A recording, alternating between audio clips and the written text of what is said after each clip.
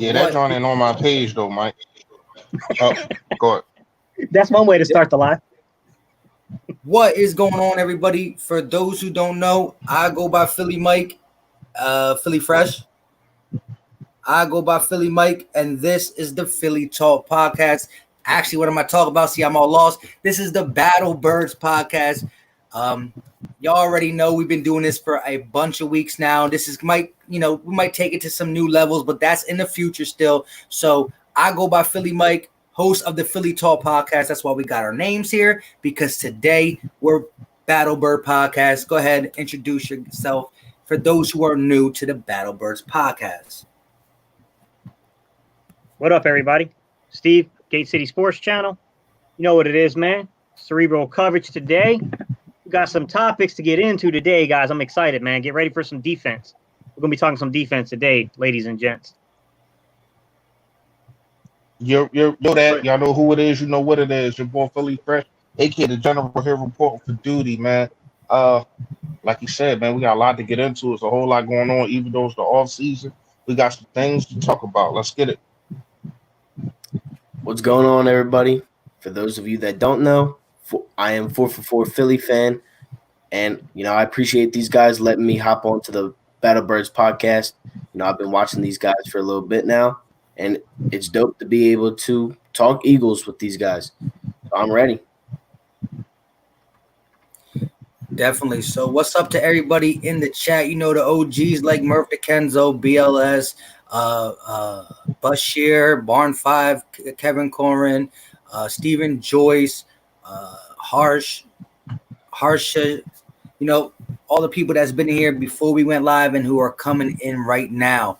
So like I said, Battle Birds Podcast. Normally we do it on Saturday, but today we're gonna rock on Friday. But go ahead, Steve. Take us where we going today. All right, guys. So lots of news and notes, but look, man. Let's get into it. I'm gonna steer us right into something that's probably gonna kick this off, guys. Let's talk linebackers. The position of least importance according to our front office and appears to be our coaching staff, guys. We got a lot of unknowns here. Nathan Gary, 15% missed tackle rate. TJ Edwards. I think Reese has played more linebacker than TJ has. Duke Riley. Hey, man, special teams ace. Do we know that he could play in Philly? I mean, he started in Atlanta, but never in Philly, really. Jatavis Brown. Man, you talk about a downhill, decline. It was pretty rapid, man.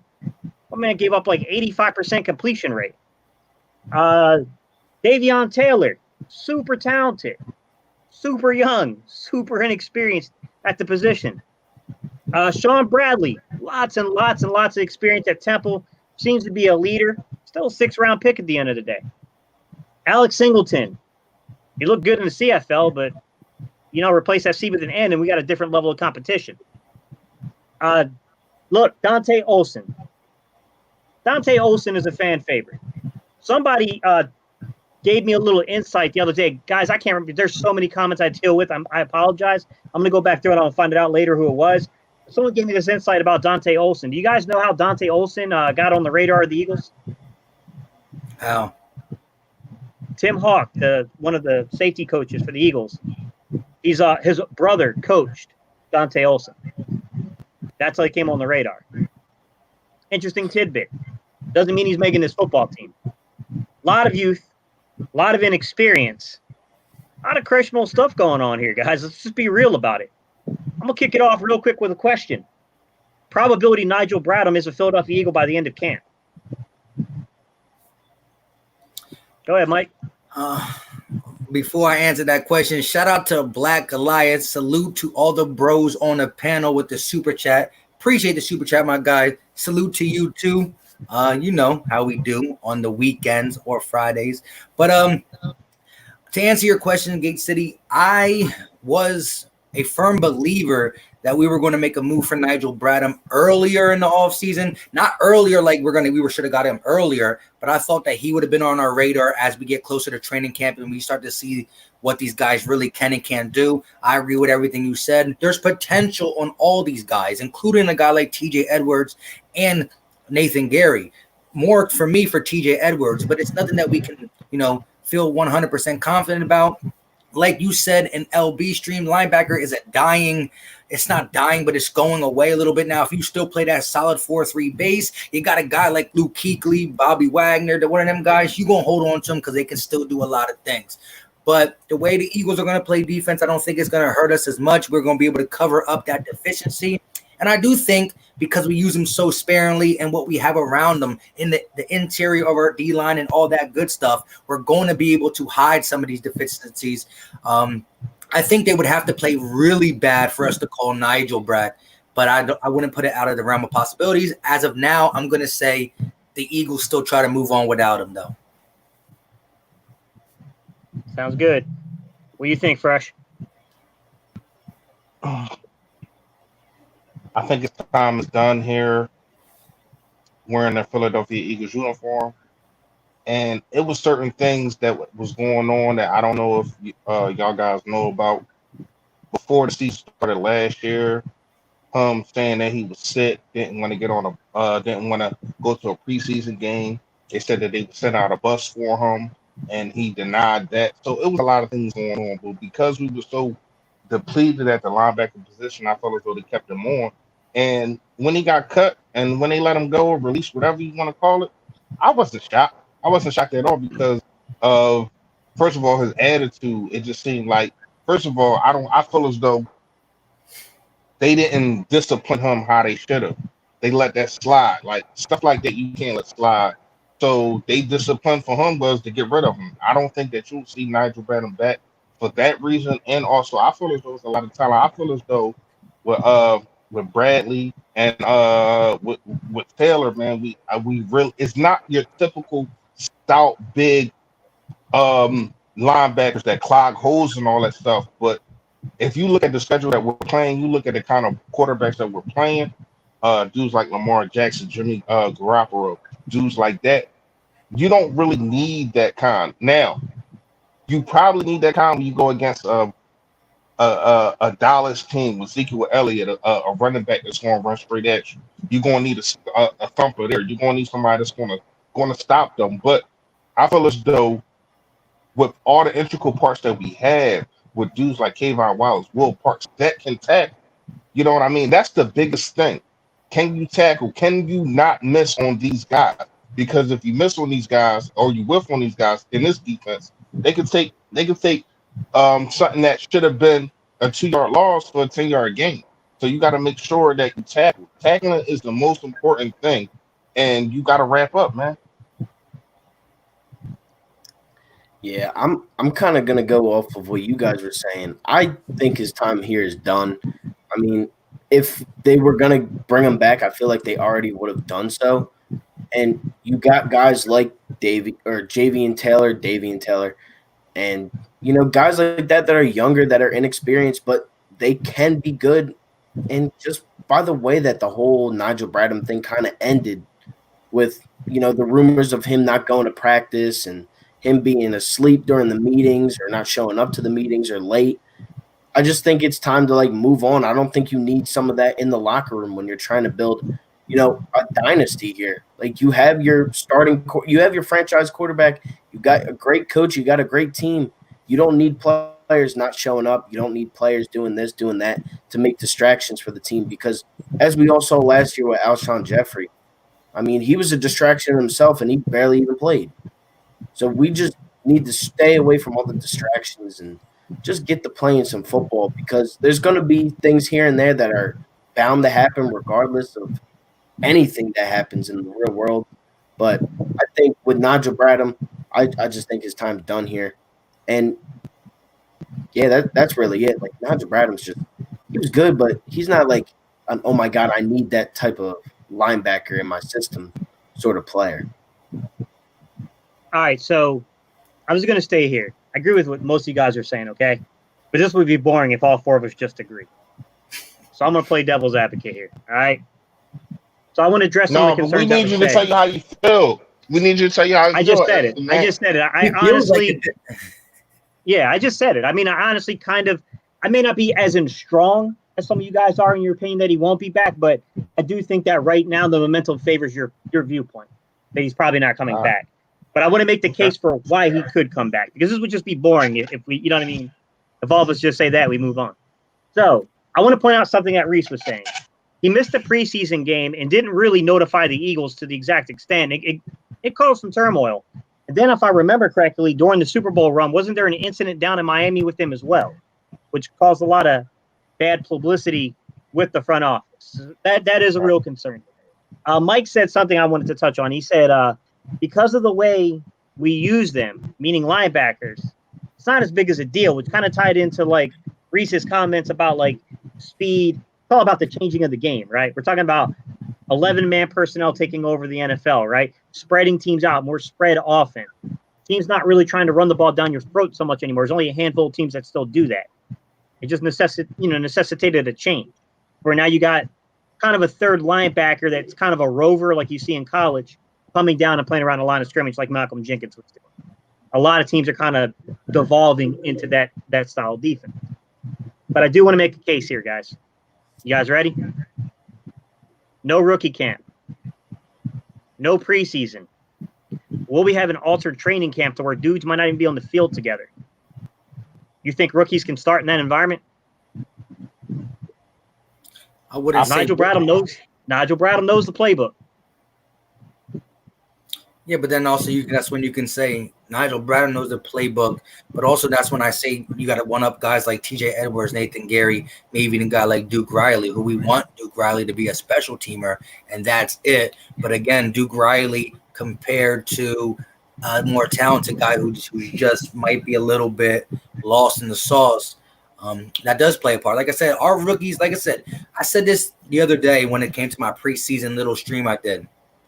You got teams like the Chiefs, the Ravens, and the Saints. I'm not saying these guys because these guys are the guys who are really good and double-digit wins, but these guys are running it back. When I say running it back, I mean they're bringing 20 of their 22 starters back. They're the same team. They might have lost one piece here. That's it. We're bringing back guys who are on our team last year who are coming back. We're bringing back a bunch of new people. We're going to need Deshaun Jackson, Rager. We're going to have new faces on offense and defense, and I believe the preseason for teams like us was important. And so, yeah, linebacker position where we think that maybe we do got a guy like Davion and or Sean Bradley who can step up.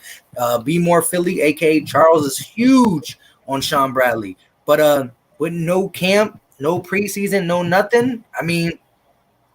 Yeah, I get that, but you got to understand at the same time is that this defense is not predicated and doesn't revolve around linebacker. So I'm not saying there's a lot that they got to learn, but it's less that they got to learn rather than other positions like safety. You know what I mean? If you want to talk to me about Kevon Wallace and Will Parks, all right, I get you there. But the talent, when you look at the talent, these dudes are way more talented than Nigel Bradham. I like Nigel Bradham when he played for us. You know what I mean? The Carolina game in 2017 was the best game I ever seen him play. I think he had like 15 tackles or some goofy stuff like that. He was all over the field, but that's not that guy anymore. That's not that guy. No, play for us 4 or 5 years. No Pro Bowls, no All Pros, no none of that. So you're looking at a guy that's in a decline. And if you want to bring him back, what do you bring him back for? Because when you bring a veteran guy like that back, it's because he can play special teams. Nigel Bradham's not a special team person. You know what I mean? So what are you really trying to bring him back for if he lost a step, number one, and the organization ain't feeling him? That's what it looked like. They're not feeling him. And what is he going to play for? Is it what kind of contract are you going to try to get this guy? You know what I mean? I feel as though he will get a veteran contract. Somebody might get hurt. Hopefully that does not get hurt, but somebody might get hurt and another team might pick him up. I just think he's done wearing a Birds uniform, man. Melvin, what's good, man? Real quick, shout out to Be More Careful. He said this for Fresh. Go ahead, you can answer that, Fresh. Oh man, he said, "Well, my super chat. Hey, it's crazy. You two play these crazy games, and what's going on now? Yeah, I head over that stat, but I gotta have amount of hours viewed. So Like, if y'all in this chat, man, make sure y'all go watch my videos, hit that like, hit the subscribe, whatever the case may be.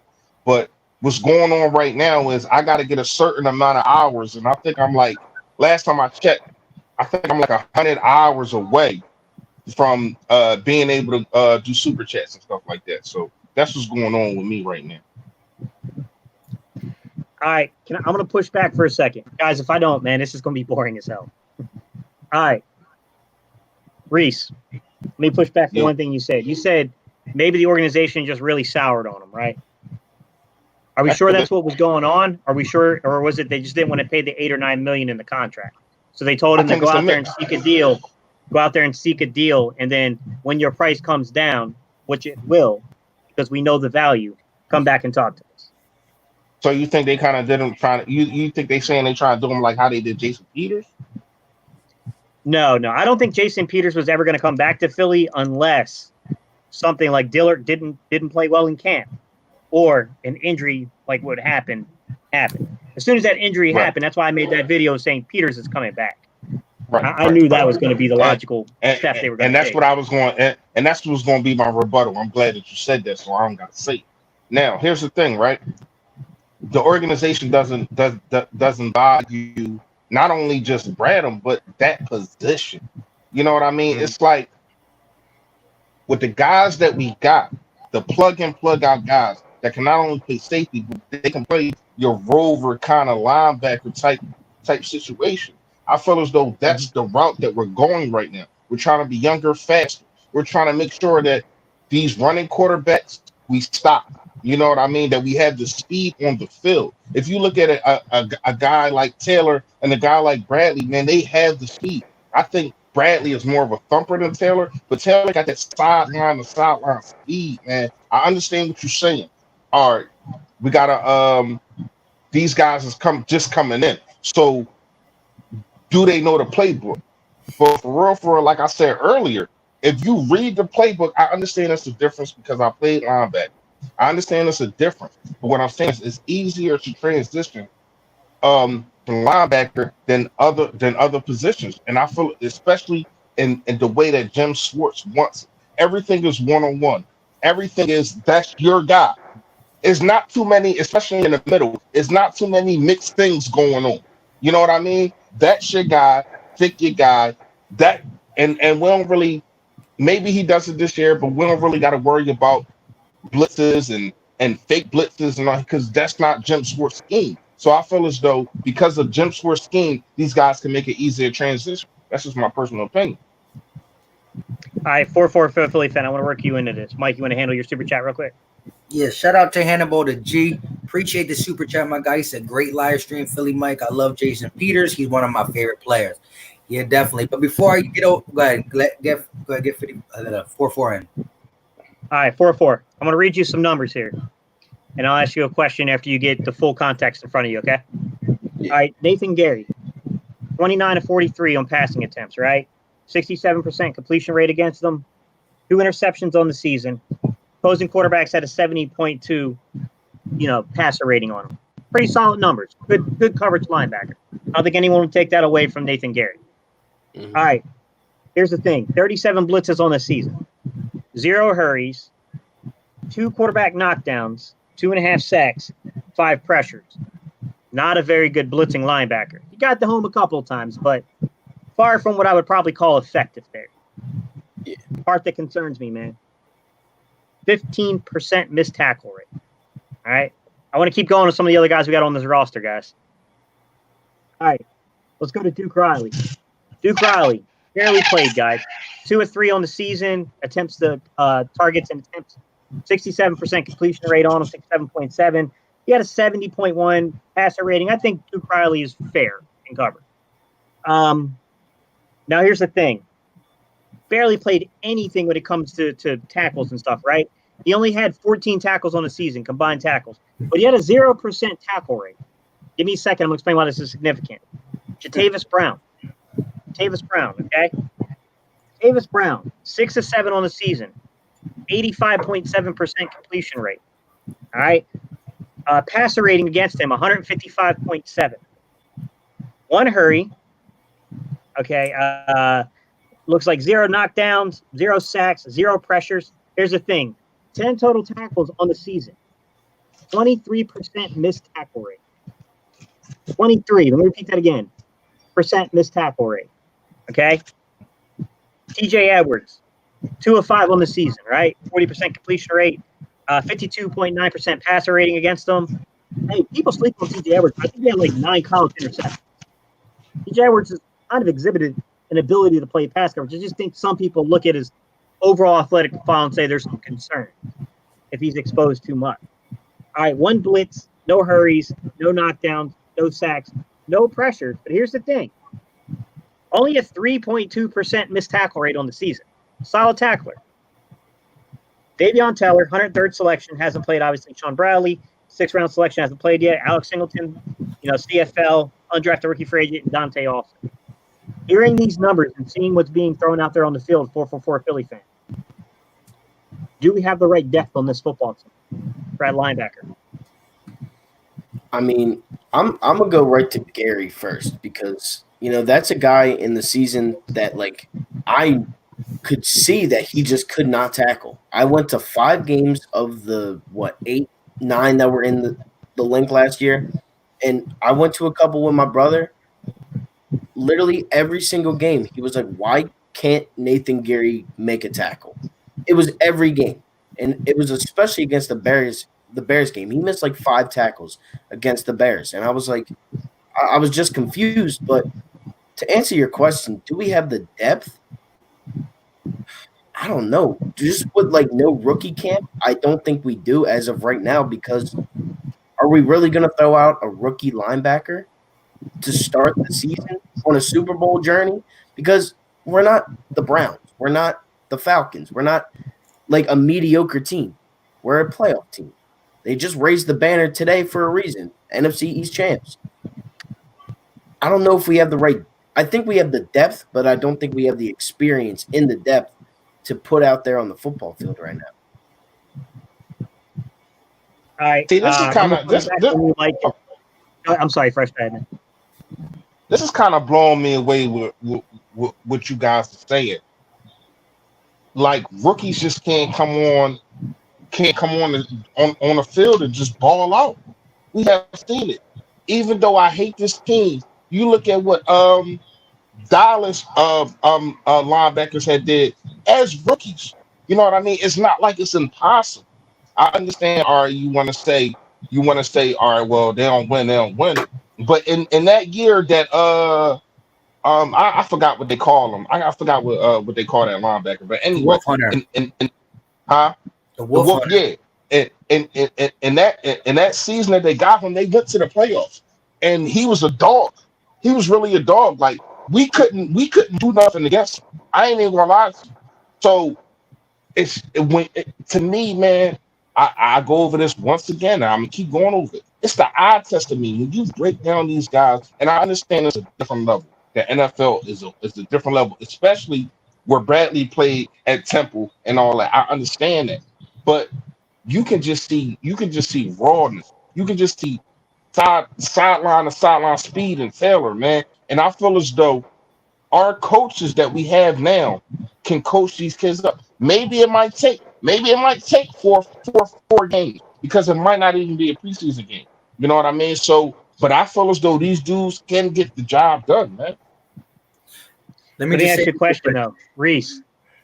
The player you're naming, did he have a rookie camp? That's why I said it's going to preseason games. That's why I said it's probably going to take 4 to 5 games. Yeah, I get 4 or 5 games I to get be what your y'all season, saying, though, man. I get what y'all saying, but we can say that about the receivers too. We can say that about the receivers too. You know what I mean? Absolutely. So it's not like we can't sit here and talk. Fresh. We do still have Deshaun Jackson and Marquise Goodwin at receiver, who are both veterans prone, who have been there, yeah, and who are both injury prone, and can probably, hopefully, that doesn't happen. Can go out week 1 like Deshaun Jackson did, and then we're going to have to rely on them. And I feel as though this coaching staff, see, people tend to forget how revamped this coaching staff is, and people tend to forget that we still got Doug Peterson. Doug Peterson is a great mind. I'm not talking about a defense. We kind of flipped the script, but even though we get on Jim Schwartz, we grind Jim Schwartz up, he still, since he been in the league, had a top 10 defense. Since he been in the league. And that's just fact. We grind him up on the things that he does because he didn't have the talent. You know what I mean? Now, it's no excuse. He has really no excuse. You want to talk about linebacker? All right, whatever. But now you have a lockdown. You got a lockdown corner. You got integral parts the way that you like them. Your Michael Jenkins kind of guy, but bigger, stronger, faster guys. You know what I mean? You have a defensive line that can be dominant. That can be the best in the league. You know what I mean? If Derek Barnett takes that leap, and I think Josh Sweat will take that leap with him. You know what I mean? So you got all these parts. Jim Schwartz got no excuses to make. So you have to make sure that you coach these guys. I don't care if they rookies. When you have that defensive line, I feel especially in the middle, who's really coming through that middle like that? So linebackers really doesn't have to. I'm not going to say it's never going to happen, but it's sometimes it's going to be a lot of times nobody is going to be able to get to the second level because of how dominant with Malik Jackson, with Hargrave, with Fletcher Cotton. You know what I mean? It's just like he has a defense how he wants it.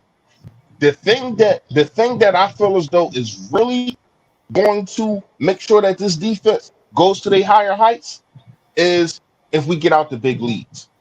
Because that's when this defense is at their most, at their best, excuse me, is we get out a big lead and we take off. Now they playing catch up. Now they have to throw the ball. Oh, you in trouble.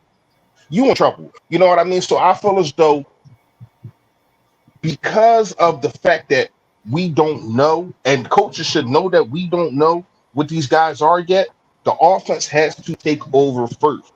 The offense has to put up 2 touchdowns in the first 2 quarters. Make people play catch up. You know what I mean? And then you can see everybody fall back and the front four just go eat. That's when we was at our best in 2017. And I feel as though that's when we can be at our best this coming up year. What you think about that?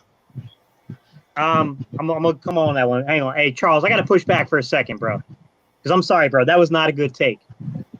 Trying to compare a rookie to a guy who's been in the league 6 years. Well, I agree with the undertone of what you're saying, which is Goodwin's got to learn the playbook. The learning curve for a veteran who's been in the league 6 years compared to a rookie coming into the league are drastically different things. I can't agree with that take, bro. Yeah. Although he don't know the Eagles playbook, he still has been under a lot of systems, knows a lot of NFL systems. Some NFL systems carry over some of the same. Listen, there's only so many plays. They're just called a little bit different. You know what I mean? But in college, they don't give you that whole route tree. They don't give you that whole this, that, and the third. But just to push back on everything, here's my thing. I agree. I think Gate City's coming at the linebackers more because that is a spot that we might need. It's a spot that we're weakest at. And again, I agree with you with Deshaun and Marquise and JJ may be hurt or whatnot. But at the end of the day, it comes down to all our rookies. And I think certain teams need these preseasons more. I think we're one of them. I do agree, Fresh, that if a rookie comes in and balls, he balls. I think like what you said, 5 weeks into an NFL season, that's more than a quarter of the season. It's small. So it's back and forth. But we're giving the same thing everybody else is given. So it's not wrong, but again, I think it's going to hurt a team like us more. Again, I think, it sucks, but I agree when it comes to our linebacking core is weaker than our receiving core, but our receiving, it's both. At least we can lean on our tight ends and keep 2 receivers out there. We can lean on our nickel and dime package and keep only 1 or 2 linebackers out there. It's both young players at the receiver and the linebacker spot that we're going to need to step up. And, Steve came at the linebacker position this time. I will say this, though. The Wolf Hunter, I think he was a 2nd-round pick. So, our 3rd-round pick and Davion Taylor was a 3rd. I know you're not going to say it doesn't matter, but – it does matter a little bit. You can get a 4th-round gem. You can, but you still count on your first. I think it matters in the case of Davion Taylor because you got to keep in mind this is a kid that really didn't get to play high school. Came up through the community college level and only really had 2 years of playing experience, even in Division I.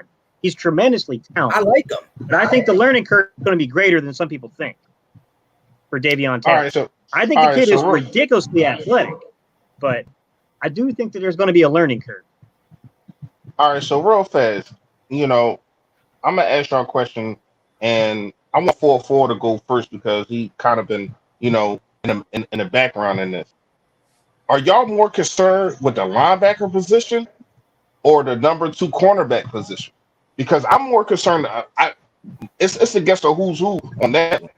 You know what I mean? To me, we got Sidney Jones. We just got rid of Williams. When we got rid of Williams, I ain't gonna lie, I'm like, damn. I thought as though he could have been that guy. I think all three of us put up videos about that, expressing our feelings about that. I just thought that he could have been that number two, you know what I mean, from the rip until people caught up or whatever the case may be. So now you got Sidney Jones.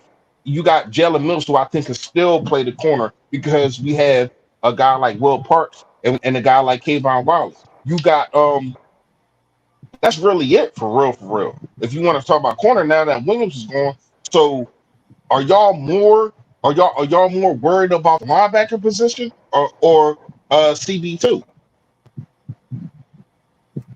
I'm more worried about a linebacker personally. At least Avonte Maddox, Rasul Douglas, Let, all those let guys have all played in the league. hey Steve, let 4-4 go real fast. Honestly, with the linebackers, like as a team, as the Eagles, like we haven't really expressed like we haven't had any great ones in the last like few years. Like, can we rock with this team? Like, can we rock with the linebackers that we have right now? Yeah, I'm sure we could. Do I think we need to get a little bit better there? Yes, obviously. I mean, but we just don't value the linebacker position. Jeremiah Trotter was like the last like very good linebacker that we've had. Jordan Hicks was good, but he wasn't what he is now in Arizona. And like you just gotta like kind of look at it like that. Cornerback too, like you have depth at the corner at the defensive back positions. Will Parks, I feel like can play corner if desperately needed to. Uh, Avonte Maddox, still got Sidney Jones. Like, are we relying on these guys a little? Like, are we relying on a guy like Sidney Jones a little bit too much for a guy that has, had injuries in the past and was drafted with an ACL tear? Maybe, but I'm honestly probably more worried about the linebackers just because, like, I think this draft would have been a very good draft class if we had a rookie camp, just to incorporate them into the defense or the offense a little bit more than we can. But I feel like I'm not as confident as if we had a rookie camp, if we had a preseason, at least 2 preseason games. I can kind of see what you like throw out there. Yeah, it's not 4, but it's 2 at least. At least it's like in NFL games. We're not seeing anything right now. We're just hearing stuff. We're going to hear stuff from the media, from these camps and the masks and no contact. Like, it's just going to be awkward. It's going to be weird. We have no idea what these linebackers or this cornerback too is capable of, along with the other rookies in this draft class. It would have been a very good draft class, and I still think it is. I just think they're going to have to develop a little bit more, and it's going to come within the season because they're definitely going to get playing time just because of the depth. But I think it's just going to take a little bit more time than needed than we probably would have hoped to. Hey, 444 Philly fan, at any point you want to jump in, man, jump in, bro. Just jump in. Because me and Reese, bro, we'll just we just jump into conversations. Yeah. I take shit over. I ain't gonna. Sometimes I go crazy. So let me ask you this, guys: five or six linebackers. What do you think we're carrying on the roster? 4 or 5. Wait. You ain't answering my question though. Hold on. Can I get an answer from y'all two? I'm sorry. Upstairs? Say it again. I forgot it. Upstairs, y'all two. Yeah, I'm going No, to. no. You forgot the question, Steve? Yeah, no, I got. Yeah, let me yeah. answer it. To answer the question, who am I more nervous at, cornerback 2 or linebacker? I still go linebacker. The NFC East is filled with running backs. There's still a lot of running backs out there. We're good against the run. Tight ends are moving up. So again, we're going to play some big nickel. We're not going to have that many linebackers on there. I understand that. But the cornerback too, I'm not putting all my faith in Sidney Jones, but I do think with the depth of Sidney Jones, Rasul Douglas, Avonte Maddox, Jalen Mills, if needed, plus Darius Slay, it's going to be a heck of a lot better than what we had last year. If we need to, we move Mills down the corner. I'm not saying it's a must. It's going to happen. I don't know. But Mills playing at number 2 is going to be a better Mills than we saw last year because Mills got matched up with Julio Jones. Mills got matched up with DeAndre Hopkins. I know we didn't play the Texans, but when we play them type of teams, Darby and Mills, you could have said Darby's our number 1 corner, like the stat book said it, the depth chart said it, but they don't switch. So if Julio Jones is switching sides, if Devontae Adams is switching sides, if Amari Cooper is switching sides, they're going to play whoever they play. So Mills only having to deal with somebody if Schwartz lets Darius Slay travel is going to help him. Same with Sidney, same with Avonte, same with Rasul. And if you can use them wisely, like use Sidney when you play man, and use Rasul when you play zone, and like mix and match.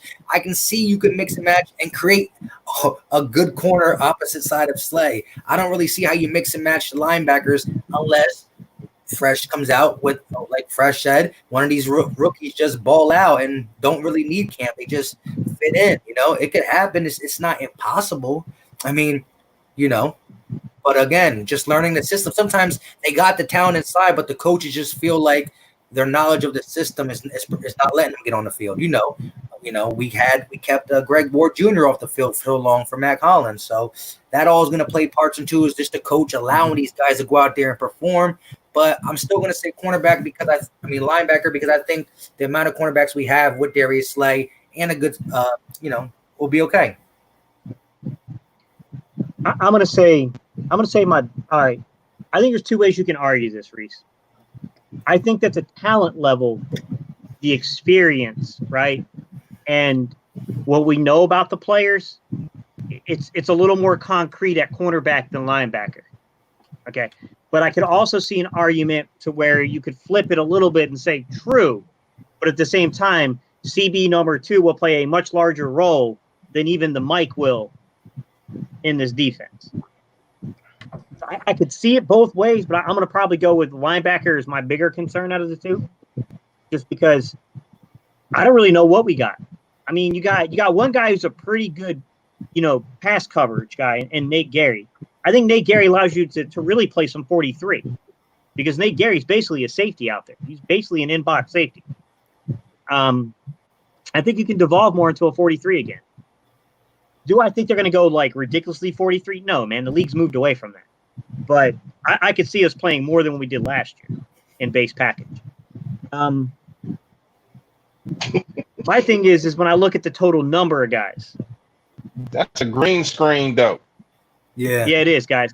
Guys, so the reason I'm not broadcasting anything behind us is I'm streaming from my camera or from my my laptop. The resolution in your laptops, guys, it's normally not good enough to actually like green screen behind you. So I can't like put up like I do in my videos. When I do my videos, I normally do it off my phone, guys. I shoot the video off my phone. So the resolution on my camera on my phone is a lot higher than the one that's coming off my laptop. Now I do have a webcam. We just had to get things I have a straight real webcam in fast. here, That's and all. I can check it one day. Yeah, I can check the webcam one day, and I'll see if the resolution is good enough. But I didn't feel like doing that right before we came on. I saw a couple of comments that were interesting, guys. Is anyone here really thinking? And I saw one person that someone I know in the comment that knows football says they think we're going 6 linebackers. I don't think we are, though. Am I crazy for thinking we're only going 5? I think 5. What do you think, Reese? It's all on special teams, man. You keep them last 2 position players for special teams. So I'm gonna have to say 5. But before, I just want to rebuttal. Something that Mike said real fast. Mike said that we have to worry about the running backs basically more than the receivers. That's why he picked linebacker is more a question mark than CB2. My thing is when I look at the schedule, I beg to differ, man. You got Huh? Tight ends too. You said tight ends too? Yeah, you just all that middle play, slot receivers, tight ends. So we drop back in zone. You need Yeah. That's understandable. But I'm looking at these receivers that we got to play next year or this year coming up. You got the Browns. You already know what's going on there. With Beckham and Jarvis. You got Seattle. We already had a problem with I can't remember the guy name. The guy we supposed to draft. I don't know why the hell we did. Then you Team, you got messing with us, bro? You better be messing what with us, happened? man. he has to be. Come on now. Yeah, he playing, man. I got it. I got everything. I get all the news. You hear me? I ain't see nothing like that. You got to The say top when about to Michael look. Thomas. Hey, the top about to look like it did when Jalen Hurts got drafted. They might be mad as hell. I was. Y'all done? Yeah, that was a. I'm still kind of Y'all confused done? on that Y'all pick, done? but Because I'm just saying I'm going through my list here. All You right, know go what ahead. I mean? Hey, go ahead. Hang on You one got second. the Browns with Jarvis and Odell Beckham. You got the Seahawks with Metcalf. You got the Packers with Adams. You got the Saints with Michael Thomas. You got the Cardinals with D Hop. You got Amari Cooper and Gallup, both thousand yard receivers. So my thing is you got Slayton. You got Hollywood Brown. You got Juju Schuster. Man, yo, the list goes on and on. Seriously, like the receivers that we gotta face this year is all like man, they off the Richter scale, man. It's scary to me because I feel as though we have to make sure that whoever plays on the other side. Because do I want Darius Slay to follow? Yes, but it's going to be times to where as though they're going to see that, and it's always going to be a rebuttal to that. It's going to be, oh, you want to have him follow, so we're going to put him in the slot. We're going to have crossing routes. We're going to have pick routes. We're going to have stuff like that. To where as though your second cornerback is going to have to get his hands dirty. You know what I mean? You cannot hide with these receivers that we playing. You cannot hide a cornerback. So that's why, and we already noticed the past week. So that's why I'm more concerned at cornerback two than linebacker. Yeah, let me just say this real quick, Fresh. But like I said, if you use Sidney Jones man defense or Sewell zone defense and mix in Maddox on certain things, so you can do that. And I don't see them just posting one guy out there. I think they can mix and match, and it's going to have to be on who we're playing against. Also, I want to say that most of these guys that you were saying were the number one, hopefully Slay follows. So the opposite guy don't got to deal with Michael Thomas. He deals with Emmanuel Sanders. He don't got to deal with DK Metcalf. He deals with Tyler Lockett. He don't got to deal with Devontae Adams. He deals with Lazaro or any whoever. He don't got to deal with Juju Smith-Schuster. He deals with Washington.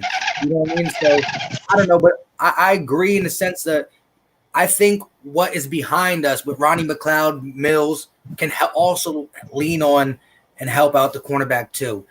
Same with the pass rush. The pass rush is going to help the cornerback too, the same way it will help the linebacker I in the I give run. you that, yeah, I give you that. But the thing is, I just think when I look at our defense, I see question marks. I see question marks that could make us really good, but question marks that can also be like if it's not really good, it could be the opposite. So it's going to be interesting. I just think everything starts with our front four, especially the interior. Got to get that done first, and then we'll go off of that. So here's my thing, and I'm going to tie 4-4-4 Philly fan in this. The reason I'm saying 5 linebackers, Takeem, because you're the one I know that you know football. So, I mean, it'll make for a reasonable debate here. The reason I say 5 linebackers is because I think the defensive line depth is more important than linebacker depth. I think it's a lot easier to get an Alex Singleton or a Dante Olson onto the practice squad than to get guys that we know can play at a high level and other teams know can play at a high level at the defensive tackle position. I got a feeling those guys will get signed and claimed onto a 53-man active roster. The way I look at the roster is 5 defensive ends, 5 defensive tackles, 5 linebackers, 5 corners, 5 safeties. That's my 25. 4-4-4 Philly fan. What do you think, man? How would you break down your roster alignment, like in terms of like how you're going to shape your 53? Yeah, I mean, honestly, I would probably go the same 5 linebackers. It would just make more sense because, like you just said, you can bring those guys. It's easier to put those guys on the practice squad rather than, you know, like you can't put a Malik Jackson on the practice squad. It's just not even possible. So with that, like for that reason, I definitely think that just because of the linebackers being younger, inexperienced, you could put those guys in the practice squad, make them just learn the game of football. If they like, as you said, the one dude from the CFL, you could easily put him in the practice squad, and it would be perfectly okay. He's never played an NFL down, but you can't put like some of our veteran DTs and corners and stuff like that. Like you just can't put guys that have actually played downs and snaps of NFL football. You can't put them in the practice squad if you know what you're going to get from them, rather than guys that have never played a snap, that don't know the game, that don't know the playbook, that don't know NFL football. They know college, they know CFL, they know other things like that, but they just NFL is a different beast. That's why 1% people make it to the NFL that even play football. It's a different animal. Like if it was that easy, we'd be in the NFL. It's not that easy. It's just you got to have experience, and the guys that don't are the guys on the linebacker core. Hey, real quick. So shout out, we had 80 some people watching on all 4 channels. So when you combine them, you got 80 some people watching. If you haven't done it already, make sure you smash that like button wherever you're watching it. We all appreciate it. Also, do us a favor. You can do it now if you feel a little bit extra, or after the stream, make sure you check out the other individuals where you're not subscribed to. So if one of y'all not subscribed to me, I would appreciate if you check it out. And same thing, if you're not subscribed to Philly Fresh, that's all you got to type in. Go check him out. Watch his last video. If you like it, there's a nice red button there that's asking you to hit it. Same with Gate City Sports Channel, and same with 4-4 Philly Fan. Y'all know us 3 the most because we the Battle Birds podcast, but we've been getting some new subscribers, so maybe you're just not too familiar. With that being said, 4-4 Philly Fan, he's been doing it for a couple months now, grinding the 6. His name is 444 for a reason. He does all 4 Philly sports, including hockey and Phillies. And I'm including hockey because I don't know nothing about it except for there's a puck on the floor and it goes left and right. But with that being said, so after this stream, make sure you go check out any individual who you're not subscribed to. Watch one video if you like it, hit it. If not, not. But real quick, I want to get to this comment. Our D-line can't do anything if our secondary gets burned every other play. It's really 50-50. I mean, if the secondary is locking up, the quarterback holds the ball longer, it makes the D-line better. Same thing, if the D-line getting at the quarterback quickly, the quarterback gets the ball to his hands fast, and then the secondary is going to be better. So it's 50-50. But I will say this, even though I'm saying I'm going to say, some people can call it 50-50, but still, the D-line starts everything. That's where you do. You build from the trenches on the D-line, because if a quarterback has 2 seconds, 3 seconds to throw the ball, well, guess what? That means routes ain't developed. You can't get burnt 40 yards down the field. Listen, we always say a 40-yard dash, right? Who does the fastest 40-yard dash? He runs it in 4.2 seconds, right? That's what they do, 4.2. That's a really fast 40, right? If you're sacking the quarterback in 3 seconds, they're not open. They didn't even run a 40 yet. They only got to 30 yards. You know what I'm saying? So if you're getting the quarterback quickly and you're not giving them 4, 5, 6 seconds, the deep post route can't develop. So it all starts with the trenches. Get the pressure.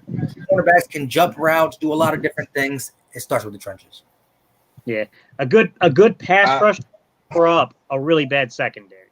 Yep, a la 2017. Yeah, man, I get what you're saying, but I gotta disagree, man. Because in gym sports system, it don't matter how fast your defensive line is there. If you're playing back 8 yards, all I gotta do is run a slant route. It don't matter how long it takes for your defensive line to get there. They can't get there in 1 second. You're so right. A quarterback can actually drop back, look, and throw a pass in 1 second, and the defense could be right in his face. But since they're playing 8 yards back, there's nothing that the defensive line can do about that except for get tired and ask for water on the damn sideline. So my thing is, I get what you're saying. I get what you're saying about 50-50, but Jim Schwartz got 25% of that 50. You know what I mean? Because of the way his scheme is. Now, hopefully, he doesn't have that scheme. Hopefully, he plays bumper run coverage so you guys can get there.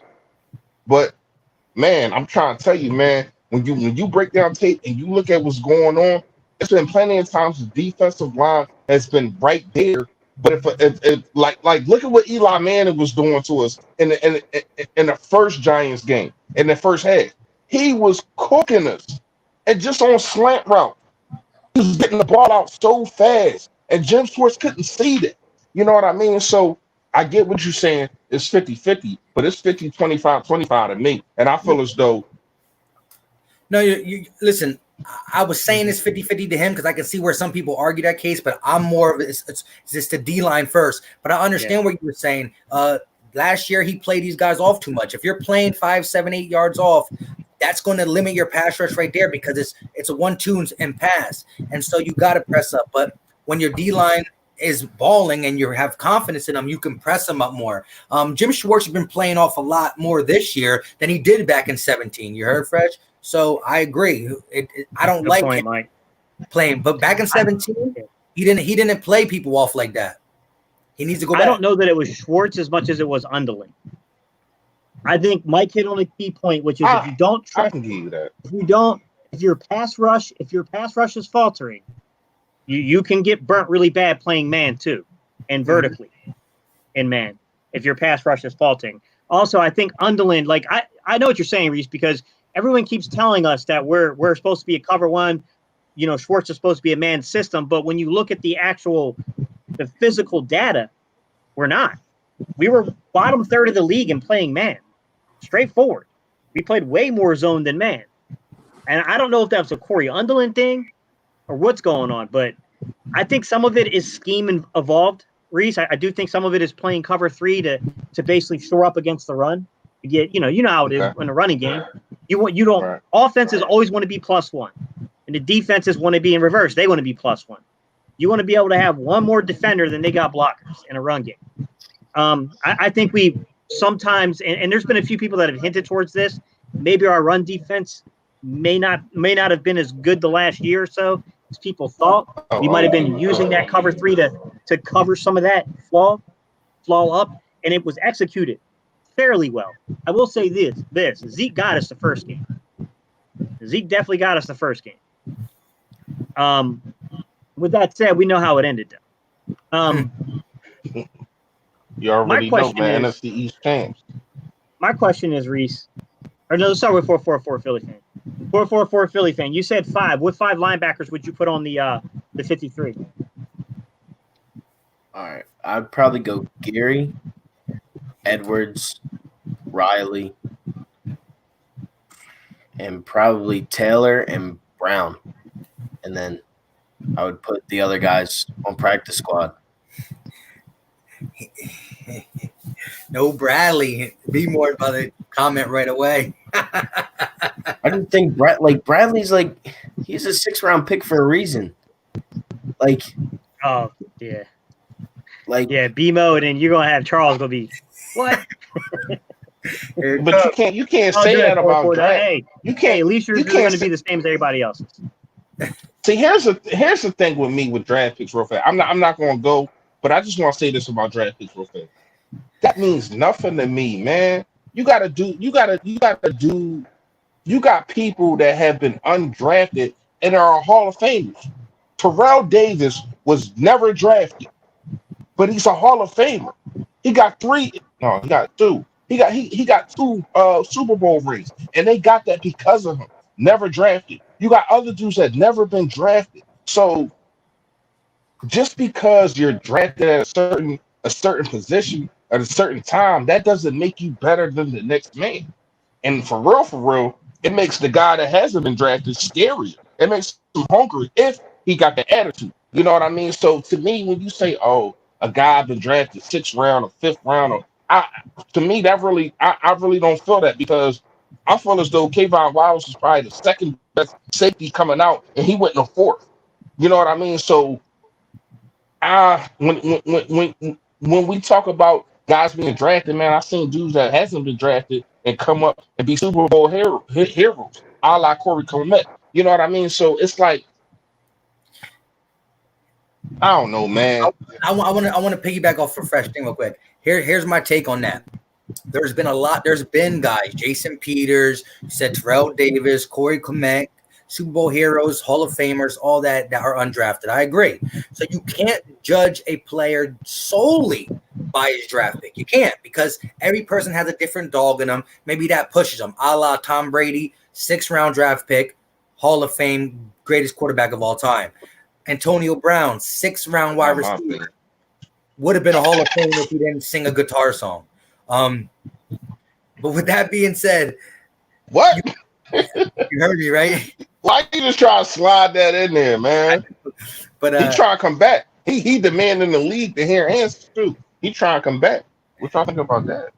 Listen, the dude is still talented as all. But let me just get to this point. But I will say this: as much as I'm saying that all these guys, Brady, AB, and all the undrafted free agents who have made a name for themselves, there's still thousands of more at that position that didn't do it. So like the odds are you can't look at every 6th-round pick as a. It's also thousands of 1st-round busts too. So what are you saying? Right? What I'm saying is there's more 6th-round busts than 1st-round busts. So what I'm saying, hold on, before you speak about that, you had the stats on that. It's a fact. We don't know. I don't know about that. I don't know. It might be, it might not be, but we can't sit here and just. You can't definitely say that, and you don't know. You know what I mean? On it. You can bet all you want. You a betting man, but I'm just saying, I'm a guy that speaks. I'm a guy that speaks facts. You know what I mean? I don't know that fact, so I can't co-sign you on that. If you want to say that, that's cool, but I ain't gonna co-sign that. Cool. And what I'm saying is, though, so like I said, I will never just say, oh, he's a 6th-round pick, he's automatic garbage. I won't say that. I like a guy who's a undrafted free agent or a 6th-round who make a name for himself. I'm big on Quez Watkins, and I knew we were going to get him in the 5th or 6th round. I was never claiming for him in the 3rd or 4th. I was saying 5th or 6th, but I see potential in him, and maybe it happens, maybe it don't. I think it will. Okay. But I'm just saying there is more 6th-round picks who don't pan out than 6th-round picks who do pan out. Hey, Mike, somebody said Gay City got that stat. I know. So this is what I'll say. If you guys want to stat that, and it's not really a stat, it's just an observation. It's an observation. When people always tell me this thing about like, well, there was this 6th-round pick, Tom Brady, Terrell Davis, all that things. To me, guys, it always feels a little disingenuous because it's always like when someone makes the argument that, yeah, but there are millionaires and billionaires that didn't go to college, and they always name the same 3 people, right? Bill Gates, Mark Zuckerberg, Steve Jobs. Name one more. Name one more. There's more than that, but like you guys get what I'm saying. It's a very disingenuous argument at times. All right, so the later the pick gets, the lesser the probability is that it'll be successful. That's the truth. Like the probability of success rate goes way, way down the later that pick comes across. Now, I will say this. I agree with what Reese is saying, which is some people overvalue production. Some people overvalue draft placement over looking at the physical game film and understanding why someone may have been drafted later. There are mitigating circumstances normally when a dude makes it. That was a really late pick, right? Maybe they didn't get the publicity playing at a smaller school. Guys like to act like that stuff doesn't matter, but it does. If you're not getting the TV coverage, if you're not getting the publicity because you're playing at a school that maybe doesn't have a large sports marketing budget, man, that crap matters. Like the game has come a long way, but it ain't flawless. Here's my thing, though. Reese, who would you put? Who's your 5 then? I know Bradley's one of your 5. He's one of my 5 too.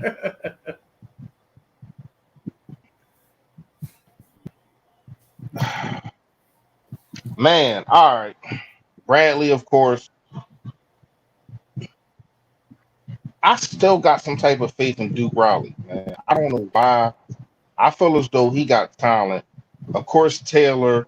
What I just named 3. Bradley, Taylor, Jatavius Brown. One gotta go. One gotta go to me. either Nate Gary or Edwards, and I probably would have to go with Edwards.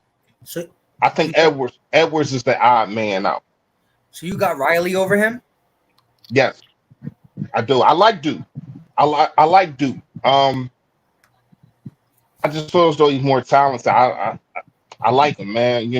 That might just be me liking somebody more than the next person instead of actually breaking down tape because I have not broken down tape on no Edwards against Riley. But at the same time, I like Riley a lot, man. I feel as though he can be kind of like in Nigel Bradham kind of role. He can play that kind of role, man. And I like that guy, man. He's not going to start. I wouldn't put him as a starter, but I would take him over Edwards. That's basically what I'm saying. And so I'm not going to be long with it. I just want to say two things. Again, I don't want people to think, because again, I am a big firm believer that a late round draft pick could blossom into something beautiful. I just think it's less of a chance. Just like Gates said, it goes down. But again, some people overlook, like he said too. He's like, wow, I'm not even going to pay attention to that school. Or wow, he didn't eclipse 1,000 yards. They don't look into the context of why he didn't eclipse 1,000 yards. Suspension, school problems, boom. So with that being said, it is what it is. I'm picking the same ones as Philly Fresh. I'm just substituting Duke and TJ. So that's mine. I substitute Duke and TJ.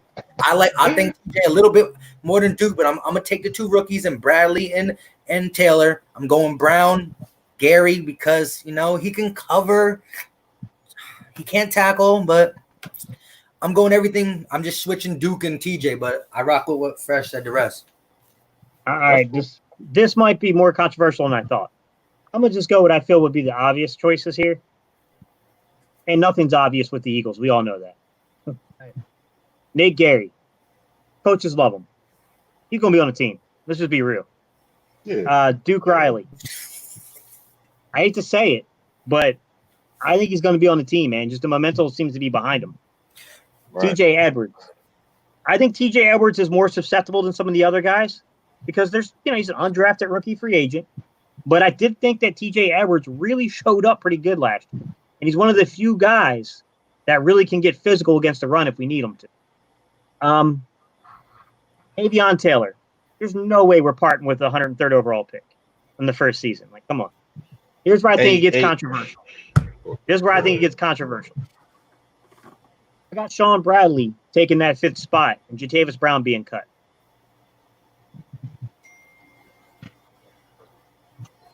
Hey man, I can't argue with none of that. I can't argue with your take. I can't argue with none of y'all takes, man. Linebackers are so suspect. It's hard to argue it, right? You can't argue. What do you? Yeah, exactly. It's not that. I mean, you can say that, but I just feel as though they're so close. You know what I mean? They're so close that you can argue it. You know what I mean? I hear you. The reason why I said Bradley was probably going to get cut is because out. of like what we all kind of been saying. Like, there's no practice. Like, there's no rookie camp. There's none of that. That's why I don't think he will make the squad. That's why I think he'll make it eventually, but I don't think he starts out with the Eagles. I think he will be on the practice squad at first, just because you're not going to pay a guy and then cut him immediately. Like, I just don't feel like that would happen. I mean, there's been crazier things that have happened in sports, but just with the no rookie camp, it's like taking a toll on this entire draft class. Like, who are you taking? A 6th round pick or the 103rd overall pick? You're obviously going to take the 3rd round pick over the 6th round pick, no matter who's better, because you don't have any reliable evidence, unless if it's college. So remind me again, what was your 5? I had everybody but Bradley. So I had Riley, Edwards, Gary, Brown, and Taylor.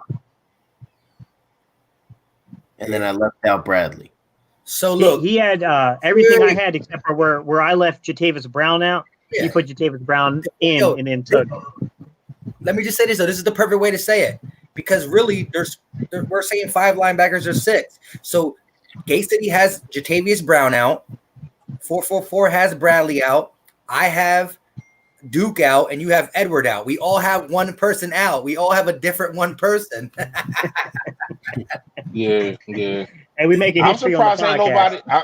I'm really surprised nobody named what's his name, Olsen. What y'all think about him? Oh yeah, he's out too. I think he's out. I know he out. I know he out, but of course, obviously they get five. But that's if we going with five, right? I mean, yeah, we probably go with five. I don't see six, man. Or it I, unless what I think the league should do should extend. They should extend the They should extend the damn. I'm drawing a gap right now, man. What the hell going on? Go ahead, y'all. Wait, I'm gonna extend the say. Here's what I'll They say. Here's should what I'll say about they should extend the how many players you got? roster? I know what I'm trying. the roster. Yeah, man, damn, man, help me out. Hey, a player drowning, y'all don't even want to let a hand or nothing, man. Throw me a buoy. Y'all want to throw me a buoy. Y'all want to do nothing. Y'all I just gonna said a let me bully. drown. He said a I'm going like bully. this. That's what I'm saying. I already know you won't do that, Mike. That's the type of time you want. But anyway, Yo, that's but any but anyway, in all seriousness, I feel as though the league should extend it because what are you going to do? You just go from 80 straight to 53? Like that's going to be crazy, man. Like that's going to be crazy, man. I don't get it. I don't get it. I feel as though you got to extend at least Mhm. because hey Gates, can you do me a favor real fast? Yes, Because sir. I really don't know this, and you did it for me before, but break down how the practice squad is and how guys can get dudes off the waiver and stuff like that. So it's changing this season due to everything that's happening with the shortened season and Right. everything.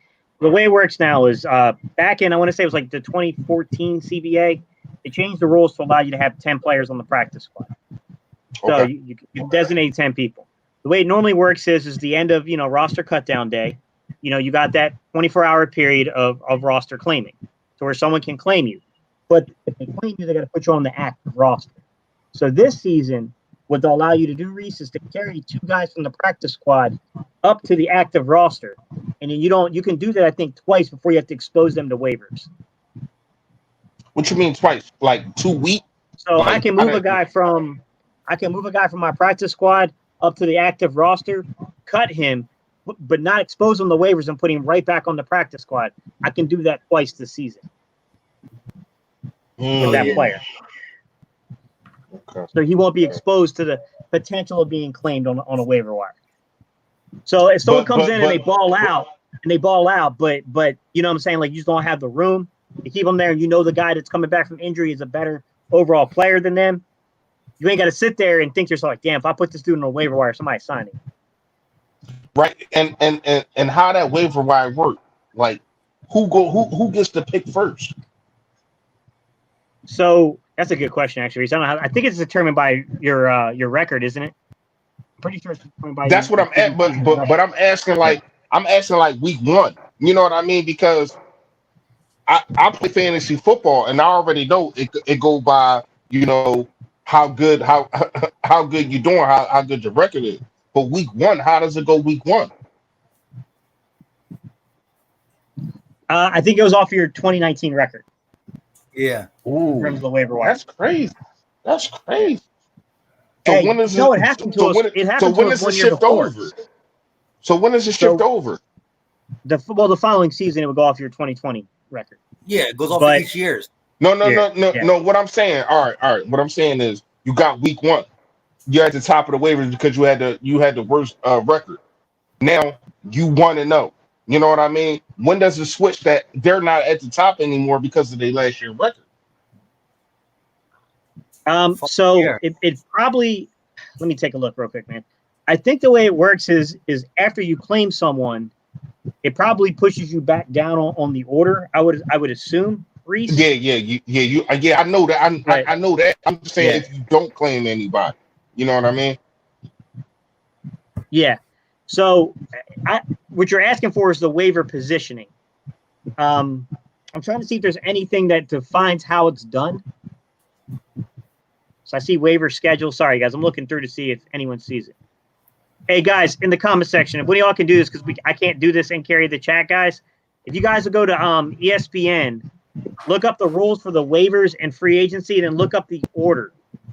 Look at the determining for the waiver wire order. And shout out to Charles. He just said let to us me, know if it's determined, like, is it determined by your previous season record?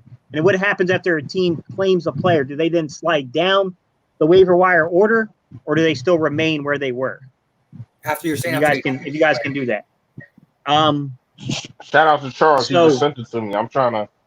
That ain't coming Yeah. up. Okay. So go ahead, Gabe, real quick. How do you evaluate a linebacker? How do I evaluate a linebacker?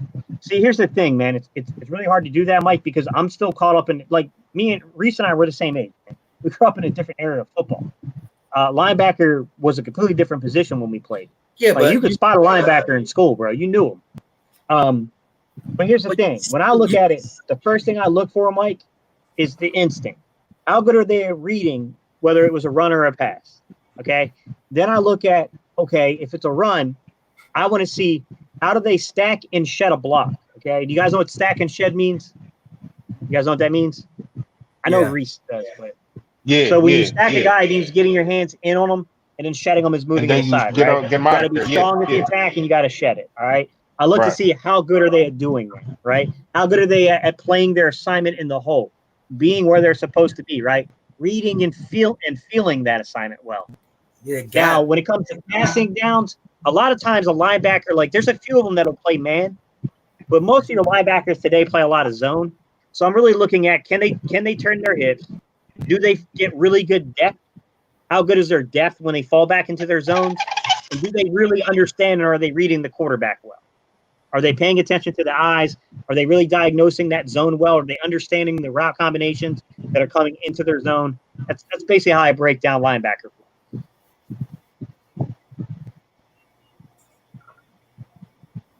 Yeah. All right. So we're saying after week 3, it goes to the next season. Shout out to Be More Philly, man. He just sent me this drawing, aka Charles Smith. He just sent me how the waiver thing worked.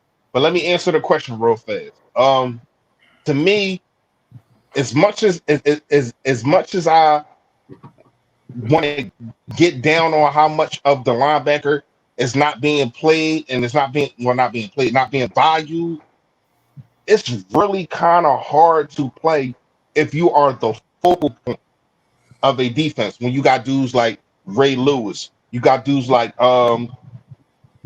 Seth Jones. I know I'm going back a little while for y'all youngsters, but when you got dudes like that, it's the hardest position because your defensive end and your defensive line. What do? They just push up field, try to get at the quarterback, try to stop the run.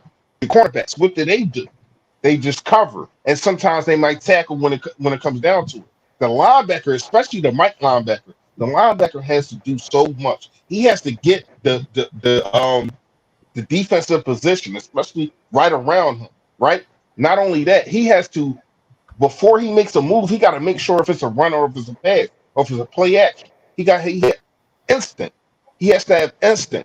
You know what I mean? And then you got linebackers now, especially now. It wasn't really like that back in the day, but now you really have to cover these tight ends that's built like wide receivers and fast as them. You know what I mean? So when I evaluate a linebacker, to me, number one is speed. Not number one. Number one is instincts. Number 2 is speed. Do you have the speed to cover everybody?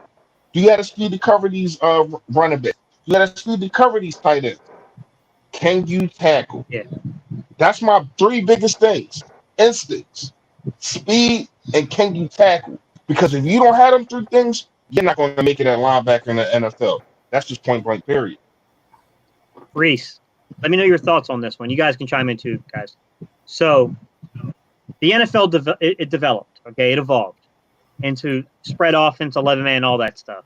But as much as that was a factor, I think, in minimizing the role of the previous role of linebackers, the way it kind of evolved from the trotters of the day, I also think that the versatility, the first guy that I thought came along, and I noticed there was a change, and it came with that Tampa 2, was Derek Brooks. Brooks changed it, I thought. The second guy, who I thought took it from, okay, people are seeing that this system's effective and this can work, and I think took it to new heights and new levels of athleticism to show what the modern linebacker would look like. It was Brian Urlacher. Still the most amazing linebacker I've ever watched on film. Physicality, speed, getting his depth, knowing where to be and passing down. But what he did for those years, I've never seen replicated. Well, now, Ray Lewis was amazing, but he was a different type of linebacker than Urlacher was. He was. I mean, Ray And Lewis he was had a more like better I'll team send you to around. the hospital. Yeah. But to me, it was a weird combination of things coming together that NFL teams copy, man. It's just what they do. They copy. I want to say this real quick. You got linebackers now who I'm not comparing to the Urlacher and the Ray Lewis, but the Luke Kuechly and the Bobby Wagners are more prone to cover as well. You know what I mean? Like, again, you didn't need Ray Lewis to cover much. Yeah, he might drop back in zone. Yeah, Ray Lewis was not playing man-to-man on a slot receiver or a tight end. Maybe once in a while, but he would drop back in zone, fill a gap, make sure, this part of the field is covered, and you didn't really want to get hit by him across the middle anyways. But now you got guys like Luke Kuechly and Bobby Wagner who can, play a little bit of man coverage in that linebacker. Well, Luke Kuechly retired now, so, A real fat. Oh, that was a good one, guys. That was a good one. Patrick Willis. Patrick Willis is a good one. Sideline to sideline. He was the first of those guys. The sideline guys like that. Luke Kuechly came in. Let me ask y'all a question. But now, when we talk about linebacker, what are we talking about? We talking about the Mike linebacker, the middle linebacker. We talking about the wings. What are we talking about? Because we want to talk about the best linebacker I ever seen in my life. That's Lawrence Taylor, without a question. Like, it's to me. I can't go with no giant player, bro. Yo, he's the best. I don't care who he played for. Let me tell you, when you change two positions, when you make people want to make sure that they invest in a left tackle, this dude was to me, he's the best player football that ever played the NFL football. NFL football. Period, man. This dude was a monster. Now you want to talk about kind of dudes like Ray Lewis. You want to talk about it's a lot of guys. Like you said, Brian Urlacher, he played the game, and that's kind of like your Luke Kuechly kind of guy. You want to talk about man. Once again, man, when you talk about linebacker, man, Lawrence Taylor was nothing to be played with. Like, and it's crazy that he did all of that, and he had a drug problem. You know what I mean? So just imagine if he was clean all them years. You know what I mean, man? He was a special talent. He did a lot of things, but I mean, there's a lot of guys that you could name. But you're absolutely right. If you're talking about the new age, you got your Ray Lewis, you got your Luke Kuechly, you got your who you named Gates? Damn, I just slipped my mind. Urlacher, Derek Brooks. Yeah, you got your Urlacher, Patrick Willis, Derek Brooks. You got even guys like Terrell Suggs. Terrell Suggs, even though he was a dirty player, he was a beast. You know what I mean? There's so many linebackers. Von Miller. Von Miller kind of like your he kind of like your Lawrence Taylor kind of player, not as good as him, but he's kind of like that kind of player. So what kind of when we talk about like best linebackers, what kind of linebacker are we talking about? We talking about your stout, your Mike, your middle linebacker, or we talking about dudes that can just disrupt offense. You know what I mean? Because that's two different things to me. Like Lawrence Taylor wasn't a coverer. You never really seen him cover. He was kind of like a Von Miller and Javon Clowney, and them dudes trying to be. So that's why. Hey guys, I like Junior Seau a lot, but I'm gonna be real with you. Junior Seau wasn't even the best linebacker in his division. Derek Thomas was before he died. Straightforward.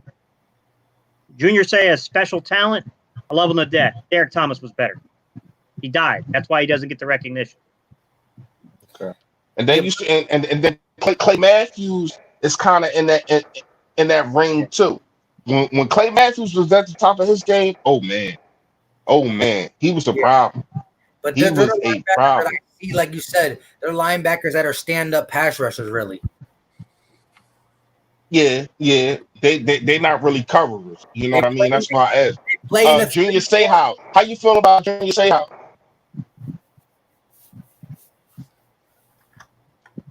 Can you hear me? Yeah, Yeah. I hear you. I like I said, I like Junior Seau a lot, but I don't even feel that he was the best linebacker in his division when he You played. just said it. Yeah, Derek my Thomas bad. I thought was better than him. My bad. Yeah, My I always bad. thought Derek Thomas was better. Yeah, my bad for not talking. I didn't watch any of these guys. I watched Ray at the end. How old are you, man? I'm 19. Oh hell my yeah, you're way gosh, too young, man. bro. Yeah, man. Me and Reese are I 37, know bro. what they did, but I never saw them. I've only seen highlights. All right. So in your time, who do you think the best linebacker is in your time? Stop spamming. That's all you need to know. No square. That's exactly why. Say one thing one time, you be all right. Wait, what Like, happened? No, you good. So the So best linebacker. who's the line? Not highlights. Who was the best linebacker you seen with your eyes? I mean, Ray Lewis was definitely up there. Like I watched Ray Lewis, but like he's probably the best that I've ever seen. You got Von Miller, he's really good. Like Kuechly, Urlacher, like you got those guys that I've seen, but it's just like, was I like a fan of sports yet, or did I just watch it? Like, you know what I mean? Right. Like, I didn't start really getting into sports until I was like 14. I was at the end of Ray, Urlacher, and that was the beginning of Von Miller, Kuechly, Bobby Wagner. Bobby Wagner kind of really just started to turn up a few years ago. But like Patrick Willis is another guy. But I would probably say Red Lewis, honestly. He was just like a beast. Like he would just lay the hit stick every single time. Him and Patrick Willis. Hey Gates, how you feeling about Jerome Brown though? All right. Incredibly talented athlete. Probably one of the better younger pass rushers. I do feel some people are a little disingenuous when they project him to be like one of the greatest of all time when he really wasn't. No. I wouldn't Like do that. you know what I'm saying? To be no, I know I'm saying you are, but a lot of fans do, and it's because he's memorialized because of what happened. Now, Right. I was a huge fan. I'm not gonna lie. Yeah, RIP to him too, man.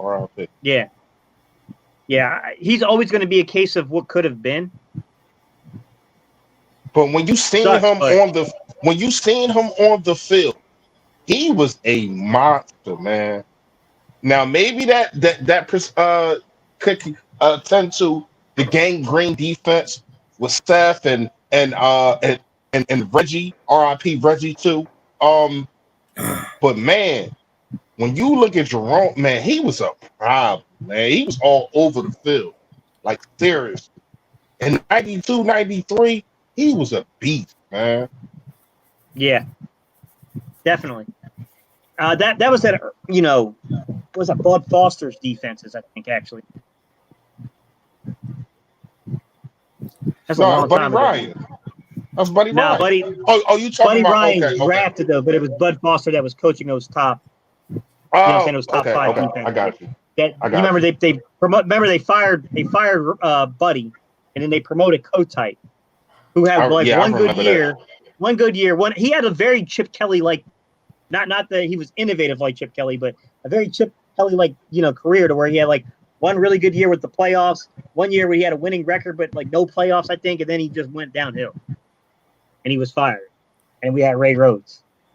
Hey, be more Philly, you absolutely right. That front seven, oh my gosh. Like Reggie, I still can't believe we didn't sign Reggie back, man. Like that. To let him go to the Packers, and for that not only to let him go to the Packers, then he gets a Super Bowl ring. Man, I was sick, man. I ain't gonna lie to you, man.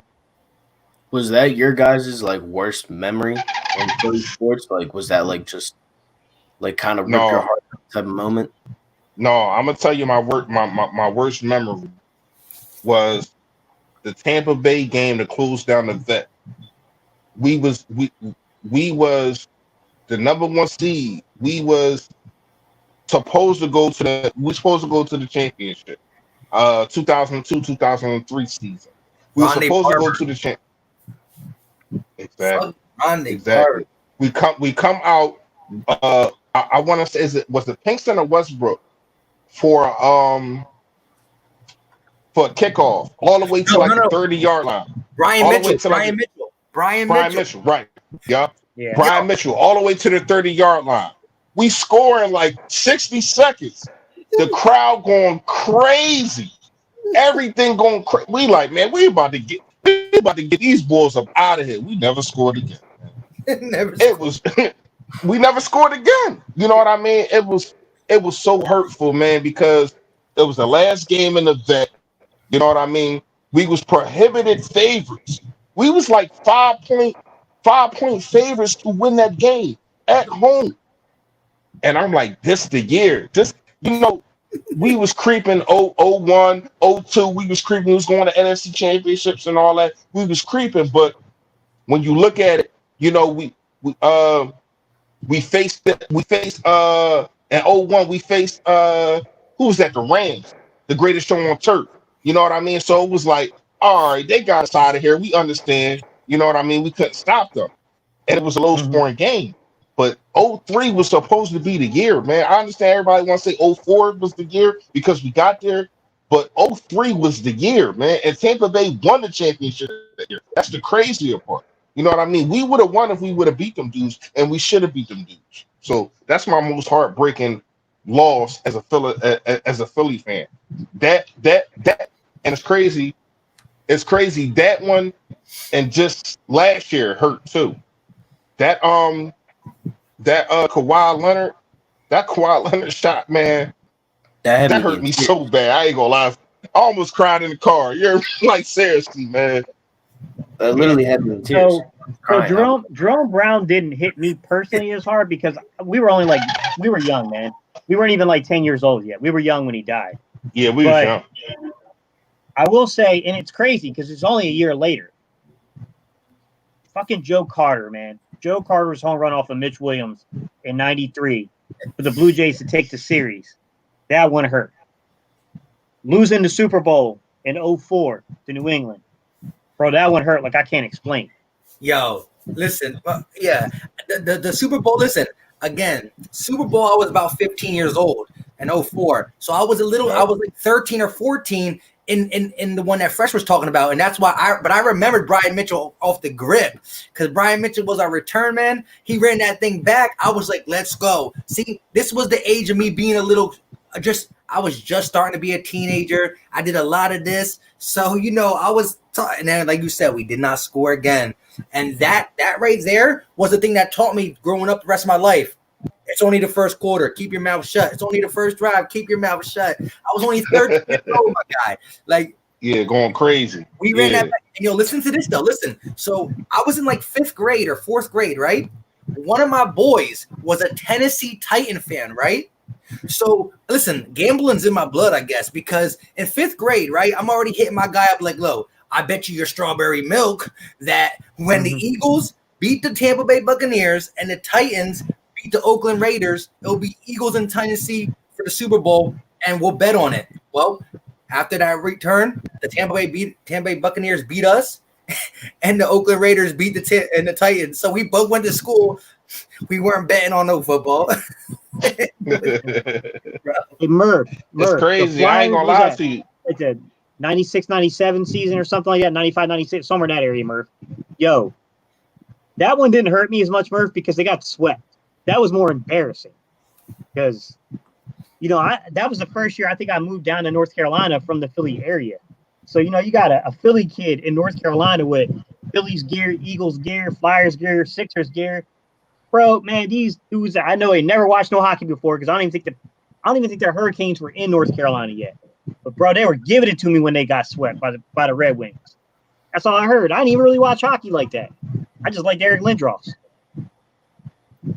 My mom was at that game. She saw them get swept. And she was at the one with Patrick Kane, hit the game winner.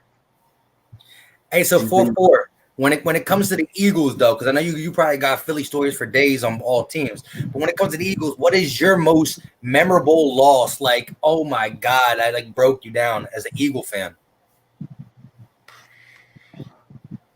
I mean, the 2008 NFC Championship, that was rough. Just because, like, I understood it more. Like, obviously, in 04, I didn't really understand. Like, my dad was upset. I was like, I don't even know what's going on, really.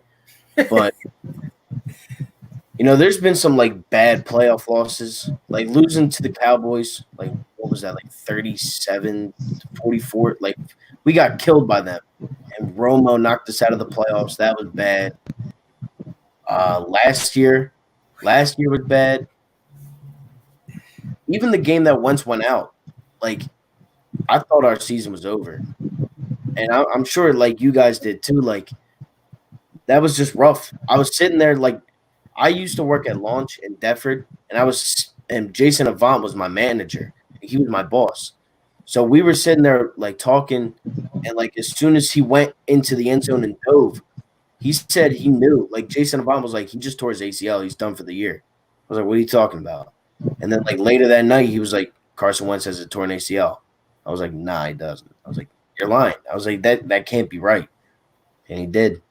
But probably the 2008 last year was bad just because I was there and like I didn't get to see Carson like actually perform in the playoffs. Yeah.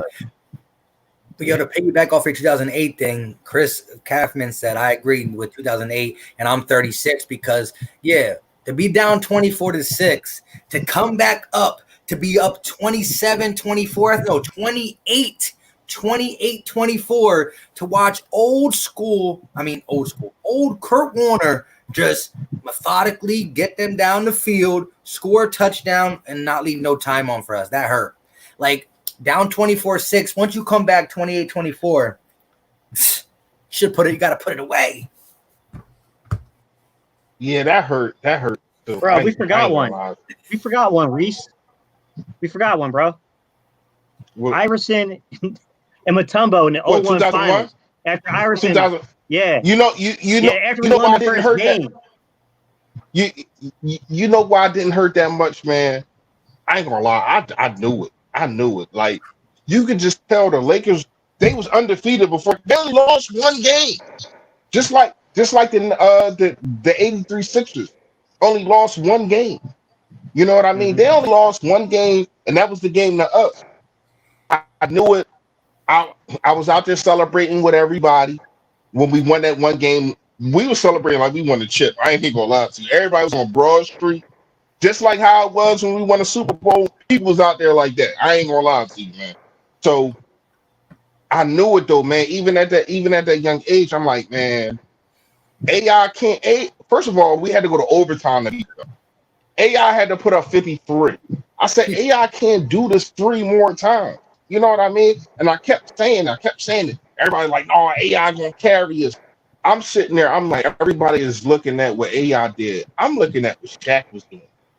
Shaq was abusing Mutombo. When you want to talk about somebody that should have called the cops and got him locked up for abusement, yeah, that should have been Shaq. Like, he was doing him dirty in the paint. So we had no answer, even though Mutombo was the defensive player of the year. He just wasn't enough for that, man. They just was on a whole other level. So once you got to game game 2, and game 3, you started seeing it. You know what I mean? And I just knew it, man. I just knew it. But that when you won and done, that's what hurts more. When you're supposed to win, when you're favored, you know what I mean? It just hurts more because it's like, that shouldn't have went down. That Tampa Bay game shouldn't have went down like that. But I give it to you, that 08 game was crazy too. I ain't gonna lie to you, because I felt as though we had a chance to win that, because it felt like Kurt Warner, he was older and he shouldn't have been able to do what he. We beat the bricks off them during the season. We beat the bricks off them like 40-20. But you know what happened? You know what happened after Jim Johnson died, R.I.P. Jim Johnson. After he died, and you given a offensive coordinator a defensive coaching job, defensive coordinator job. Like I mean, an offensive line coach. Sorry, you gave a Ron Castillo, an offensive line coach, a defensive coordinator job. What the heck you think on ahead? Yeah. Larry Johnson was killing us. I mean, Larry Fitzgerald was giving us the business, and it's like nobody could stop him. You know what I mean? Jump balls. He was flying past our secondary. It, that loss, I can't get a McNabb, man. I ain't even gonna lie to you, man. I can't get that loss to McNabb, even though they didn't score again after 24. But our defense couldn't. It's just like they was playing in the backyard. Kurt Warner was just playing in the backyard, man. So Yo, we I missed don't know, field goal. man. We missed extra points in that game. That game, you can go back and dissect a lot in that game. But yo, real quick, shout out to your dude, Rye dude. He said, "Can I get a mod Philly 4-4 Philly fan? He's on your channel."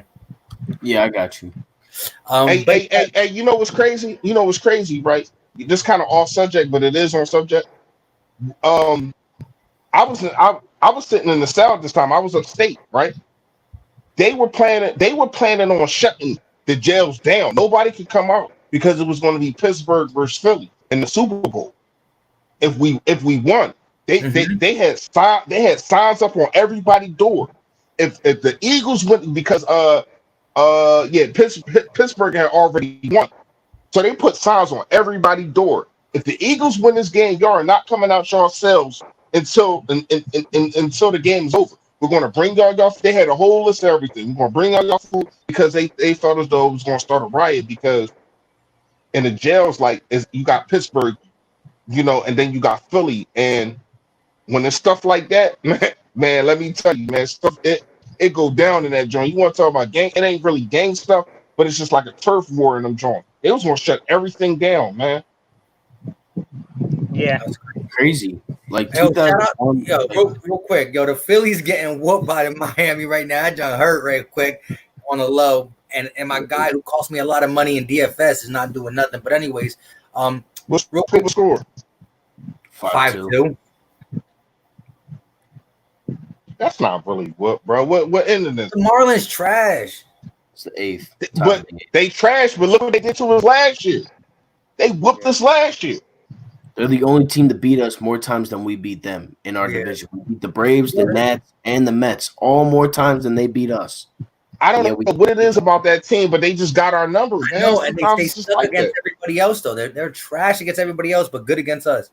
But yo, so again, real quick, we got 73 people watching total. If you haven't hit that like button for wherever you're watching it, Philly Fresh channel, smash it. Gate City, smash it. 4-4 Philly fans, smash it. Philly Talk Podcast, smash it if you haven't done it. Also, be sure to check the other channels out on this page. Watch one video. If you like it, you know what to do. Never force nobody, but you know what to do. But yeah, so let me guys ask you something. So far, what we know, again, there's still a lot of question marks on offense and defense because we got a lot of rookies and stuff. But if the game is tied, who would you rather have on the field? Our defense to get a 4 and out? I mean, a 3 and out to win the game, or our offense to go down and score? So hold on. Let me. What you mean 3 and out? No. Okay, I get it. Yeah. Okay. So do you want the opposing team to have to go 80 yards to score a touchdown because it's no field goal? So would you like to? Okay. I want the chat to answer this question too. So the opposing team go 80 yards to score a touchdown to win. So you want your defense to hold them, not scoring a touchdown in 80 yards, or do you want your offense to go out and travel 80 yards to get a touchdown? Gate City, go ahead first. shit. Come on, man. Not even a question. Yeah. How much time's on the clock again? Okay, I didn't say that. So if you want to get technical, there's 5 minutes left. You either want your offense to go 80 for a touchdown or your defense. No, just 2.5 minutes left. All right, let's do that. Yeah, just do the 2 minutes. Okay, that's better. I'm about to say 5 minutes. Like, damn, nigga. Yeah, because I gotta make it. Listen, what I'm trying to say is this: do you feel more confident? No. Everybody Everybody get what you're trying to say, Mike. Everybody get what you're trying to say. But to me, that's a Yeah. no-brainer. Go ahead, Gates. Yeah, I'll because let you you said go. 7, right? You said 7 points. You need a touchdown. So we're leading by 7 and D's on the field. Right? We're winning. The team's winning by. No. We're probably up by 4. What he's saying. We're up by 4? Yes. Yeah, we up by 4, and they need a touchdown to win the game. Or we need to get a touchdown to win the game. I'm going to say I'd still put the D on the field. I'll probably still put the D on the field. The defense? Look at Yeah, that. 2.5 minutes. 2.5 minutes. I mean, He woke up out of I go day. with He the said, D. the defense? Because the alternative is we're trailing with 2.5 minutes. I like Carson. I know Carson can do it. I'm not disputing that, but Yeah, I'd rather have the I know lead. that. And just need a 3 and out, and then I can put my knee on the ground and it's over. You know what I mean? It's understandable. Look, there's more. like a lot of It's different just scenarios all right. you gotta go. All right, go ahead. No, go ahead, 4-4. Go ahead. Like you gotta see like what team are we playing, how much time. Like there's just so much to go into it. Because like if we're playing the Browns this season, yeah, I'm gonna put my defense out there. If we can stop Odell and Jarvis, I mean, I trust our front 7 enough to stop Nick Chubb on the ground, and I don't think they would go on the ground. And I don't think Baker's that good of a quarterback, and I like Baker, so that's saying something. But if we're playing like the Saints, I'd rather put Carson out there just because I feel like our offense matches up better against their defense. You know, like I do not want to play Drew Brees in a 2-minute drill. You say 80 yards though, Mike? 2-minute drill. I think we could stop him. Well, see, listen. Before I let anybody else go, Drew Bledsoe. Damn, I went way back there. Drew Brees.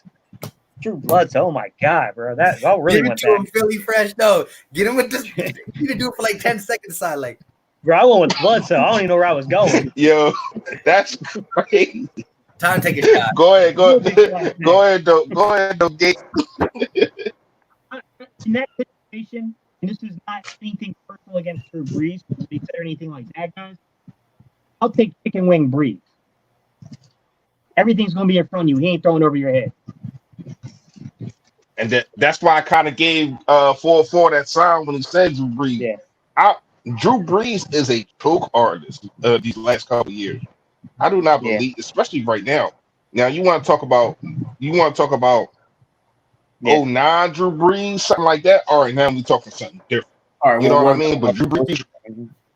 Yeah. But I do like his point. I do like his point about tell me the opponent, and I'll give you this. Yeah. That's understandable. Yeah. All right, but to me, I don't give a damn who the opponent is. I want my quarterback to be the savior. I want my the excitement to watch first down after first down after first down.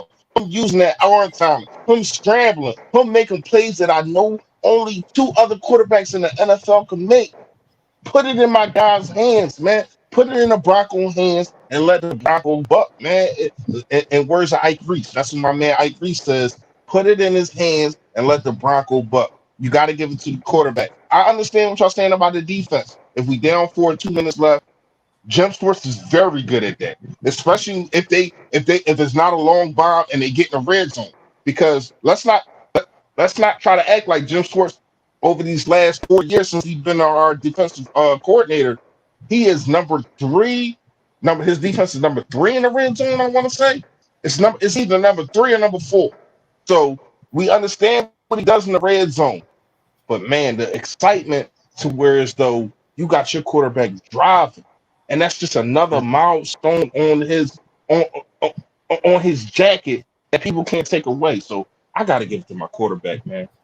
All right, let me say this. I'm gonna say this though. I agree when it comes to Philly Fresh. It's more exciting. I believe in Carson Wentz, but this is why I kind of agree with Gate City for the simple fact is this. Because I wasn't really trying to get too deep with the time and the opponent. What I was trying to say is what you have more faith in for one quick score or one quick stop, offense or defense. That's where I was trying to go with it. Try to dazzle it up a little bit. But here's the thing: what Gate City said. We got to go 80 yards.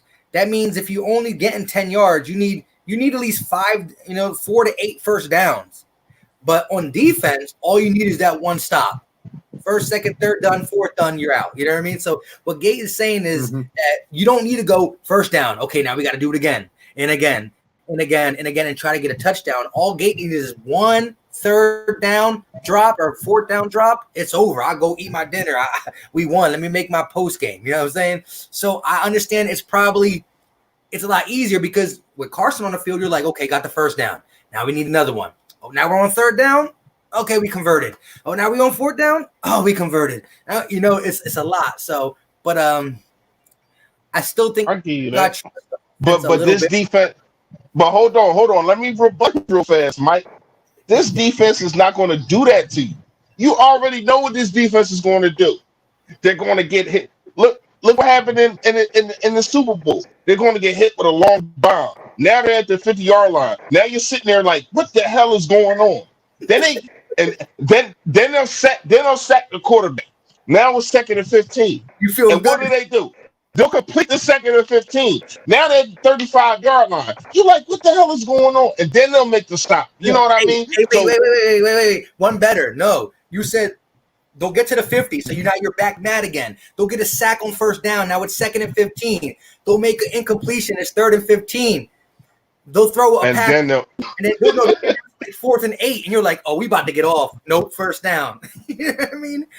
Exactly. That's what I'm saying. That's not what this defense does, man. So I get what you're saying. Get 3 and out and get them out of here. But no, this defense had you on the edge of your chair every game when it comes down to stuff like that. You're right. Or they'll do something where they'll let them get down to the 2-yard line, a la Atlanta Falcons. Atlanta Falcons, yep. Yeah, I think it depends. Like I said, it would depend on the opponent. Here's my thing, guys. For you guys that think that it's crazy to put the defense out there, where do we spend our money in free agency? Dun, dun, dun. Defense. The defense. Defense. Yeah. You can't get me one stop. We wasted money. I give you that. No, I give you that. But we're not. Okay. I'll bring it full circle here. Do our linebackers have enough to stop another player? Oh God, not this again. Like, honestly, if we're talking like full circle, who do we trust? Because we still don't have a linebacker that's gonna get out there. Yeah, but hopefully they got. Right. Well, hopefully, dying. hopefully Nigel Bradham's not out there in a prevent in the sticks defense trying to make a tackle to seal it, because then we're in trouble. Right. Hey, be more Philly. A la Bill Belichick. Be more Philly. Charles, listen. They did stop Green Bay, right? But Aaron Rodgers threw the ball so early, he missed a wide open touchdown. A wide open touchdown because Michael Jenkins and was it Jalen Mills? I can't remember who it was. Greg Wright. Both of them went to one receiver, the slot receiver. And no, not the slot receiver, the outside receiver. And you had a guy, you was the slot guy who was just in the he out there with nobody. You know what I mean? So shout out to the defensive line for getting there because they was putting that hot stuff on. So he had to get that ball out fast. But man, when you look at that play again, you like, damn, he was so wide open, man. Yeah, and you know, and I hate Skip Bayless, right? But Skip Bayless pointed that out. He pointed that out, and I couldn't say anything like, yeah, he absolutely right, yo. But we got the dubs. That's all that counts, man. Fly Eagles fly, man. Let me change the quarterback in the scenario on you, Mike, and see if you would change this based upon it. Either trailing by 4, okay, or up by 4. If you're trailing, Carson's on the field. If you're up, your defense is on the field. Your opposition is the Seattle Seahawks. What do you do? Wait, what are you trying to say? You're saying it's the same scenario, but you're playing the Seahawks. Yeah, you're playing the Seahawks. Oh, now you didn't make that kind of complicated. Now I'm definitely putting Carson Wentz on the field because I don't want Russell Wilson to have the ball. Yeah, I'm not putting. Yeah, I give you that. See, that was a lot better than Drew Brees. Yeah. I'm definitely going with. I'm all. You don't want them kind of quarterbacks to have the ball. Now, if you're playing against a guy who has like, if Tyrod Taylor for the Chargers is starting, just put him on the field. Let our defense go eat. You know what I mean? Let them go eat. Go get him. Yeah, that's facts. Yeah, I'm with you with that. Right. I ain't gonna Tyrod sitting at home right now going, what the hell did I ever say to him? I know. He's like, what? I messed with Taylor when he was with the Bills for a little bit. Yeah, I just grinded Taylor up I in, know in my last that's why I video. said it. I was gonna say EJ Manuel, but he's not in because you kept saying EJ Manuel. Seriously. I'm just saying, like if you look at all the quarterbacks, I don't know if you seen my last video, Gates, but I broke down all the quarterbacks that was throwing to Goodwin, and because Tyreek Hill had called him out, and basically what I was saying is, are you the better receiver? Yeah, you are, but you got to look at the quarterbacks that you're throwing to. Alex Smith is better than any quarterback that been throwing to him, probably even Jimmy G. Any quarterback that been throwing to Goodwin since he's been in the league. You know what I mean? So what I was saying is you pumping your chest, but you got the best quarterback in NFL. And before that, you had a good quarterback, and not only that, you had the best offensive mind in the NFL. Andy Reid is the best offensive mind in the NFL. So he was basically coming at him like, I'm already a better receiver than you, and I'm gonna prove to the world that I'm faster. All right, cool. Then let me break down why you're a better receiver than him. You know what I mean? So, and I'm just basically saying that I feel as though Goodwin is going to be a good X factor. I think he's going to be the wide receiver X factor, not only because of the speed, because of Alshon being out. So the only other basically old head, a veteran, whatever you want to call it, that we got is Deshaun Jackson, and then you got Goodwin, who is fast also and can teach these kids. I feel as though he's going to be an X factor, and I think that here's my dream scenario, and I want y'all to let me know, and y'all in the chat also, if y'all agree with me. I feel as though if you got Deshaun Jackson on one side and you got Goodwin on the other side, and then you got Rhaegar playing your slot, that is going to be crazy. You know what I mean? I feel as though even though Rhaegar is fast, he can still run routes, he can still get you in hitch routes and stuff like that. So I feel as though if you got them three to start the game, and then you could put in your Greg Wards and your JJ Arthur-Whiteside, but if you start with them three, we're gonna be a problem from the rip, and that's how you get off the fast starts. What you think about that? I saw your video. I did. I thought it was a Okay. good point you raised that it's easy to judge these guys, but forget that it's still a team sport. And unless you're an exceptional talent, you're beholden to the talent that's around you. Correct. There's only a few guys that can really transcend that. Now, here's my thing. I can see him coming in being one of the most important acquisitions we made during the offseason. I can see him getting hurt as soon as we start training camp and never touching the field for us. I can see it both ways. He's had a knack for getting injured in camp. He's had a lot of injuries in the past few years, but the 1 year he was healthy in San Francisco, man, he balled out. He balled out big time in 2017. What's going on? I don't know who that is, but what's going on? hey, real fast, breaking news.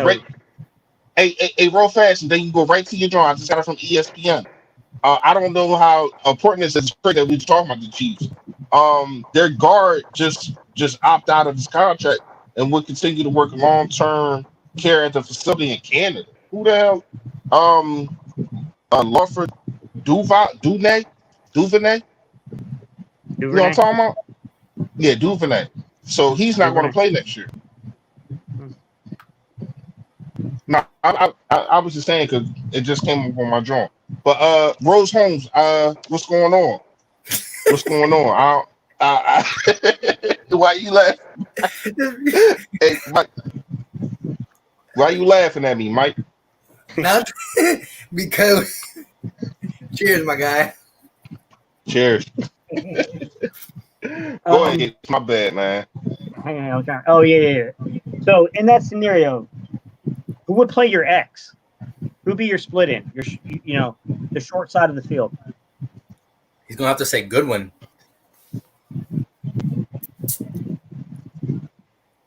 Wait, that might be Would my you be aunt, man. Now that I think about it, hold up.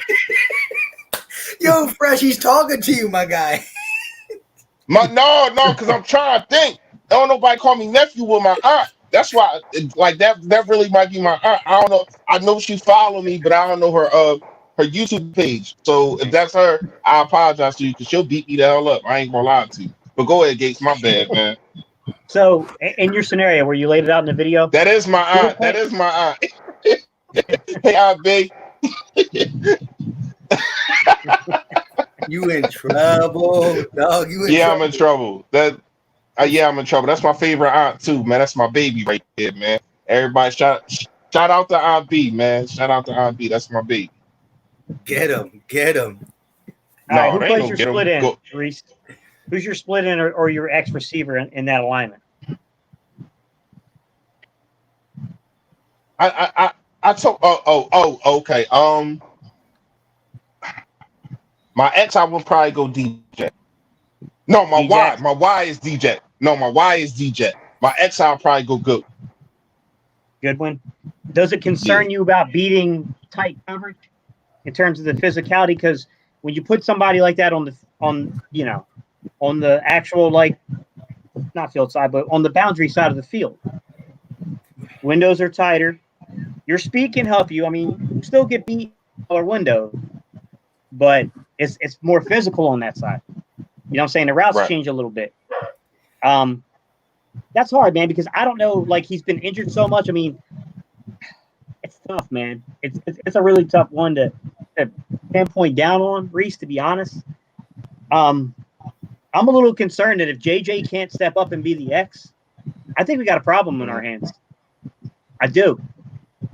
Because the other guy I can think of that has the ability to play the X is John Hightower. You're talking about a taller guy that can go up for 50-50 balls, right? Not necessarily that, just a guy that's familiar with that particular route tree, a guy that's played that particular position before where the windows are tighter. They you know what I mean? Because, like, Hightower's not the most physical guy either, but he is a very athletic guy. He's got the height. He's got a really good vertical. You know what I mean? Like, hand size is a concern to me with Hightower, and he does seem to have a concentration issue on some contested catches. Sometimes he Right. should make some catches there, and he really misses them on those contested catches. But what shocked me was when they said they were going to train Rager they said Rager was going to be a Z, a flanker, and they weren't going to train him on the X until he learned the Z. That shocked me because I was like, man, Rager would have made sense there because Rager's physical. But my thing is because of the speed that they're not going to play close coverage. You know what I mean? Like if you break down tape on Goodwin, I mean on Goodwin, you see that people give him his respect.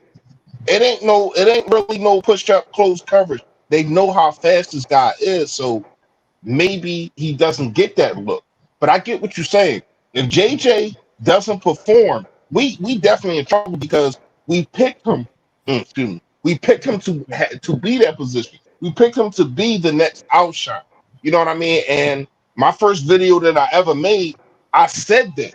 And I said that I feel as though he can be better than outshot because we can mold him, we can groom him, we can do everything that we want to do with him. And, hopefully that can come to fruition. I'm just saying right now what you can put on the field and the amount of speed that you can put on the field is going to scare a lot of defense. Yeah, the speed's going to be. He's definitely going to be like, it's going to be a problem for teams. But I do worry that outside, like, I don't know, guys, would you still play 12 man and maybe bounce Ertz outside as an X? Damn, Mike, you all right? Yeah, I was reading something. My bad. Sorry. So sorry. Yeah, I thought about that too. Be more. I thought about that too.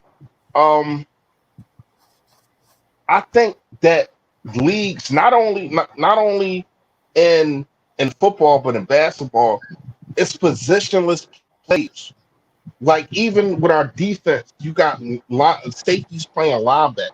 You know what I mean? It's positionless players. I get what you're saying, the X, the Y, and all that kind of stuff. But if you just put a track team out, because for real, that's really what Kansas City does.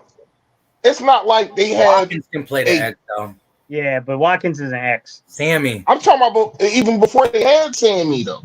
Yeah, You know what I mean? Wait, let me just say this though. To Philly Fresh's point, I mean, if you want to get untraditional, but listen, what is the tradition of the X receiver? He's gonna get them big body catches. He's gonna run the curl route. He's gonna run the routes that you got to catch either contestedly or strength wise, right? Well, guess what?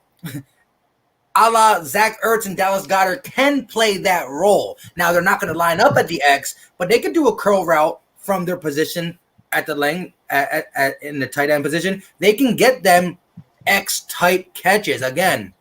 They cannot play the X role on the outside, but when it comes to your X receiver being the guy who you throw to in the red zone, tight ends. It's a 3rd and 7. You need that sure catch. You go to your X guy. Go to your tight ends. The tight end is evolving so much. So because of the tight end is evolving as your possession guy, you can kind of fall back on an X receiver. I understand that you're never going to get out of that gate because that's just the X's and O's of things. But you got to think about it. Yeah, it's going to be times we might even have Dallas Goedert on the outside. Yeah, but you know what I mean? Like, it's so many. When you have the talent, it's so many things that you can do. But my man 444 is falling asleep, so we got to get him in here and see what he thinks. He's mad about the Philly. That's why. Go ahead, 44. My bad. What was the question? I was reading something. Who do I want to be the X? Just tell us how you want your wide receiver core to look. Your starting wide receiver core. Who do you want at the X to Y to Z? I mean, like I was just saying, like it could be positionless, man. Like seriously, to me, man, I feel as though, like I said, I think Goodwin can play on the outside, and I have D-Jack on the other side, and I would have Rager in the slot. All right. So honestly, I really don't know what the X, Y, or Z is. So can somebody like explain that real quick, and then I can like give you. Yeah, sure. So if you take a football field, right, and you draw a line down the center and you cut it in half, right? You got your 2 hash marks. So if the ball's in the middle, this is pointless. The only way you would know that is by the routes the receiver runs. But say it's off to the left, right? So it's on the left hash mark. So let me go this way because it's the opposite direction. So you're on the left hash mark, right? The center is. So your X receiver, generally speaking, is going to be to the boundary side of the field. The boundary side just means the shortest distance to the sideline, while your Z receiver will be to the field side, okay? Yeah, I keep forgetting it's the other side. Field side. Your field side is the greatest distance between where the center is and where the sideline is. Generally speaking, this isn't always true. Hold up. Let me break it down from. Hey, 4-4. When you're playing Madden, right, on PS4, your X receiver is your square, your Y receiver is your circle, and your Z is your triangle. New generations, man. Yeah. All right. My X, probably Goodwin, or one of the tight ends. Just because like the shorter side of the field would probably make more sense to get him out of bounds. And I trust. Look, I'm not gonna lie to you. I trust our tight ends with the ball more than I trust any of our wide receivers, other than Deshaun. And even that's a stretch because I trust Ertz more than anybody on the offensive side. And then it's like trust factors. I go Ertz, Deshaun, Goddard. I don't even have a wide receiver next. I still probably have Sanders, and then Goodwin. Just because like Goodwin like can't stay on the field, but when he can, he's good. But he's just not there. Like there's a reason why he's on his 3rd team now. True. So here's how I would see it, guys. In a traditional alignment here, traditional alignment, 11-man personnel. I think the only player that I know for certain, and I don't even know it for certain because his route running was just atrocious last season. JJ is supposed to be an X in the league. That's what he's supposed to be. An X or a big slot. That's what I would put him as. He's got some ability to play the Z. He can play the field side here and there. I'm not saying he's completely limitless there. But I think you put the kid at the X, you use that big frame, you use that contested catch ability that he showed in college, and that's what you work him as. Past that, the other guy that I would work with there, guys, is in 12-man. I would play like some of these guys are suggestion in the comments is be a little more diverse in the alignments and not so traditional, which is we may be in 12 man, but Zach Ertz is basically an X receiver at times in 12 for us. So it's really like you're really playing an inverted 11 man. It's just Zach Ertz is acting as your X receiver. Then you got Goddard playing. Technically, your tight end is your Y guys, not necessarily your slot, but a lot of us just call the slot a Y. But to me, it doesn't really matter. I know what you mean. So you got Goddard as coming in as your tight end, right? Now you got on your outside. Obviously, you would probably have a combination of D-Jax would be your starter. Then you can substitute in guys like, you could bring in different guys to play that role, whether it be Rager, whether it be Marquise Goodwin, whatever. I would see some versatility there too. The problem is, outside of one guy called up from the practice squad last year, who was a developmental piece that balled out when he got up here, what do we know about the slot receivers? What do we really know about anyone being able to play the slot with consistency? I think Greg I mean, Ward D-Jax can do it, but he's not going to do it every down. No, look, I like the chemistry that Greg Ward built with Carson Wentz. You can see the game by game, the difference that Greg Ward was making. Before he was just an open wide receiver. By the end, he was making plays. And again, with these new receivers on here, maybe he just doesn't make it because of that. That would be a good sign. The way Greg Ward played, he's not a guy that you could just say he's a great slot receiver, but he got it done. So if he doesn't make the team, I'm hoping that the coaching staff is seeing something in these other people, other players, that really puts them a notch up and say not just because they're taking them because of their draft picks.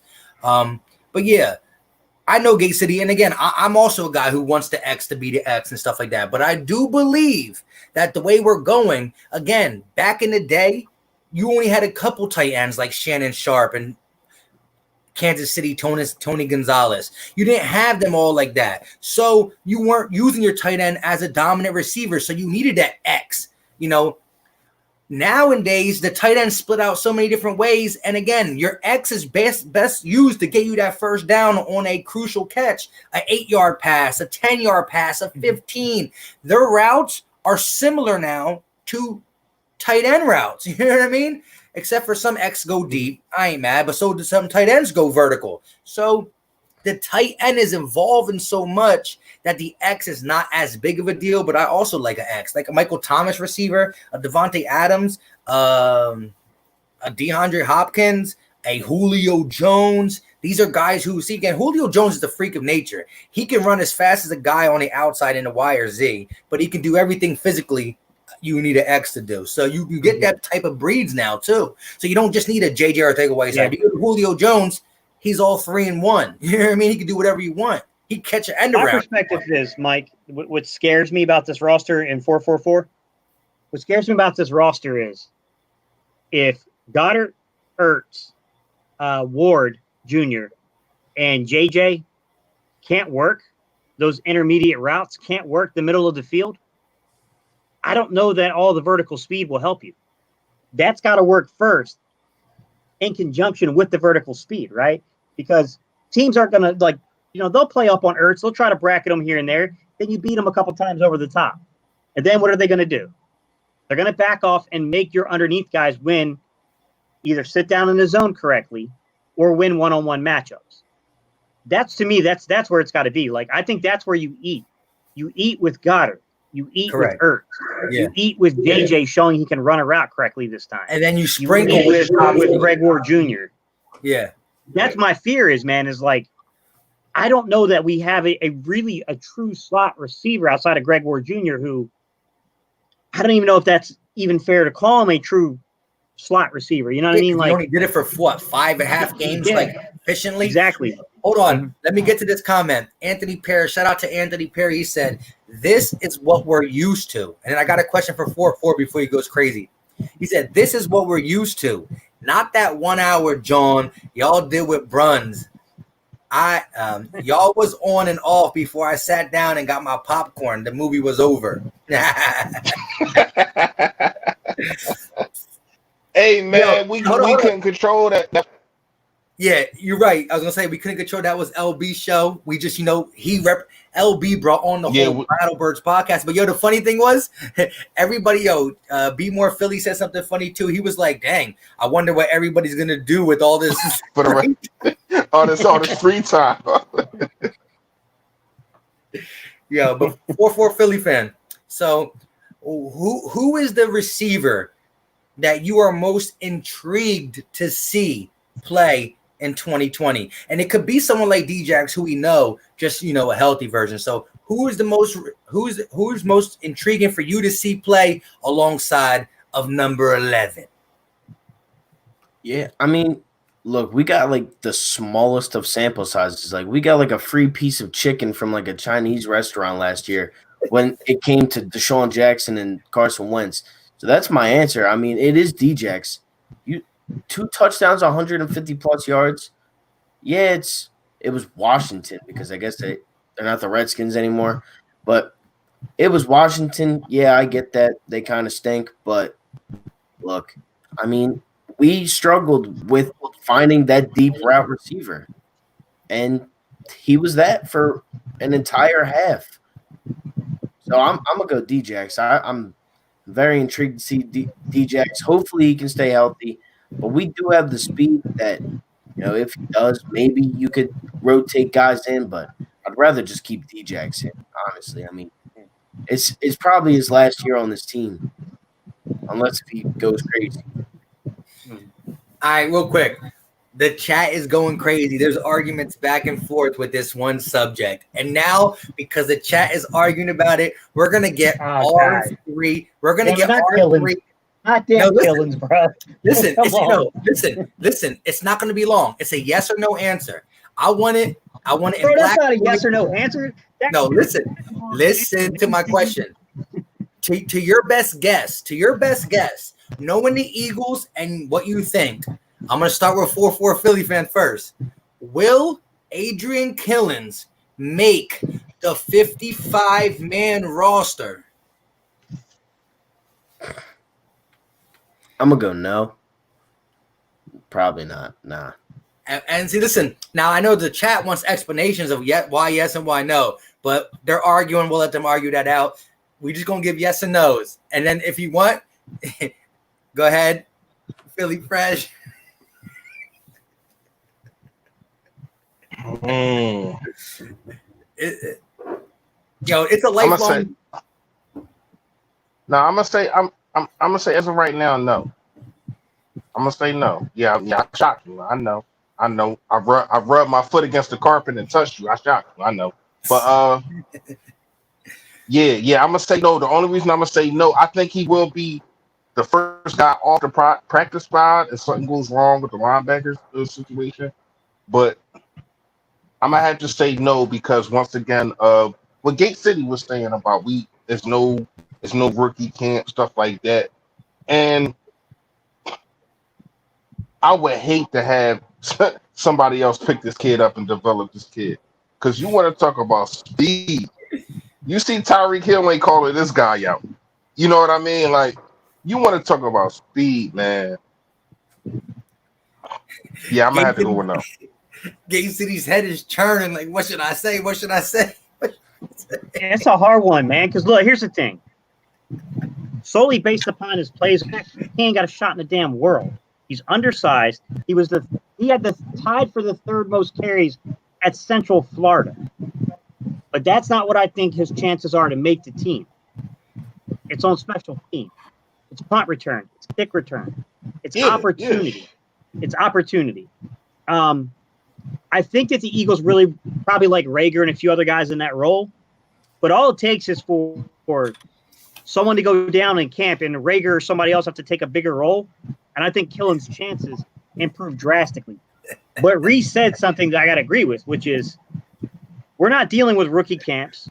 We're not dealing with a full workout schedule. We're not dealing with a preseason. We're not giving these kids a lot of opportunities. So, bro, I got to say it this way. I don't think it's a guarantee, but I have to lean where Fresh is going, which is I don't think the door is closed on Killins, but I think Killins' path to the 53 is harder than the other players. unless other circumstances happen. Hey yo, Right? real quick. I'm gonna say a couple things. First, shout out to Philly Notion for the super chat. He said, "I'm sleep. Killen's making it 53. Y'all capping." Let me also say this. I asked for yes and So no. who you cutting? So who you cutting? Exactly. No shit. It's not about. Hold on, real fast, Mike, because I know you over there smoking Reggie geeking right now. No, listen. But Wait. Look, all I right, go asked for ahead, yes man. and no's because this is the thing. Adrian Killens is a big name in this Eagle community because there's people who say Yeah, he has to be on a team because of the upside. I understand if he can get, maybe not gain weight, but just keep his weight in a non-breakable situation, and you can use him for, like Gate City said, a special teamer, or he makes the roster because of somebody getting hurt or blah, blah, blah, and then he shines, and we're like, wow, we got it. But then there's also the community that says, we like him, but it's not feasible. With that being said, saying yes is happy one side, and the other side is like, what? As a la Philly Notion. And saying no is like, whole notion tripping right now, though. wait. But here's the thing. So when I asked about yes or no, my man 4-4 Philly fan said no. He could have said yes, he said no, but that was it. But I knew because That's because he ready to get. That's because he ready to get off. You can see it no, in his face. no, but maybe. But listen, I also know the content that both me, Gate City, and you do. We got to keep it open. So the door got to stay open. So the funny thing is, I knew that he would be like a yes or no. Maybe I didn't know if he was going to say yes or no. I didn't know if he was on Right. on the bandwagon or off. But I knew he'd be definitive in his answer. I knew for a fact that you, Gate City, and even I don't want to just say yes or no without an explanation. I gotta give an explanation because I really had to think about it. It's the question you sprung on me. People gotta understand when we come to these lives, even when we did the live with LB, we didn't have no backstage where LB was answering us these questions and I'm gonna say this and I'm gonna say that, like how First Take and how them other shows do. No, that was straight. Everything was straight off the hip. Everything he asked us was off the hip.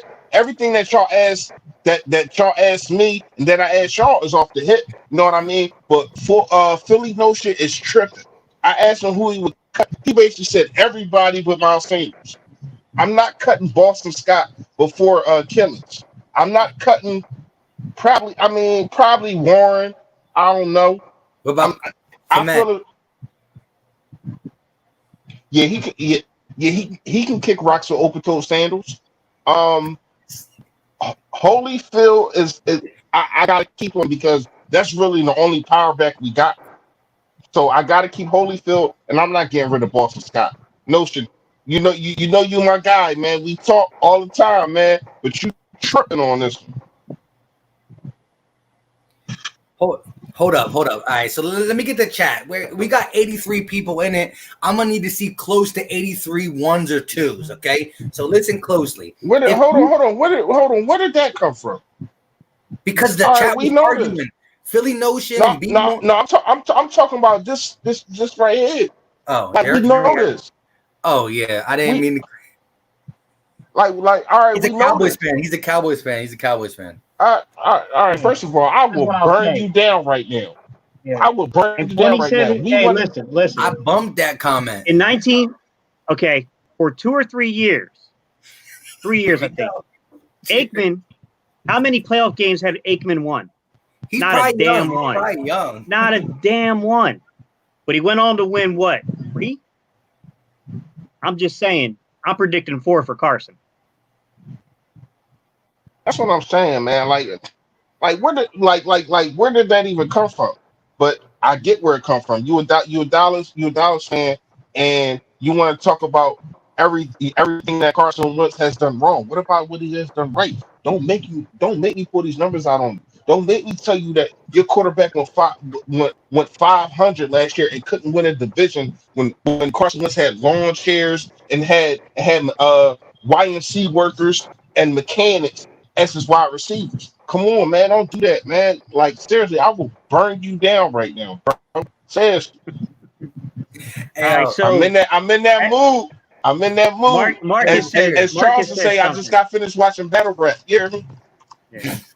Hey, guys, listen. We don't need to give them no highlights, bro. We don't tore them down so many times, bro. Until they come up with legitimate answers for the questions I've asked them before, man, I'm not even talking to these fools no more. Go watch my videos on Dak, and y'all answer those questions, and then I'll talk to you.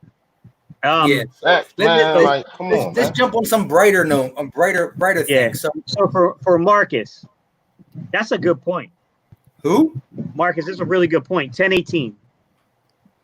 Let's bring it up. Here it goes. Marcus Messiah said, lack of preseason games will cost Killins. If he takes a kickoff 100 yards back, he would make the roster. Hey, I said this on my last live stream. I said, if guys who can do something really good, I said, listen, Killins was one of the guys. I said, look, first of all, real quick, we got 87 people on the roster. We got to get to 80 before we can go into camp. But getting from 87 to 80 because of the new reduced whatever, it's not hard, bro. We still got guys like Rob Davis and Deontay Burnett. Shout out to Deontay Burnett for Gate City. He loves that guy via one of his YouTube videos that went off. But YouTube legend. So look, Marcus Green, Deontay Burnett, Rob Davis. We still got them type of guys that you can get rid of them type. You can get rid of some of these, D tackles that Hector Bruce won't make the squad and a bunch of these offensive linemen. We got 15 of them. We can get a couple. So we can get from 87 to 80. But without preseason games from 80 to 53 or 80 to 55, it's going to be like, well, that's where they show why they should be on the team. And so that's where it's going to be. And shout out to Marcus. I said the same thing. If somebody takes a kick, if Killins takes a kickoff return all the way for 100 yards, now every team is like this, and so are the Eagles. But since we're not going to see guys, that, in the comment section, though, if I can point out one thing about guys like Donald Pumphrey, right? Guys like some of Josh Huff. Hey, guys, in all seriousness, they made the team. They made the team. I was for years. For years, they made the football team. So, I mean, I think it's a valid point, man, that it's harder for teams to leave, organizations leave players off when they're killing it in preseason and you can see the production. Even if you got legit concerns about their physical health holding up to the wear and tear of an NFL season, I think it's harder to do that when there's no games being played. None of that stuff. Now you can say that's a good point because here's the thing. Teams are not going to be too worried about our roster when they got to worry about their own. They don't know what they got in their own roster, and they're going to have to be cutting guys, and they're going to have to be getting rid of guys, and they're having small sample sizes their own. So they're probably trying to keep guys and trying to see who they can keep. And if it ain't no tape on a guy like Killins, and it's going to be hard for him to be picked up. So that's a very good point because if it ain't nothing put out there on him, except for college tape, and a guy like that who wasn't even drafted, he probably stayed where he was at. Correct. Who knows? You know what I mean?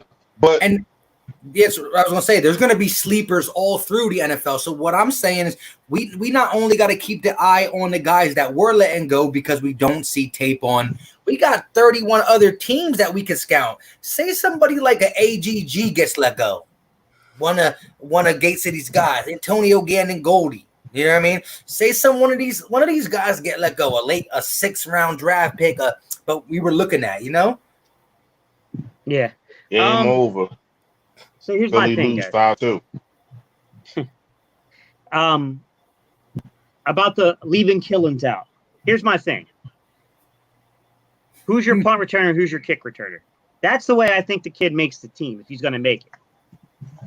In my opinion. Of course. I mean, we all agree. Without with that. I don't see the value. But look, I'm not one saying I think he's going to make it. I'm just not crazy enough to shut the door all the way. Because if the kid legitimately looks like he's a Devin Hester back there returning kicks, he's going to be on the team. Let's be real. He's going to be on the team because flipping field position is a big deal. But they don't preseason Gates. It's going to be hard for him to showcase. There's not a lot of opportunity to showcase it. That's why, I want to say 2 videos ago, I said it was very, very important that we have at least one preseason game because the NFL and the NFL PA is trying to make sure that it's no preseason. Training camp is going to start on time, but then there's going to be no preseason. So you got dudes like that can't shine. That it's a difference between practice and playing the op. You know what I mean? So it's going to be no way that they be able to play the op. And if you're not playing the ops, you're not really showcasing what you can do. We all know that this dude is fast. We know that. But what can you do at the NFL level? What can you do when somebody put a hit on you? Are you going to cough the ball up? Are you going to hold the ball? You're going to take the hit, or can you get out of? Or can you make a move to get out of it? You know what I mean? So it's so many things that training camp is not going to teach you, man. We know this. You know, me and you both played. We both played. We didn't play at the NFL level, but we both played, so we know. We know for a fact that it's the difference between practice and playing the ops, man. True. So here's my thing, guys. Appreciate We you all talk too for about watching that, Billy some of you Williams. guys are saying that there are other guys that can play punt returner and kick returner, but that's not the conversation. Sure, there are other guys that can do it. There's only one Devin Hester. Other guys return kicks. They weren't Correct. Devin Hester. There's Yeah, only if- one Desmond Howard. Let's take it back a few years. There's only one Desmond Howard. Let's just It's be only real. one Dion. Other It's guys, only one Dion. you know, yeah, other guys return kicks, but they weren't them. That's what we're saying. If this kid proves to be that, he's making the roster. It's just as Fresh was saying, how do you evaluate that if you can't see it live in games? Correct. Like a And that's preseason what game. Like that's the problem. And Right. that's what I said yesterday when I did a video. I think it was yesterday or the day before I did a video about cutting more people in no preseason games. Yeah. The guys who are on the bubble, any player on the Eagles who are on the bubble is going to suffer from no preseason game, because the one preseason game that they stand out could be the reason why they shift this way or why they shift this way. And if they're on the bubble, they're only going to get judged off of pure speculation, pure college film. And, you know, college film is nothing compared to the NFL. Go ahead. We got to get our guests in here, man. We've been going on for like 10 minutes, and we got to get our guests in here, man. We get on a rant, a 4 for 4. You got to understand. You got to just jump in, man. And we're going to be quiet because we understand you just sitting there. So what you think about Killings? He's like, no. I mean, I don't even know much about him. Like, I know that he's quick, and I know that he's undersized, and you know, I've been saying the same thing about Killins. Like, he's not making the roster as a running back. He's making the roster as a special teamer. He's like what? I don't even know how tall he is. Like 5'6". 5'6". Yeah, that's my height. 5'6", 5'7". Yeah, he's my height. I'm not in the NFL, and obviously I'm not as fast as him, and I'm not as skilled as him. But Yeah. But Sproles is 5'6" too, bro. Yeah, he Sproles, was. but is Sproles is killing Sproles though, or is Boston Scott? We don't know. No, We they're don't built know. different. That's what we. Yeah. I mean, yeah, they are built different. Byron Scott is 5'6" too. You know what I mean? Like he's actually 5'6". That's what they label him as. You know what I mean? 5'6", 5'7". So is Boston Scott Sproles? No, but at the same time, we don't know what these guys can do. Like height can be an advantage for you.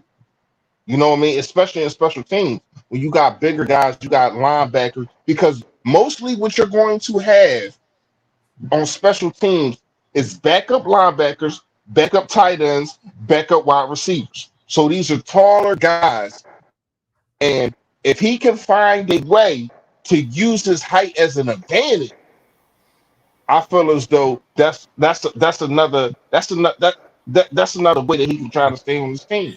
Yeah, but real quick, I was listening to y'all. Height is one thing, but also Darren Sproles is like 20 pounds heavier. Girth. Yeah, girth.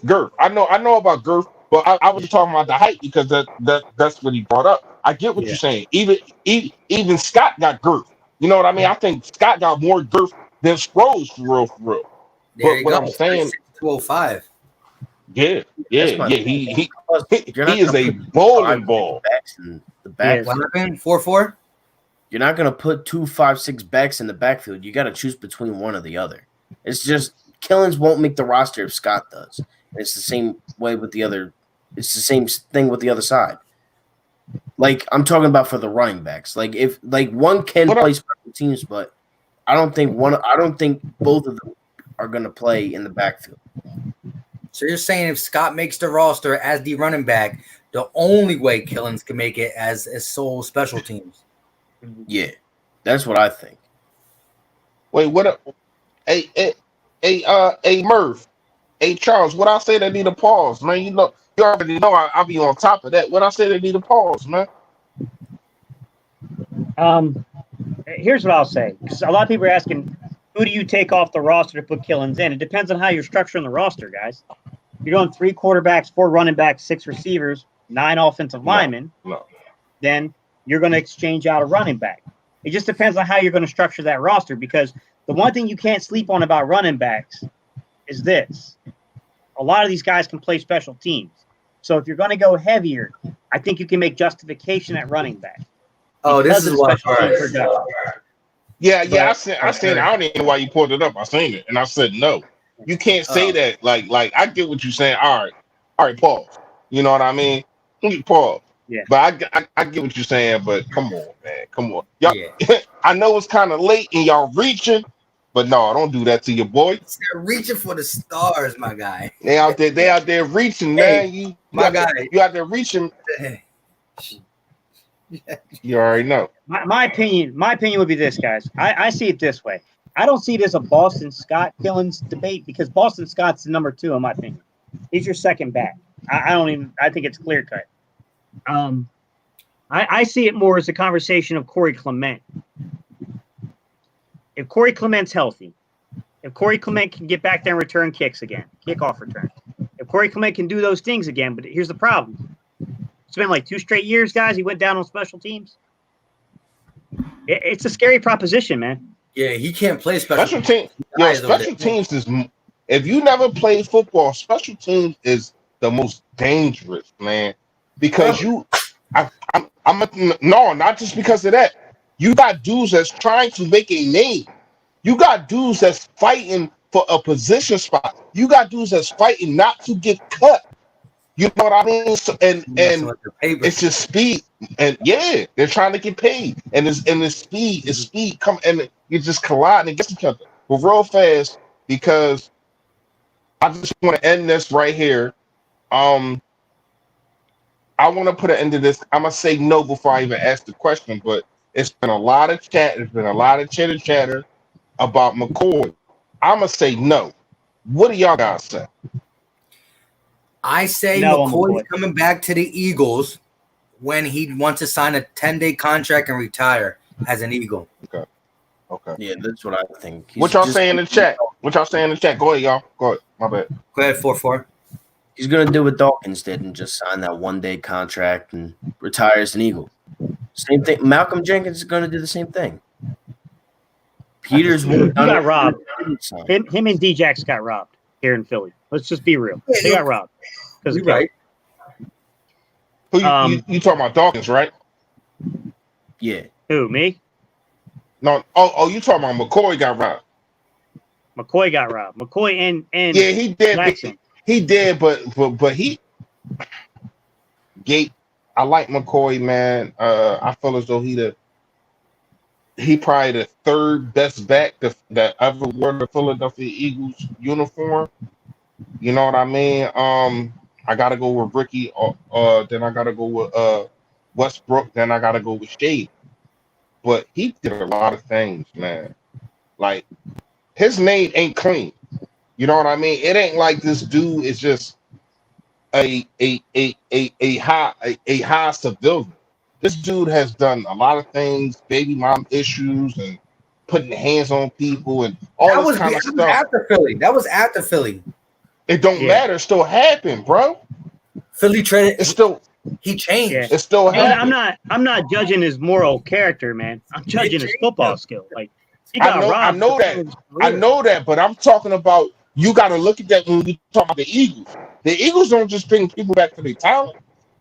What's going on, Bird Gang? Hey, no, never mind. We getting into that. You already know, Bird Gang. But listen, the people. I mean, the Philadelphia Eagles just don't bring you back just because of your talent.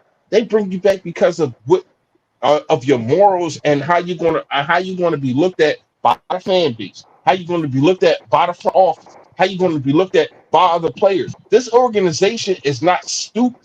You know what I mean? So West Broom over shit. Yeah, I Yeah, got West. Yeah, yeah. I got hell yeah. I got Did you see what? Come on, man. Ain't listen, even. Ryan Westbrook is a I love him. Highlight reel 36. Listen, I still got he's still his football number is part of my email because that's how long I had to email and that was my guy. Right. But we all know that Shady broke all the rushing records for the Philly. You know that, right? Like You said what? Shady's the leading Shady. rusher in our franchise. Yeah. So I would have to go Shady there, but this is what I'll say. I'm okay with that argument either way. They're my guys. Yeah. Both of them. So just because he the lead, what they got to do with anything? I'm You saying, know what I mean? Like Terrell Owens doesn't lead the Eagles in nothing, but he is the best wide receiver to ever step on to put on the Eagles uniform. Period. Westbrook. How many years did Westbrook play for the Eagles? 9, 10. He didn't play for no other team. Yes, he did. He played for the Niners before he retired. Did he play for the Redskins too? No, listen. Listen. How many years? All right. You want to get all right? Okay. I agree with your precedent saying that T.O. is the best receiver we ever had. He only played 1 year. He did it better 1 year than we ever could see. One and a half. 1 year and 7 games. The 7 games were trash because it was just nonstop fighting. So he did it 1 year in my eyes. All right, cool. Listen to this though. But he still put up numbers. Did you see his numbers in those 7 games? No, listen. Okay, but listen. I agree. Listen, T.O.'s the best in our history when it comes to receivers. But what I'm trying to say to you is this: I can't really fight over Westbrook or McCoy because I love them both. They're both equally in the way I grew up. It was the perfect time. I got as much Westbrook as I got as much Shady. But what I'm saying is, I believe, and I don't know if I'm right here, but I believe Shady played less years as an Eagle than McCoy, and then Westbrook, and still outrushed him. So what I'm saying is, I love Brian Westbrook. Punt return. Let me tell you why. Because we had a 3-headed monster. We had Terrell Buckhalter. We had Deuce Staley when Westbrook was playing. When Westbrook was in his prime. That's why, bro. You know what I mean? You can't just look at single stats. You got to look at what they did when it came. You got to look at what it did when it came to them being the number one guys. When we got rid of Deuce, you know what I mean? And Buckhalter was kind of on a decline, getting hurt and stuff like that. Like we literally had a 3-headed monster when it came to Deuce and Westbrook and Buckhalter. Shady had his rookie year with Westbrook, right? After that, he was the man. It was no other guy to talk about. You know what I mean? He had to share the load. So I get what you're saying. Shady leads the Eagles and all that. I'm not trying to diminish Shady. I like Shady. I think he's the 3rd best bet. That's my personal opinion. He's right behind Westbrook. That's perfectly fine. And so what I'm gonna say this, and I can't even argue because I really, really love Westbrook too. But what I'm trying to say is though, what more could Shady have done if he never left the Eagles? Because yes, he was nice with the Buffalo Bills the first couple seasons with the Bills, but he was never Eagle Shady with the Bills because of what the Bills had around him. If this man Shady stayed with the Eagles, who knew what he could have been? He could have Hall of Fame numbers. His numbers are a little bit short of Hall of Fame because of the fact that he went to the Bills and is tenured over there. But shout out to if Westbrook wasn't in the pass happy offense like how Andy Reid wanted it, you know what I mean? Maybe Westbrook numbers would have been a little better. Shady was in the same offense, my guy. He was. Yeah, but he also was in Chip Kelly offense too. For 1 year. Forget about that. For 1 year. 2 years. He was in there for 2 years. Well, a year and a half. Okay. But shout out to Bird Game Sport with the super chat. Listen, we got 85 people in here. Let me say a couple things. One, whoever you're watching the podcast on, whatever channel, smash that like button. And also check out the other 3 people on here. Gate City Sports Channel, 44 Philly Fan, Philly Fresh, Philly Talk podcast. But also, shout out to my guy, Bird Gang Sports. If you haven't checked him out yet, all you got to do in the search bar, Bird Gang Sports, type it. Watch a video. If you like it, hit that subscribe button to my guy, Bird Gang Sports. I think Philly Fresh has been lobbying to get this man on here as well, and I'm with it. So Philly Fresh, shout out to Philly Fresh because he's the first one that said, yo, he definitely needs to be on here. So I'm not going to take the credit from Philly Fresh 100%. But yeah, Bird Gang, let us know what your schedule in the next upcoming weeks. But does it bother you guys? So Reese, here'd be my counter to looking at a guy like Westbrook, who was one of my favorite Eagles too. Mm-hmm. You can make the arguments that different system, that pass happy system he was in wasn't very good. He was the pass happy. He was. That's why his rushing yards Shady is not played like with a lot better weapons and outproduced them. Djax, Macklin, all the tight ends, Selleck, Ertz, and straight up outproduced them. Hey, but shout out to Philly Fresh though. But Listen, as he should, right? In my heart, I feel you on that. It's tough, man, because like you would think. So if you looked at the numbers, Reese, you would think that like when you looked at like you would see more the ball in his hands more in terms of Westbrook, right? You would think like, oh, there wasn't a lot around him. Like Westbrook should have had a lot of numbers, but in reality is that even though we had Djax, even though we had Selleck, Ertz, even though we had Macklin and all these guys, Shady, when you really look at it, was the focal point. Shady had like 5-6 seasons of when he was in Philly of 200 more carries. I think Westbrook might have had 2 seasons, something like that. Like Westbrook didn't get nearly the same. So let me ask you this, because you just spit all them receivers. Well, not all of them, but you spit Macklin, you spit DJ, you spit all that. Defenses was trying to stop that first. When you lined up and you faced the especially before we got TO in 03, when you lined up and you faced the Eagles, the first person that you was trying to stop was Westbrook. Point blank, period. You know what I mean? He was the focal point of the offense, and he still put up the numbers that he did. You know what I mean? It's like, hey, it's like you can't compare DJ to Tom Pinks. You can't compare Macklin to Jason Avant. You know what I mean? Even though Jason Avant, he was 30. You can't compare DJ to Freddie Mitchell. Stuff like that. Even though after every time he got the ball, he did the people's champ thing and all. Cool. But he wasn't good. Let me tell you something. Jason Avant, no Hall of Fame. I mean, no Pro Bowls. Freddie Mitchell, no Pro Bowls, right? Who else I name? Chad Lewis, no Pro Bowls. So we got these lists of all these guys, and the only guy that we can name that been in the Pro Bowl is Westbrook and McNabb. McCoy, Pro Bowl. McCoy, Pro Bowl. Deshaun Jackson, Pro Bowl. Macklin, alternate Pro Bowl. So come on, man.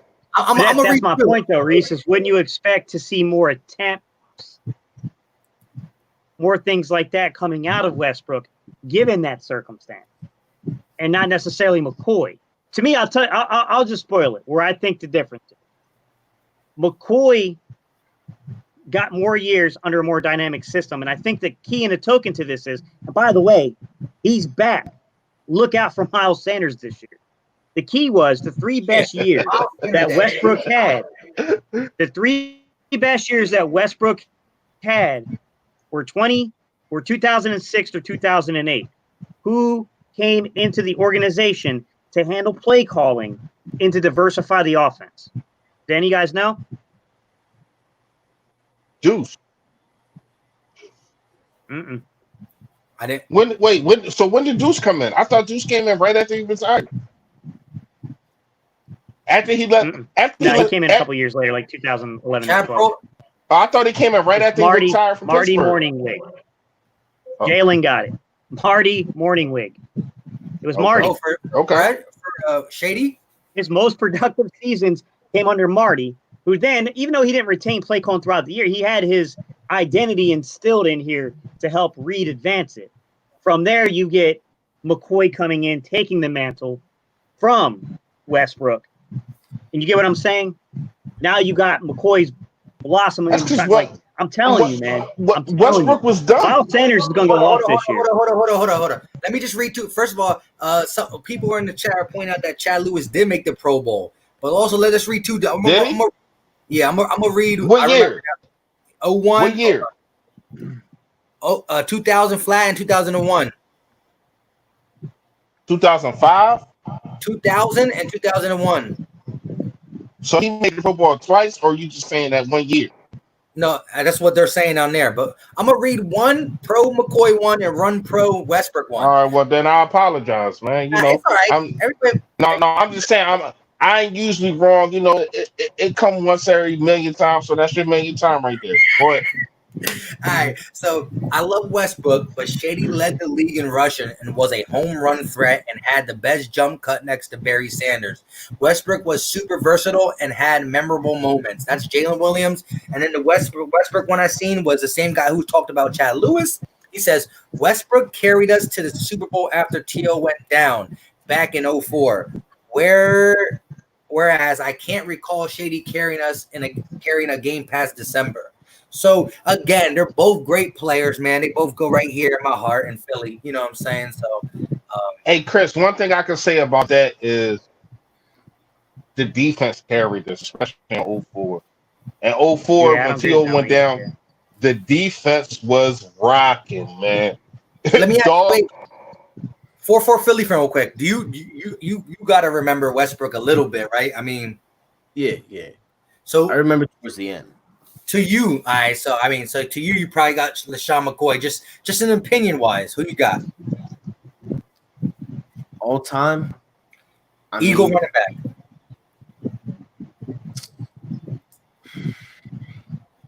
I don't know. That's honestly tough. Like, this is honestly like a good conversation. But I'll probably go Shady, honestly. Listen, 10 years from now, who are you gonna be saying Miles? You heard it here first. What's up? Yeah. I can agree with that. But let me ask y'all this. Let me make sure y'all all got Ricky first, though, right? No, I got Shady or Westbrook, and then again, I only know Ricky from what I rewatched. Again, I'm gonna Steve, where you got Ricky at? All right, I understand. Where you got Ricky at? I don't have him now. I mean, he's probably the most talented of them. Don't get me wrong, Reese, but he was short sample size in Philly. If you're going back to the Thunder and Lightning days with Charlie Garner, but he left you. He left. He was. Yo, yeah, I'm here, man. But I'm here. I'm here, man. But I can't face y'all right now. I don't know what I'm looking at. This is not the Battle Bird podcast, man. Right. What is going on right now? Reese, we're leaving out some absolute killers. Ricky Waters don't belong in that conversation because you got Wilbur Montgomery, right? You got Van Buren. You got guys that played like they were before, but they're way better players. They're way more than Ricky Waters did. Ricky Waters is a very talented guy. I remember when the Eagles signed him, I actually went to training camp that year with my dad and my brother to try to get his autograph. I remember him pulling up in the SUV the whole 9 yards. But I don't know that, like, don't get me wrong, the Thunder Lightning thing with Charlie Garner was awesome. I'm not too sure I would even put him above Deuce Staley, though. You'd put him above Deuce Staley? So wait, people saying Charlie Garner is number one? Yeah, come on, man. Hey, Murph, stop passing out that. No, that's not what he's saying. No, that's not what he's saying, Reese. He's saying that when I was talking about the Thunder and Lightning, he's talking about Charlie Garner being, you remember that. Hey, fresh. Yeah. Fresh. But also, like you said, you're not putting Will Montgomery up there only because you know that you respect what he did with what you. Again, as Eagles fans, you automatically going to research. I get what you're saying. Basically, it's the eye test. What you see, you know what I mean? But I watch games on him just because what I like to do is if I always watch the classics of anything that I want to be knowledgeable about. So if I learn this subject, I want to know this. and before. So me being an Eagle fan at like 15 years old, I was already 13 years old, 12 years old. I'm already trying to look at in the 1990s. You know what I mean? I've been looked at that stuff, you know. But But you gotta understand who you gotta look at who Ricky quarterback was. Westbrook always had a Rodney Peete. quarterback. Shady always had a quarterback until he went with the Bills. Even if it was Nick Foles, he always had a quarterback. Michael Vick, McNabb. You can always do Waters contact. And football's the biggest sport where you can always make a reason for this guy was bad because his team and this guy this. You can always do that, and I agree. It's a great argument, but again, so you got Ricky Waters over B-Dub for you, right? Oh, who? Westbrook, because that's your second guy you said, right? So you got Ricky Waters You over. said B-Dub. I ain't never heard that before. I meant to say, I know. Anyways, I know B-Dub is to me is Brian Dalton. Or anyways. Oh, okay. What is going on right now? Huh? I found this list. Okay, I forgot. Hey, I forgot about Herschel. All right. Go ahead. Hey guys, let me defend Reese a little bit though. Hold on. Some people are missing it. Hold on. For what you were saying? So on this list, it says Steve Van. Like this is just an opinion. I can't say that word. This is just Opinionated. Yeah. So number 1, they got Steve Van Buren. Number 2, they got Shady. 3, they got Westbrook. 4, they got Wilbert Montgomery, and 5, they got Ricky Waters. Wow. What site is that? Because I got a blog for them. What site? I wouldn't even be honest with you. All right, look, I'll make the defense for Reese because some people I think are forgetting the context of when he got here. Ricky Waters is the reason why you get guys like Charlie Garner, right? He's the reason why you get guys like Brian Westbrook, all those West Coast system backs. He was the first here in Philadelphia. He came over here during that Ray Rhodes period when we brought in John Gruden to run the offense and to instill that West Coast offense. He was a 1,000-yard rusher all 3 years in Philadelphia, and he caught like 60 passes all 3 years in Philadelphia. The sample size is really small, though. It's 3 years. You know what I mean? It's really hard to try, especially when you got other guys that are really good football players who had a lot of success, including, you go back to Van Buren. I believe Van Buren won championships. Wilbur Montgomery played in the Super Bowl.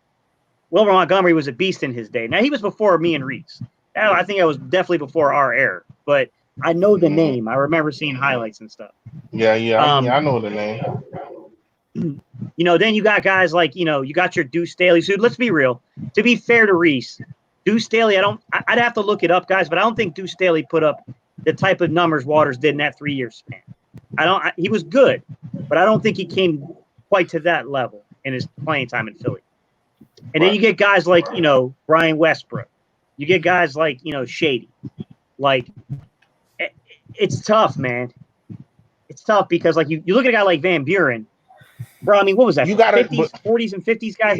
Like, it's hard. But real fast. We got to understand how the game has changed. You got to understand the spread offense. You got to understand that it's a pass-happy league. So people really not worried about the run as much. You know what I mean? When Shady was playing, especially in chip. No, I agree. But if we say that for everything, so let's say for some strange reason, Pat Mahomes wins 6 Super Bowls.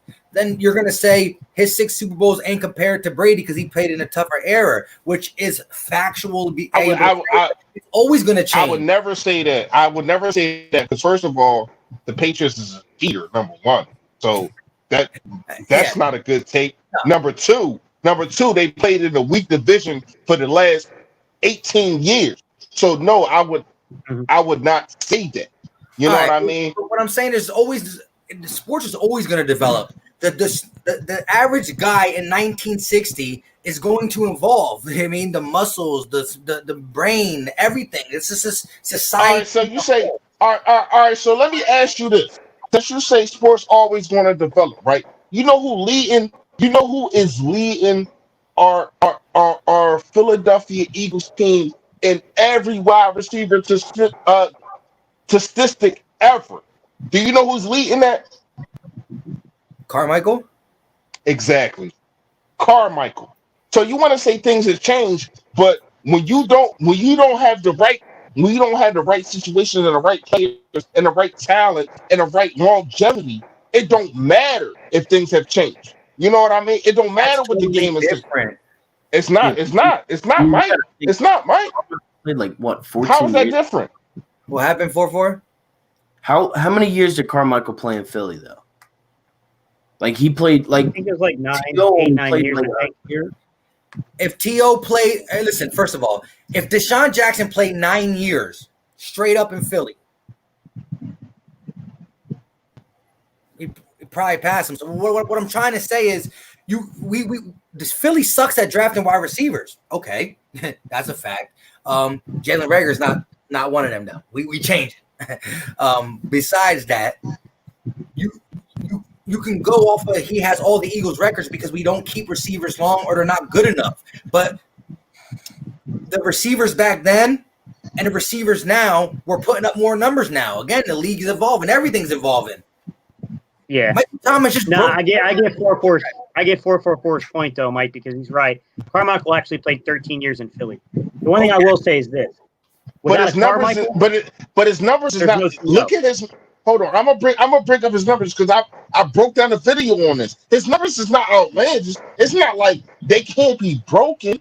That's You know even what I worse. mean? Then that's even worse though. 13 And years. that's what I'm saying. That's what I'm saying. That goes to your point, right? No, I'm talking about the NFL as a developed. Again, the Eagles do not draft receivers well. You said it in your video. So the receivers in the league has developed, just not in Philadelphia. What do you mean? You said what? The receivers in the league have developed throughout the years, just not in Philadelphia, because as you pointed out in that video, we don't draft well. We don't. I understand that, but at the same time, you can't sit there and say, "Oh well, the league has changed, and that's why these numbers are these numbers." And then you sit there and say, "Oh," and then I give you, "Well, we ain't had this since that, but we still got we still got running backs that came in at different times, and they got better numbers." You know what I mean? It's still wide receivers coming in at different years, and they still have not eclipsed Carmichael numbers, who got them numbers. Shout out to Charles Smith, who just texted me, who got them numbers when it wasn't no passing league for real. You Exactly. know what I mean? Exactly. So As I was about to say, the league was a lot different then. Correct. It's not really Right. fair to hold it up and analyze it because there wasn't as many games. So you get an extra 4 games, you're going to accumulate more receptions over the course of your career. Put it this way: any superstar receiver in wasn't as- this era that played for as many games as Carmichael is going to have probably better numbers. Say it say again. that one more time. Say that one. Yeah, I am. If you get any type of Pro Bowl receiver that's played for at least something close to Carmichael's, he has better numbers because the league's evolved from brain to body. You can't say any though, bro. Like we not gonna try to act like not gonna try to act like Carmichael was chopped liver. I'm not. Man, this dude was 6'7", a monster. Like he was like he was putting up 1,000-yard man. receiving years in the 70s when it was unheard Dude, he of. was dominant. Because he was dominant. Back then, 6'7". Bro, he was take T.O. and Moss together, and you had Carmichael in the 70s. That's how dominant he was, man. That's real, bro. That's real. That man was and that wasn't my era. But when you look at the tape on this guy, it was a man amongst boys. Yeah. And it's nothing. All right, go. 6'7" is huge. That's exactly why Will Chamberlain did his thing in back then too, because it was nothing but a bunch of little guys. I'm not comparing all that, but what I'm saying is, no. They wasn't little. They just wasn't. They wasn't little. They just wasn't as talented and they wasn't as acrobatic as he was. 6'7", you know what I mean? 6'7" is huge in the NFL as a receiver. Yeah. I'm not talking about. I'm talking about what you just said about Will. You right about that, but I'm talking about what you just talked about. Will. Well, Dude Will was as tall as him, but they wasn't as acrobatic as he was. Yeah, exactly. He was a man amongst boys, but it was different because he was just so stronger than these guys. You know what I mean? Yeah. Where's Carmichael? Where's Carmichael on the all time? Is he? Where is he at on like the list? I don't even know, to be honest. What do you mean? With All receivers. Out of all receivers, he's not going to rank that high, man. He's not even in the top 50. I mean, top 20. Yeah. He's not in the top 20, man. Like, you got to understand, man, the game was he's a lot not even in the top 50. Yeah. Yeah, but I see what Mike's saying. Like, T.O.'s top 3. I mean, you got to look at it like from that way. And then it kind of goes on the other side. Like, who's ranked higher, Shady or Westbrook? I think Shady's ranked higher all time than Westbrook is, according to running backs go. It's just like you got to look at it a couple different ways. Like there's really look, Jordan and LeBron to be made on both sides. Like there's like a whole argument. None of these arguments will ever end because it's always opinionated. But like stats, like you can throw in stats, you can throw in personal view. It don't really matter. Like it at the end of the day, none of this will ever get solved. I'm going Shady, and I'll go T.O. over Carmichael and Westbrook. That's what I basically got to say. Well, look, this is my last rebuttal on this. So what I'm saying is, again, it's a lot easier to throw for 4,000, 5,000 now for a quarterback. And here it is. The quarterback's numbers are going to be easier to achieve now than back in the day. And the running back numbers are going to be harder to achieve now than back in the day.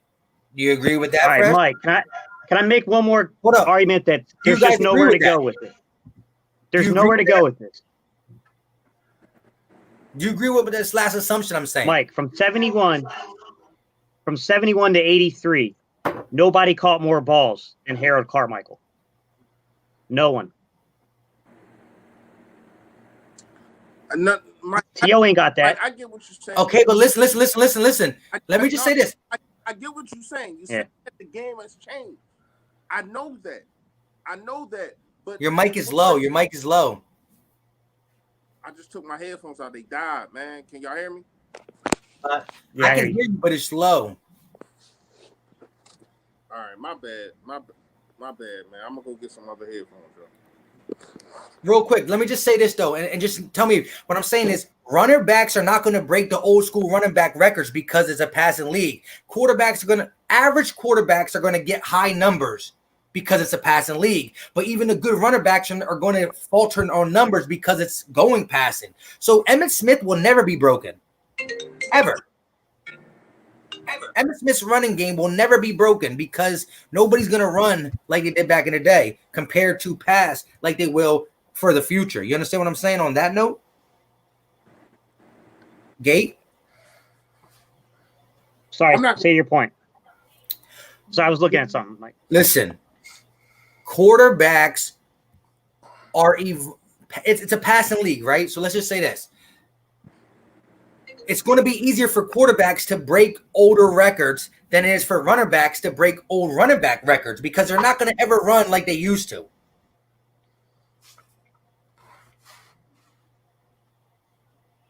Gate? I don't know about that, man. We say that, Mike, but San Francisco is revolutionizing the NFL right now. 1 out of 32 teams. All it takes is for one to be successful, and the league will copycat it. All right, I agree with you there, but they lost a Super Bowl to the Pats. They did lose a Super Bowl. That's only one sample size 1 year. Look at the turnaround San Francisco made from 2018 to 2019 with that system, going into the full context. So just for some context, guys, Harold Carmichael is still the Eagles' all-time leading reception holder. And the nearest Eagles to Carmichael he still needs to get more than 100 receptions to break that. He's going to need at least 2 more seasons. Yeah, he does. It was only 60-something last time I saw, I thought. No, bro. It says 589 to 454.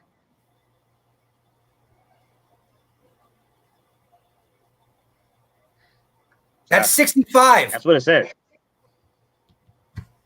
589 to 454? Oh, no, I think you said 489 to 554. No. Thought you switched him. All right, how many years? How many years did Zach Ertz play for the Eagles? He was drafted in 13. Got drafted in 12, right? I think he got drafted in 12, didn't he? 13, I thought. Sure. That's what I thought. Let me see.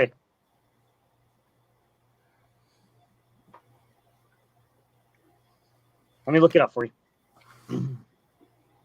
What I'm saying is this, though. I don't see anybody in the world ever breaking Emmitt Smith's running unless, again, like you said, evolution shifts over to where it goes back to the running game, but it's going to be a while. Yeah. I mean, he's 7 years in. He's 7 years in. Here's my thing. You think Ertz is going to make it 13 seasons in Philadelphia? No, but he can eclipse his thing in 10 years because, again, so a tight end is going to eclipse our best wide receiver for two reasons. One, we do not draft good receivers here, but other than that, again, the league is evolving.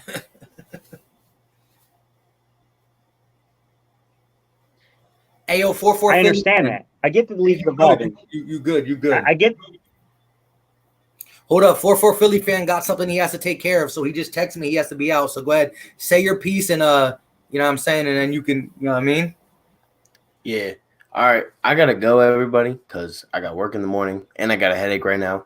It's just been going on all night, but I've been with you guys the last 3 hours. Thank you guys for having me on. You know, I'll definitely, if you ever wanted to do it again, definitely I'll be down to do it. Any solo streams, I do have StreamYard, so we can always just solo stream. But thank you to everybody who subscribed to the channel. If you haven't already, hit that subscribe button. Like up all these guys' channels. Subscribe if you haven't already from my channel or from anybody else's. Again, thank you guys. And, you know, I'm out. Peace. Appreciate you, man. All right, bro. Shout out to Vic3 with the super chat. He said Tio was great, but not for us. You can't put him on the top of anything other than saying best talented receiver. I agree. If he played all his years in Philly, it would have equaled something more. And again, listen, what I'm saying is you can't expect the best receiver on it.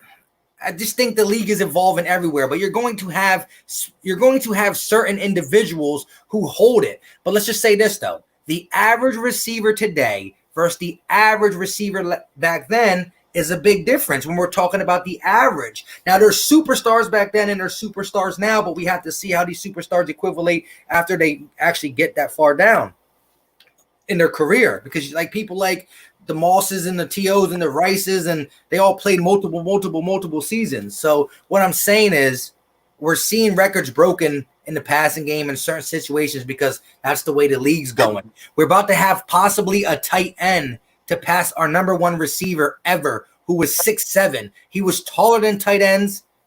You know what I mean? Like, and it could possibly happen in 2 years if Zach Ertz don't get traded. Yeah, but you also got to keep this in mind, Mike. Different amount of games in the 70s. You didn't play a 16-game schedule. It wasn't until I think 78, I want to say 78, 79, that they went to a 16-game schedule. So for a really good duration of Harold Carmichael's career, you had to do it in a fewer game sample size. Okay, but let me say this though, Gate.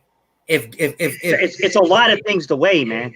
Gate, if Zach Ertz gets this done in year 9, he still has less games than Carmichael in year 13. Yeah, I mean, yeah, I agree. So what I'm saying is, I'm not saying 13 plus 13. But if we're judging, Mike, if we're judging the players in terms of how good they were, you got to weigh them by the era they're playing in. Nobody was better than Carmichael. Dudes are better than Ertz in this era. All right, I'm back now. Can y'all hear me? I like Ertz. Yeah, I hear you, bro. What I'm saying is, the general's back. Okay, what I'm trying to say is I agree. I'm not saying that Ertz is a more valuable player than Carmichael. No, he could have been the best in the league in his era. What I'm saying is somebody who's Hold on, real fast. What the heck did I miss? Y'all compare Harold Carmichael to Zach Ertz? What just happened? Because Zach Ertz is the guy that could break Carmichael's record. He's the guy who's got a shot. Catches. But he's not a wide receiver.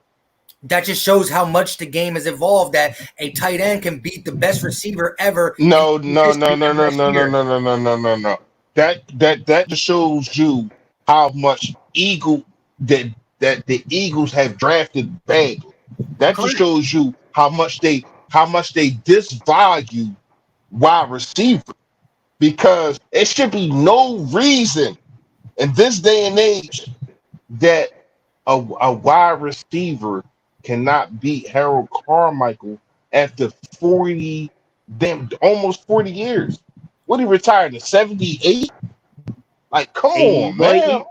I think he left the Eagles in like 82, but Gate, let me just still, finish this it's answer. 30 some not years, almost retired. 40. It's almost 40. That's what I'm Yeah. saying. And then let's not forget he went to Dallas. Oh my gosh. I ain't really know nothing about that. I was a baby when that happened. But anyway, um, so it should be no reason you got almost 40 years and couldn't nobody that you drafted or even brought in for a long period of time can even lead up to this guy's stats, man. Listen, everybody in the chat, if you not have done it, you got to go back about five, 5 months, no, 3 months, because I put it up again just because I wanted people to understand where I was coming from. I really break down this Harold Carmichael stuff. When he got inducted into the Hall of Fame, I broke down a reason why. And all the draft picks that we had drafted since Harold Carmichael, we only had that we drafted wide receivers. We only had two or three go to the Pro Bowl. You know how bad that is? Almost 40 years. Now, I'm not talking about guys that you pick up like Theo and all that. I'm talking about guys that you drafted. 40 years. Only three receivers went to went to a game. Like, come on, man. Like, it's ridiculous, man. I love this franchise, but I just feel as though they devalue, and maybe that's been changing it. Who knows? But I feel as though year after year they devalue the wide receiver position. Maybe they probably didn't do it when they got DJ and when they got Macklin and stuff like that. But them dudes didn't stay here because they brought in the evil empire. They brought in Baltimore. You know what I mean? So he got rid of that guy. But at the same time, man, we gotta understand that this franchise does not value wide receiver, and that's probably one of the reasons why we don't have more rings than we do. I love this organization. I'm always going to talk about the good with this organization, but if we keeping it real, I'm going to talk about the bad too. And that's one of Yeah. the bad things that this organization has done year after year after year. Is not being able to get talent. And we've seen that last year. Taking JJ off the Whiteside instead of taking DK Metcalf, probably because he's not a good locker room guy. I ain't trying to hear that. I seen a raw talent in Metcalf. I was People I ain't was taking hoping that we people. get Metcalf, but People ain't no, take we go with Metcalf JJ because of Arthur Whiteside. that. People ain't take Metcalf because they were so scared of that 3-cone drill because it was slower than Tom Brady's. But guess what? He can cut. He can make a slant. He can do all that stuff that people thought he couldn't No, do. but he has some issues. He has some issues. He has some issues off the field too, though, bro. It Right. wasn't nothing major. It was like him cussing out a coach or some goofy stuff. It wasn't nothing major, but certain things like that some kind of drive the Eagles away from picking up talent. You know what I mean? Hold up. First of all, I gotta Yeah. say two things. Two things. Wait. One, Gay City, I love you to death, my guy. And listen, I'm That's not good. saying nothing about Carmichael not being good in this era. I'm just saying the receivers, again, first of all, any 6'7" receiver, he goes a little bit different, is going to be dirty. Plexico Burris, all I that can't good hear stuff. You can't hear me? you. No, Gate City, can you hear me? I hear you. You got to come back in I and hear come you, out. Gates. I don't hear Mike. Tell him to come in and All come right, out. I'm gonna come in, come out. Gate, 6'7" receiver in today's game is going to be dangerous. You heard? Okay. Kind of. But because you're a stat guy, I don't know what you were seeing when you looked up Zach Ertz things. Zach Ertz has 525 receptions. You said 489. It was what was reported, man. I'm just reading what's reported. Oh, I mean, I went on to the actual, thing. I thought I remember seeing it differently. That's why I was like, what? He's at 525. Here's my thing, though, Mike. You look at Carmichael. The thing that ends this debate, man, Carmichael's the greatest Eagles receiver ever. It can't be. Listen. Hold up. The debate was dominated an entire era of football. I mean, no one in the Eagles have done that. Gate, I've never said that he wasn't the best ever. I agree 100% he was. What I'm saying is the Eagles suck at drafting receivers. That's one. And two, receivers evolved. Would you take Carmichael over Randy Moss? That's hard to say, man. Like, I saw Randy Moss play, bro. I wasn't even born until Carmichael retired. What I'm saying is it's just going to keep getting better. In 10 years, there's probably going to be another crazy dominant guy. What I'm saying is everything should be advancing. This is the way society goes, right? It's the way sports go. They're supposed to get smarter. I mean, we used to have cell phones that were a block. Now we got all this stuff. So as we get smarter, we're supposed to all just evolve as a generation. So there's no reason why we shouldn't. I never said that he wasn't the best Eagle receiver ever. We don't got many of them to say that. Yeah. But what I'm saying is, Mike, is when you look at the game, though, man, it's not just about the game evolving to a pass-happy league. It's about the rules changing. The era Carmichael played in, you could get mugged by defensive back. I understand that. You can't do that. But listen, what I'm saying is, does the receivers now playing have any control in that? Does the receiver? No, I'm not saying they do. I'm saying, though, when you're trying to take two players like that from competing generations. I'm not taking two players. Look, no, listen. Hey, I'm not taking two players. I never could try to compare Zach Ertz to Mike Carmichael. What I try to compare is the fact that receivers are getting thrown the ball more, so they're going to be more productive as a whole. As a whole, I'm talking world NFL wide. I'm not talking about just Carmichael on the Eagles being the best receiver. I'm saying the the receivers in the NFL in 2020 are going to have more yards than the whole receivers in the NFL back then. It's a different. We passed first, and they ran first. That's what I was saying. So my proof with Zach Ertz was it's changed so much. There's about to be a tight end who can compete with receptions to Carmichael because of the way the game changed. I never said Zach Ertz was better. I never said anybody was better. He could be the best, whatever. What I said is, you were asking me about Moss and Carmichael. What I'm saying is I can't give you an answer on that because you're talking about two completely different eras. Because I can tell you, I don't think Moss is on Carmichael's level. I think Moss would have never made the NFL back in the 70s because I think he's too little, too light in the ass. He would have got pushed around. That's my opinion. I don't know that Carmichael could have played in Moss's era because I don't know that the athleticism, the ability to sink your hips, separate from corners is the same. Real quick, and Gate, on that note, I said that to you to try to change the thing up, but my whole initial argument was that the game is changing for receivers' benefits, and that's why a tight end in Eagles history is closing in on his receptions in a lot less time. That was it. That was my whole preference, my whole argument. I said about now because I'm saying that like there's probably receivers now that you would want on your team other than Carmichael because of the way the NFL is going. But a 6'7" guy will always be a 6'7" guy. But what I'm saying is, but see, when you said 489, I had to recheck because I remember him being over 500. He's 64 receptions. That's what the article said. I know you ain't lying. No, I'm trying to figure. Let me find the article again because I've closed it out. Hang on. I'm only saying the game's changed enough that our best receiver might get overconquered in receptions only than our tight end. That's how the game changed. That's it. It was never who was better. I used the Randy Moss thing because you were taking me into a different thing. So I said, okay, let me just throw that out there. But it was never that argument. You know what I mean? It's all good at the end of the day. Yeah, Anthony Perry. That's my point. I love Randy Moss, but Randy Moss would have been Todd Pinkston in the 70s. He'd got manhandled.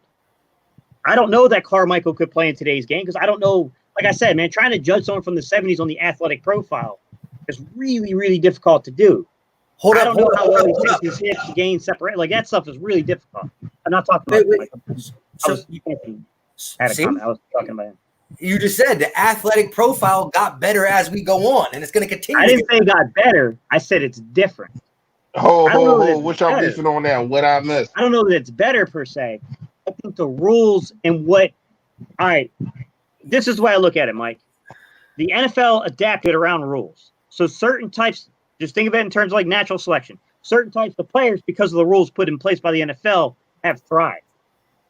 What happened and what thrived based around the rules in the 70s is a lot better and a lot different than what happened in modern day NFL. It's hard to weigh them, man. I shouldn't have said better. That's a bad way of looking at it. It's a lot different. So it's the rules, right, that dictate what comes out, what bears fruit. In the 70s, I think a guy like T.O. could have made it because he's physical. Moss is an athletic freak, but I think corners in the 70s would have did some dirty crap, man. Do you agree They got him out of here, man. Huh? Yeah. They got him out of here. Like clotheslines, Okay, but what I'm all saying is type. Like the league was different then. It was dirty. strength and athleticism is different. You know what I mean? Mhm. Athleticism Of course. is judged by the combine, right? You can judge athleticism solely by Not the combine. necessarily. No, I wouldn't say necessarily. But I get what No, you're saying, Mike. no. I'm saying only I get what athletic you're saying, ability. but yeah. I'm not talking about catching the ball skill-wise. I'm not talking about reading defenses. I'm not talking about the knowledge of the game. I'm talking about athletic. Who can jump highest? Who can run the fastest? Who got that's athleticism, right? And it's going this way. It's going up, not down. Guys, let me point something out, not to you, Mike. Some of you guys saying the athletes were simply better in the 70s. I have never seen anyone compare to Earl Campbell. Not one player. Just be real. Eric Dickerson in the 80s, 70s. I'm not going to say that, man. I think you could say that on the average. But there are dudes that, like Harold Here's the Carmichael, thing. Eric Dickerson, Earl Campbell. Those guys were different types. Yeah, but you got that, but you got your one in the gen. You got your one in a million, one in a couple thousand that do that. And here's the thing: you were able to, when you were dominant, you were able to expose your physicalness. You was able to expose your athleticism more than what you can today. Because first of all, it's a lot more guys that's athletic. Number one. Number two, you That's can't what do I'm the gonna dirty say. tricks That's the whole that thing. people used to be able to do. Yeah, exactly. Yeah. You can't do the The game was what's going more on, physical. what's going on, There's no, EDP. You there's no can't do Jack the Tatum taking your head off. Listen, the game was more physical back then. It's more athletic Exactly. now. That's what I'm Exactly. trying to say. What I'm trying to Because- say, listen, sports is trying to limit injuries, so they're trying to take the but crazy. but it was athletic then. Hold on, Mike. It was athletic then. You still had freak. You still had freaking nature. Harold Carmichael was a freak of nature, bro. You didn't have a Exactly. receiver that was 6'7", Yeah. 6'8", just dominating corners. Point blank. That's You freak of still nature. don't have this. Name me one person that you. I get it, but you can't just say that that's it not wasn't nobody athleticism. doing it, because you got to understand it's still it. How is what to be able to 6'7" be is- 6'8" and to be able to Mike, answer me this. What other 6'8" receiver you know? I don't. Exactly, because That's it's what he's saying, athleticism. Mike. People don't play that position at that height. People don't play football at that height, bro. You know what I mean? So you can't say it's not athleticism. Harold Carmichael was an athletic beast. Just break down some tape, bro. No. I'm gonna Listen. send you something. We On. got. I I'm gonna watched send him you something. play. I watched him play. I seen the high. Listen, I'll give you this. Nobody that size should do what he did. So there's the athleticism. I'll give it to you. I admit when I'm wrong. All right, that's perfectly fine. What I'm saying is, generations have got more Why you keep athletic. going out on my show, man? Gate, I let me gotta ask you come this. back, Gate, man. this is You all keep I'm going gonna say. out, bro. I'm listening, guys. Do you think? Hey, Gate, say something. Hold on, Mike. Gate, say something, because I can't hear you. Can you hear me? No, I can't hear you neither. You can't hear me? What the fuck, Gate. man? Okay, Gate. Listen. What I'm saying is, I'm not talking about the one freak of nature in the 70s, and then the 80s, and the 90s, and the 2020s. I'm not talking about that one guy who stands out around the rest. What I'm trying to say is that on average. I got you. the average athlete You're talking on average. has got better. But Mike, that's still tough though, man. But let me ask you a question. If you take away all the modern technology around pads and helmets, are dudes going into each other and doing the things they're doing in today's league? Or might they be a little more reserved like they were back in the day? I can't. That's besides me. But what I'm saying is this: people have better diets. Why do you think LeBron is so LeBronish? It's also part of the world getting better. It's supposed to get better. We're not supposed to go backwards in life. Not. He said not backwards. It's not necessarily a backwards or forward thing, I don't think, Mike. I think it's just the rules dictated things. You get what I'm saying, man? I think it's the rules dictated it. Like if a dude is a big, lumbering, slow receiver, but he's physical, he's going to have a heck of a time winning in today's NFL, right? I mean, quicker guys that might be shorter than you can get around and get the ball. Now, let's be real. Michael Irvin was a pretty physical receiver until Dawkins hit him. Sorry, Dallas fans, I had to, but they probably going they don't rock with us this long. Let's flip this. I agree with everything you guys are saying, but what started this whole conversation was I said the NFL is evolving in passing, and so I only use Zach Ertz to show you that a tight end can possibly pass in receptions only. Our best receiver because of the way the league's going. That was it. I had nothing else against that. The old school players who are dominant are still them dudes. They're still freak of natures. They're still athletic. They're still the best among their genre, and they're better than some of the people nowadays. I only said if you see a tight end in 2020 catching balls like a receiver, it's because of the way the NFL's going. That's it. It was always just that. It was never about player versus player or that. We changed it to that. So let's jump to something else so we can keep going. Hang on, Mike. We got to read this comment. Pull up Philly Take with RB's comment at 11:26. He said, what's going on? 11:26. There you go. I damn near watched the whole baseball game and uploaded again, and they're still going and screaming. Yeah, we got a little chippy right now. That's how we do it, bro. What do you think we did in here? Hey, man, it is what it is, man. You already as soon as Mike brought up Adrian Killins, I know it was going to go off the rails. No, but again, yo, that's crazy. That's how that started. No, that was like an hour ago. That's what first moved us the opposite way. But yeah, and then I started talking about Carmichael and all that kind of stuff. Hey, only the realest of the real is still in here because we went from like 93 people watching down to 60 because they were like, "Damn, Gate and Mike arguing, and we ain't about this." Hey, I don't get to hear our private conversations, though, Mike. Huh? We do this all the time, guys. Hey, I seen EDP in here, man. Shout out to him if he's still in here, man. A lot of people still rocking with us. Huh? Yeah, it was really him. Yeah, ADP that was real. Because there's so many big accounts, I don't know which one is real anymore. Sometimes. Oh, is there? I ain't know. EDP 445. Well, shout out everybody still rocking with us. Vic 3, Be More Philly, Murphy Kenzo as always. Eagles be rocking. Philly Take for R&B, man. Shout out all y'all, man. Still rocking with us. Where we at? We had 3.5 hours as usual, and it's crazy. We was only supposed to go 2 hours. As always, he was only supposed to go 2 hours. You see, my man, he clocked out fast. He said, "Hey, yo, give me my time card, my lunch pail, and my helmet. I'm out of here." Yes. Yo, but at the end of the day, like for people who think me and Gabe really know, this is what we do behind the scenes, anyways. Because again, it was always with a smile. It was just the funny part is it got a little deeper and deeper and deeper. But my whole president is that athletes are just a little bit more athletic now. I'm not talking about the superstars. I'm talking about the average Joes. I'm talking about the average Joe. The average Joe athlete is a little bit more physically, not physical, but like gifted in like height, weight, size, and all that average. But anyways, hey, hold on, Charles. Once again, I'm not going to keep explaining this to y'all. We didn't shortchange y'all last week. We went on somebody else's page and they cut it. We don't got no control over that, man. But once again, shout out to everybody. I know it's more people in here that's commenting. If you still in here, man, give me a hashtag BBP. Body bird, body bird. You're used to you're used to your what's it called? Your sponsor.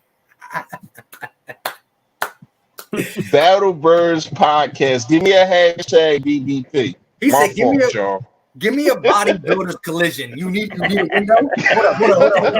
Hold up. He's like, you need a window? Hey, yo, that's exactly what I was about to say. Though. That's crazy. Yo, you were like, BBC, bodybuilder collision. You need a window? You need a bumper? You just want to estimate? It's so close, though. It's really so close. That's crazy. I never even noticed that it was that close, man, but it's so close. Look at all the hashtags. Hey, for you guys waiting on these podcast episodes that are going to get released, I'm going to tell you right now, this is how it's going to be. It's exactly how it's going to be. Because the first one we're releasing is top 10 quarterbacks. If you think we agree on top 10 quarterbacks, just listen. You're mistakenly wrong. You're mistakenly wrong. And then we're going to do running backs. It's a lot that we got going on. We probably go through the top 10s, wide receivers, tight end, all that, and then we're gonna get into other stuff, man. BBB. I think you meant BBP. Yeah, I know. Yeah, hey, Jalen, I try to tell you, I never even noticed that, man. Hey, see? So if it's my guy, man, my guy.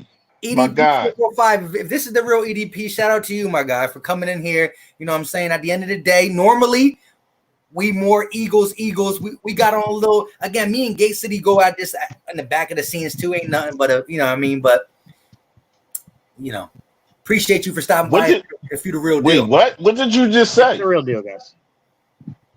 I said we go at it, you know, but it is. Okay. Hey, listen, if that's a fake one, he good, because I watch his channel and all that, and that looked like the picture to me. That looked like the name to me. So if that's a fake one, I don't think it is though.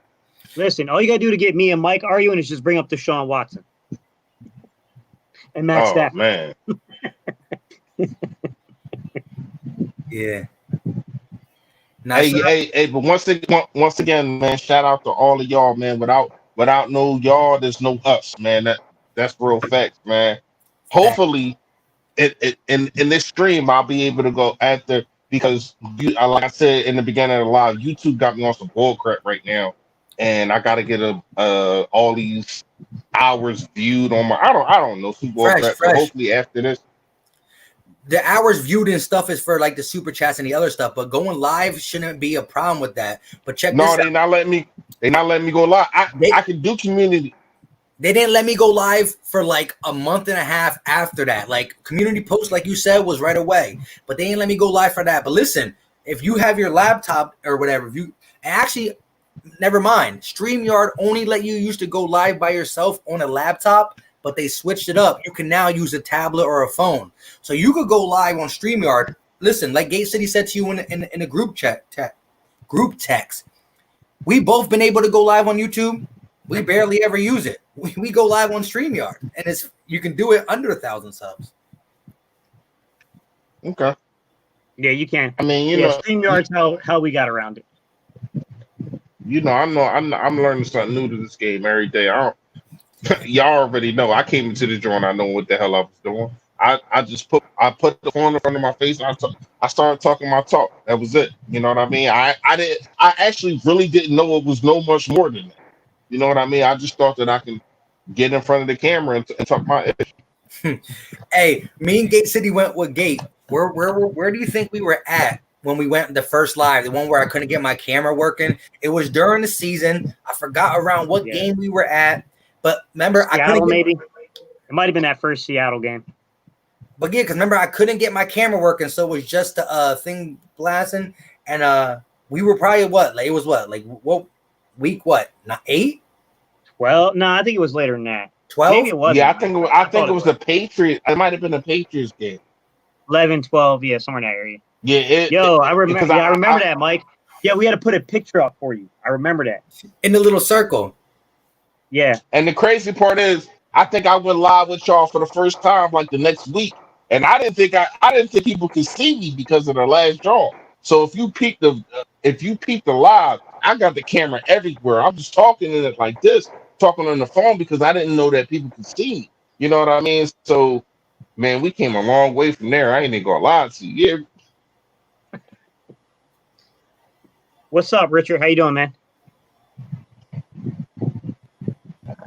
Hey, yo, shout out to Chris. He said we need this show on 94.1 WIP in Philly. I think they're going to need me to move Hey, up to listen. Philly to do that, guys. No, not in this day and age. You hear me? But not only that, like they ain't ready for me. They already got one guy to give them a raw. Shout out to Ike Reese, man. Ike Reese, he just had Theo on the joint. He had him on yesterday, but they did a recap. Yo, he was giving Theo the business, man. He was. I ain't gonna say giving him the business, but he was kind of calling Theo out because he was basically asking him like, yo, like what happened with you had a good year, and then what happened? And Theo was like, well, McNabb didn't back me like how he backed Westbrook, which he didn't. You know what I mean? But Theo was trying to make himself out to be the good guy, like he wasn't doing nothing wrong. And shout out to Ike Reese. Ike Reese was like, man, I don't know if you forgot, but I was there. Like, yeah, you can't tell me. You was tripping. You know what I mean? That next year he was tripping, but I felt as though a lot of it was his agent trying to push him out, like kind of how Jamal Adams is doing now. You know what I mean? Coming at his coach and all that kind of stuff. That's what Jamal Adams is doing. So I thought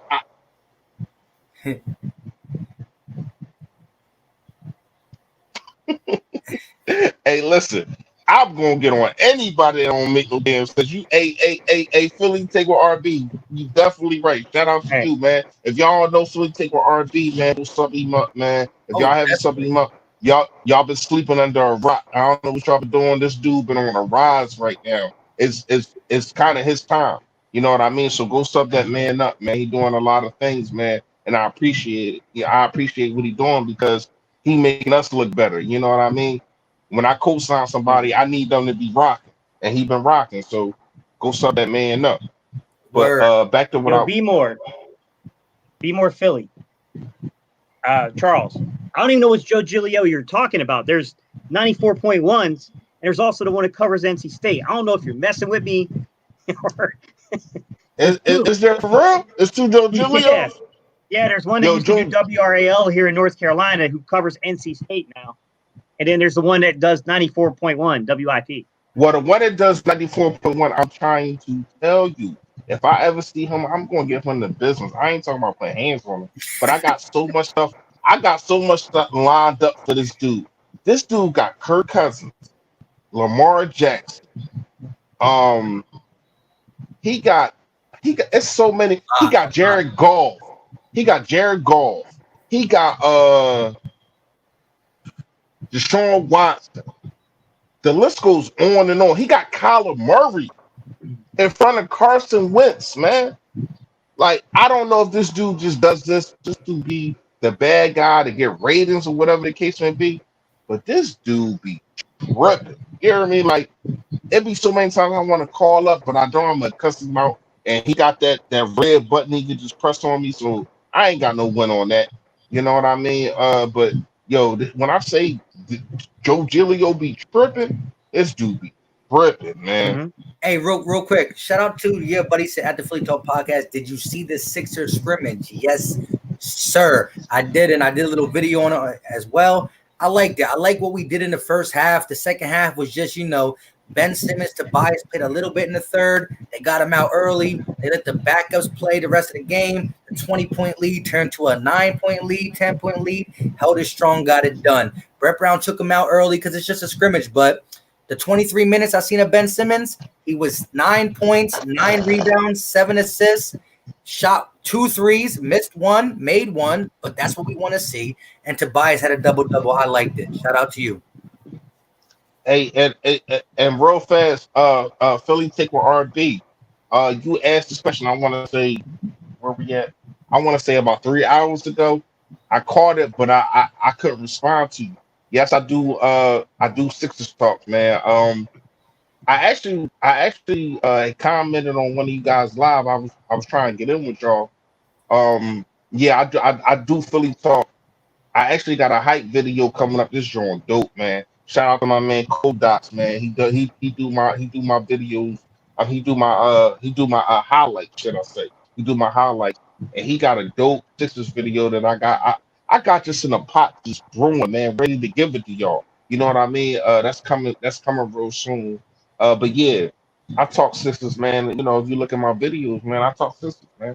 I can talk. I can talk football. That's my thing. I can talk basketball. You know what I mean? I'm really not that good at baseball. I'm all right, but hockey, I don't even know what the hell I'm doing. So I ain't even gonna try that. Let me play something for Murph and Charles. They keep trying to come at me for the NC State stuff. Hang on, man. I got something for y'all.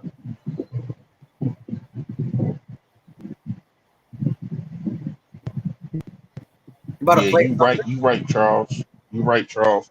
He. Let me ask y'all this real fast because you know I Real quick. I'm with it. whenever y'all ready, man. I'm ready when Dude, y'all ready. But real fast, I'm gonna ask y'all this real fast because me and Charles, we've been texting back and forth. We both was listening to the TO situation. I want to know real fast. Damn, like, do y'all feel as though McNabb was hating on TO because of all the love he got and all the dislike that McNabb got with the draft, the booing of the draft? First of all, it was only like 10 people there. 10 people, only 10 people booed him. Like, for real, for real. It was only 10 people there at the draft that booed him. And he took that to slight all these years. You know what I mean? And when T.O. came, they made the song T.O., T.O., T.O., all that kind of stuff. And I felt as though he looked at him like, really? Y'all gonna do this? And I felt as though he do that with Carson Wentz too. Like, yo, like y'all just love this guy. But when I came here, y'all booed me. And anytime I did things bad, y'all booed me. Y'all wanted me. Y'all want. I ain't gonna say people ever said they wanted him gone, but they was on his top. You They know what were. I mean? So I I want to know if y'all feel as though that McNabb was hating on T.O., not wanting to get paid, saying I don't endorse other players, I don't get into contracts and all that, but then vouch for Westbrook and get him paid. You know what I mean? I'll go like this. I go T.O. being the name that he was. We knew he wasn't going to be that guy to throw to hype up McNabb saying that I'm doing my thing, but that's my quarterback. Like he cried for Tony Romo. That's my quarterback, man. No. Yeah, yeah. Again, if he was more throwing some of his success to McNabb, I think McNabb would have did it back. But like you said, how Eagle Nation embraced him, back-to-back NFC championships.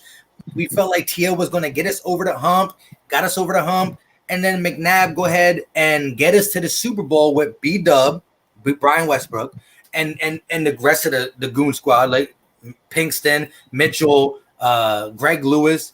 I felt like, come on, man. Now we Pat got Lewis. here. We did it without him. So, yeah, as much as I feel like McNabb could have been the bigger person, I feel like all T.O. had to do was just give a little bit of respect to McNabb, and McNabb would have been okay.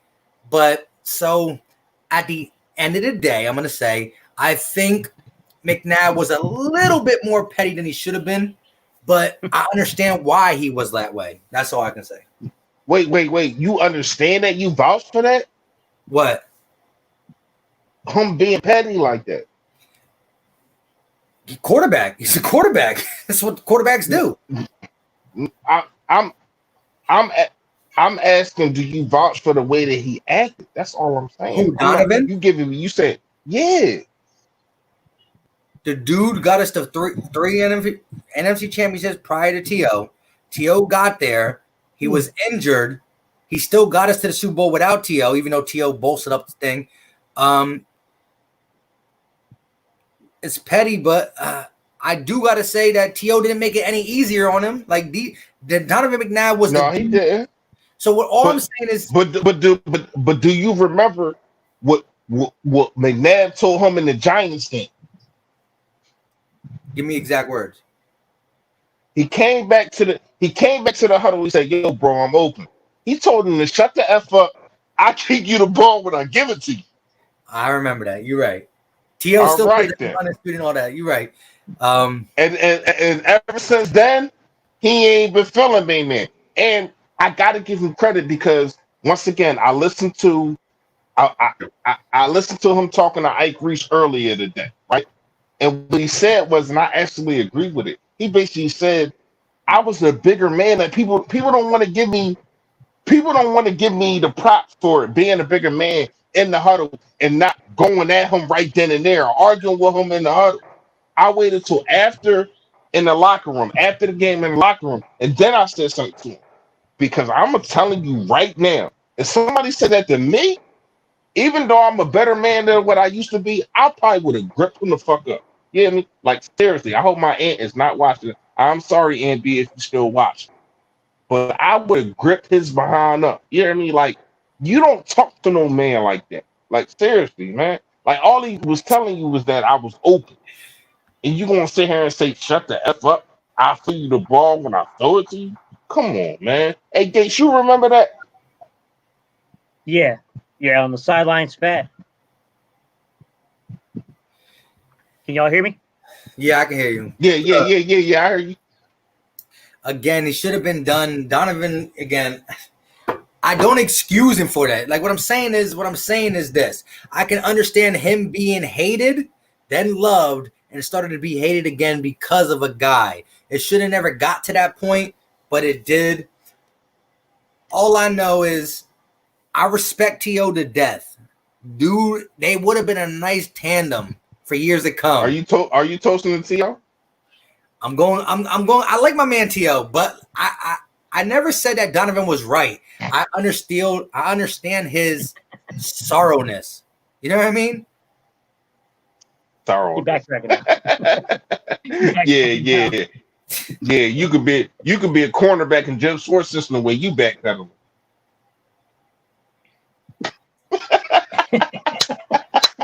Bro, let's just say this though. At the end of the day, McNabb is my guy. He's my guy.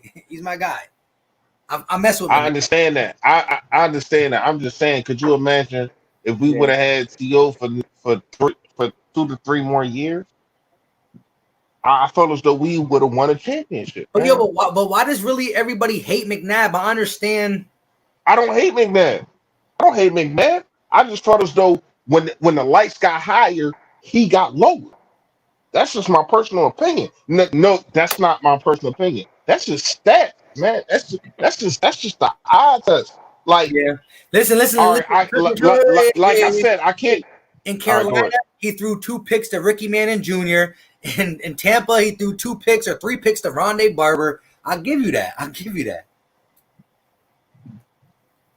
And then the Super Bowl, you just left out the Super Bowl. Yeah, but that LJ Smith pick, I mean, it was in his hands. He should have called it. Yeah. Well, I'll say this, man. Mike skirted that question the way I'd be skirting. So, Steve, you think they're gonna make the roster? You give me one throw. First of all, hold up, Steve.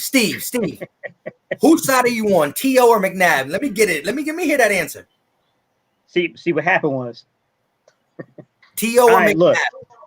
Look. I think McNabb was more important to the organization than T.O. was, but I think he was wrong in what he did on the sideline. I thought he handled it the wrong way.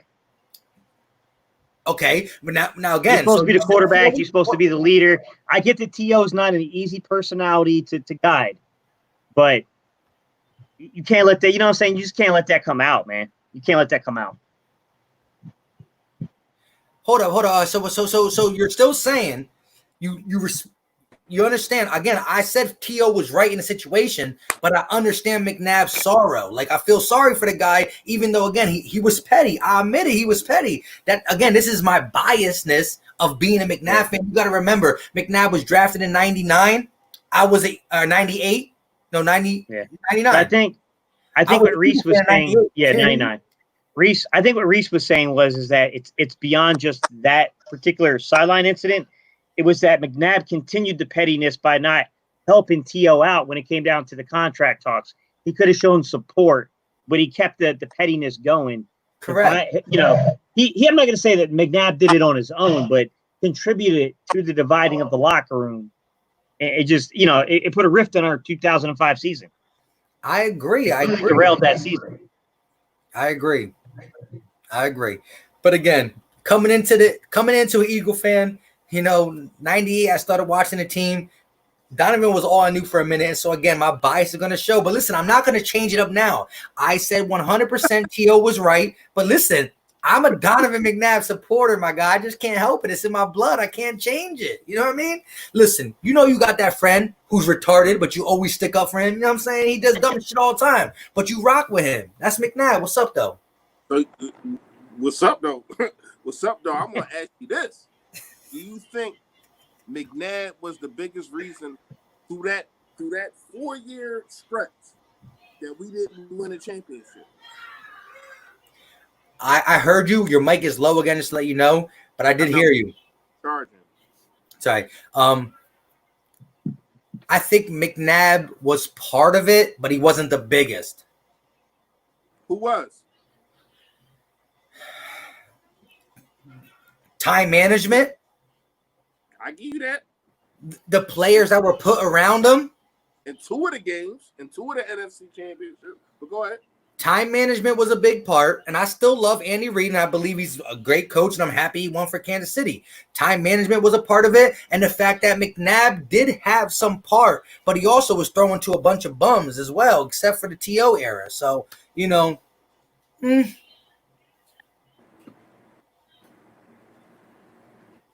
I just feel as though McNabb, can y'all hear me? Yeah. I just feel as though McNabb is petty Eddie, man. Like, seriously, you get mad because Philadelphia fans embrace T.O. Then you get mad at basically you was like when he was working for ESPN in 2017, he was hating on Carson Wentz, bro. And the reason he was is because we embraced Carson Wentz because he came out there gunslinging. He came out there doing what he was supposed to do, and he looked like the MVP of the league and should have been the MVP of the league. And you got this guy in the background just saying, "Oh man, I don't know about Carson Wentz. I don't know about this. I don't know. What don't you know about? You see the guy, man.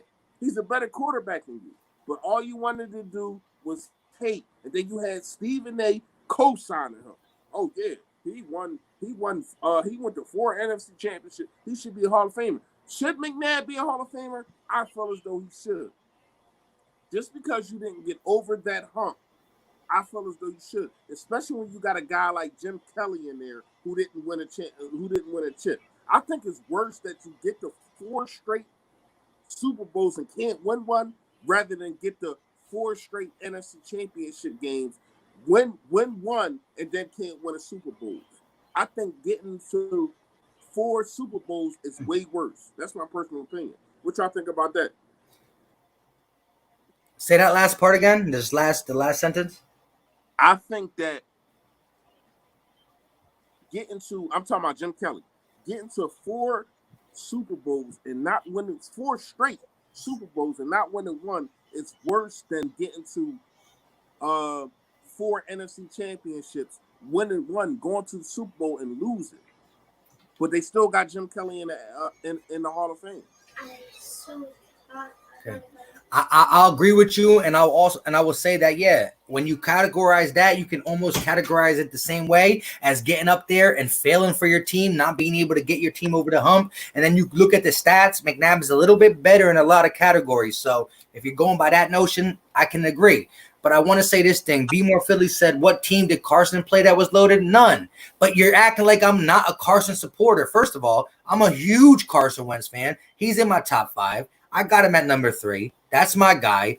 I pick him over a lot of quarterbacks, not named Mahomes and Wilson. But I'm saying my generation, I watched McNabb play my whole life. I love him. Would I take him over Carson? No, sirree, Bob. But I do love some McNabb. And I'm going to tell the truth. It's an opinion. First of all, when you say the argument between Owens and McNabb is an opinion, maybe I have the wrong opinion, but I'm not going to lie to you guys. You know what I mean? I think McNabb was petty, but I still like him. Yeah. But I also want to answer this question real quick. Do y'all think that we could have got a ring with Michael Vick? I've said this in other streams, and I'm gonna say it one more time. I said that everybody who would listen to me that year in 2011, where the Green Bay Packers won the Super Bowl, that whoever wins this game, the Eagles or the Packers will go to the Super Bowl and win it. Or just not win it, but go to the Super Bowl. I have it on post on Facebook. I can maybe get one of them again. I said it. Whoever wins this game is going to go to the Super Bowl. And they beat us by a last-second interception. Tramon Williams against Michael Vick. It was only like second down. We didn't need to throw it deep. It's okay. Michael Vick was that man over there. And we lost. But then every other team the Packers beat was a lot easier than the Eagles. And they end up beating the Steelers easier than the Eagles. And so it's shoulda, coulda, woulda. But I said it. I got the post. I'm going to pull it up one day and put it on a community post. I said, whoever wins this game in the wild card is going to the Super Bowl. It sucks that we got the Green Bay Packers who got hot in 11 at the wild card. Go ahead, Gate. All right. Hey, two things. I can't hear you. You're breaking up. No, you're going to go out. You're just breaking up.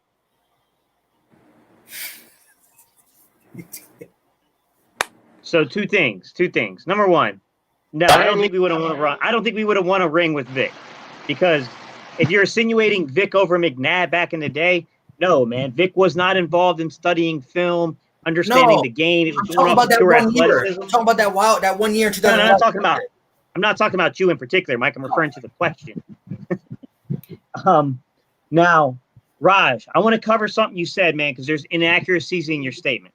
Who? Raj at 11:52. T.O. played 14 games, man. T.O. was a big reason why we clinched home field. I can't agree with that statement, man. T.O. had 1,200 yards, 77 receptions, 14 touchdowns. Bro, he was a huge reason why we made it to the Super Bowl. He looked it up. Now, I get what you're saying. McNabb had to go win the games in the playoffs. But T.O. put it up there nice and easy. Hold on. T.O. was a pretty big part of that. But I can say this, though. I agree with you. Listen, T.O. on the Eagles was unstoppable, and that's why I wish it would have worked out. But let me say this, though. We've made it to the playoffs, and we made it to the playoffs. But where we needed T.O. was to get us over that NFC Championship, and he wasn't there. And we beat the Atlanta Falcons, a la Michael Vick, Algie Crumpler hit. You know what I mean? Yeah, but that team, that team really wasn't. It wasn't a good team. Man. I ain't gonna lie to you. But you got to make the Ward Dunn and Michael Vick combination. They were really good on the ground. Raj, I will warn you. You also got to understand that. You don't want to test me on football knowledge, bro. I will bury you. You're wrong, bro. You're straight wrong. Who? I'm not saying T.O. was the sole reason, but you've already put inaccurate statements to begin with. He played 14 games. Oh, man. He caught the league on fire. 1,200 yards, 77 receptions, 14 touchdowns. I'm gonna take my headphones off. He gonna be a while. Like, hey, Mike, you got a Snickers? Hey, Mike, you got a Snickers? You got a Snickers, man? You're good. No, you made me forget what I was just talking about, Steve. I ain't gonna lie to you, man. What was you just talking about, though? That joint that you just had up. We was talking about Vic, right? I want to clarify one thing. Yeah, Vic, go ahead. Look, I just want to clarify one thing. One, where T.O. was that dude for Philly, I wish it would have worked. Two, I do like Donovan McNabb. And three, when I said Michael Vick could won the Super Bowl with us, it wasn't over what Donovan McNabb did or in that era. I said for 2011, I'm going to pull the old Facebook post that I got. I was about to ask you what. I thought it was a MySpace that you was talking about. Nah. You talking about, I'm put an old comment. I'm like, what you talking about? I stopped MySpace in 2009. You know what I mean? MySpace? What you talking about? Black Planet? Nah. Y'all know that about Black Planet, man. Don't. That was like 2001. Hey, yo, anybody see T.O.'s run a race Tyreek Hill? Yeah, supposedly he ran a 4.4. A 4.42? He ran, yeah, 4.45. 4.45. 4.45? Supposedly, but a lot of people saying that it's doctored, but I ain't gonna lie to y'all. If this was last year and with all the receivers we had going down, I would have probably made that call. Yeah, but look at this. The reason I can say the doctor might be, I mean, he if you look at the distance that he finished behind Tyreek Hill, it don't look so doctored. Yeah, no, I mean, No, to be real with you, the difference between I a just don't know 4.3 and if a it was a 4.4 is not 40-yard that great. dag. I'm just saying I just don't know if it was a 40-yard dag. That's what I'm Yeah. saying. It looked like 30 yards. That's all I was saying. That's why I said doctor. It didn't look like 40 yards. Raj, let me just show you how stupidity this is. Without Wait, what you talking T.O., about? there was no Super Bowl with McNabb. All those games are lost without him. You got one in with McNabb.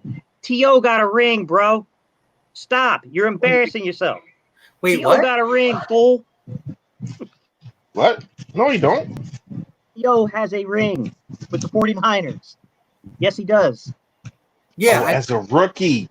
I know that, but what I'm saying Does is, he though, have a ring? Oh, yo, I really forgot. He really got a. That's crazy. Yo, I forgot about that. I knew. Go ahead. No, No, well, because now I was about to get in a TO Hall of Fame rant and how they had him waiting with a bunch of bullcrap, and I forgot that he had a Yeah. freaking ring. Like yeah, what? he should have been in. Listen, the whole TOA stuff was bull jive, as my man Shannon would say, bull jive. T.O. is that dude. The only people you can honestly say maybe no, he's that dude. He the second best wide receiver ever to play the game. I don't want to hear no Randy Moss stuff. I don't want to hear that. No, I'm with you. I'm with you. Sign me up. It's Jerry and then it's T.O. It's no debate, man. Sign Like me it's up. no debate. Sign me up.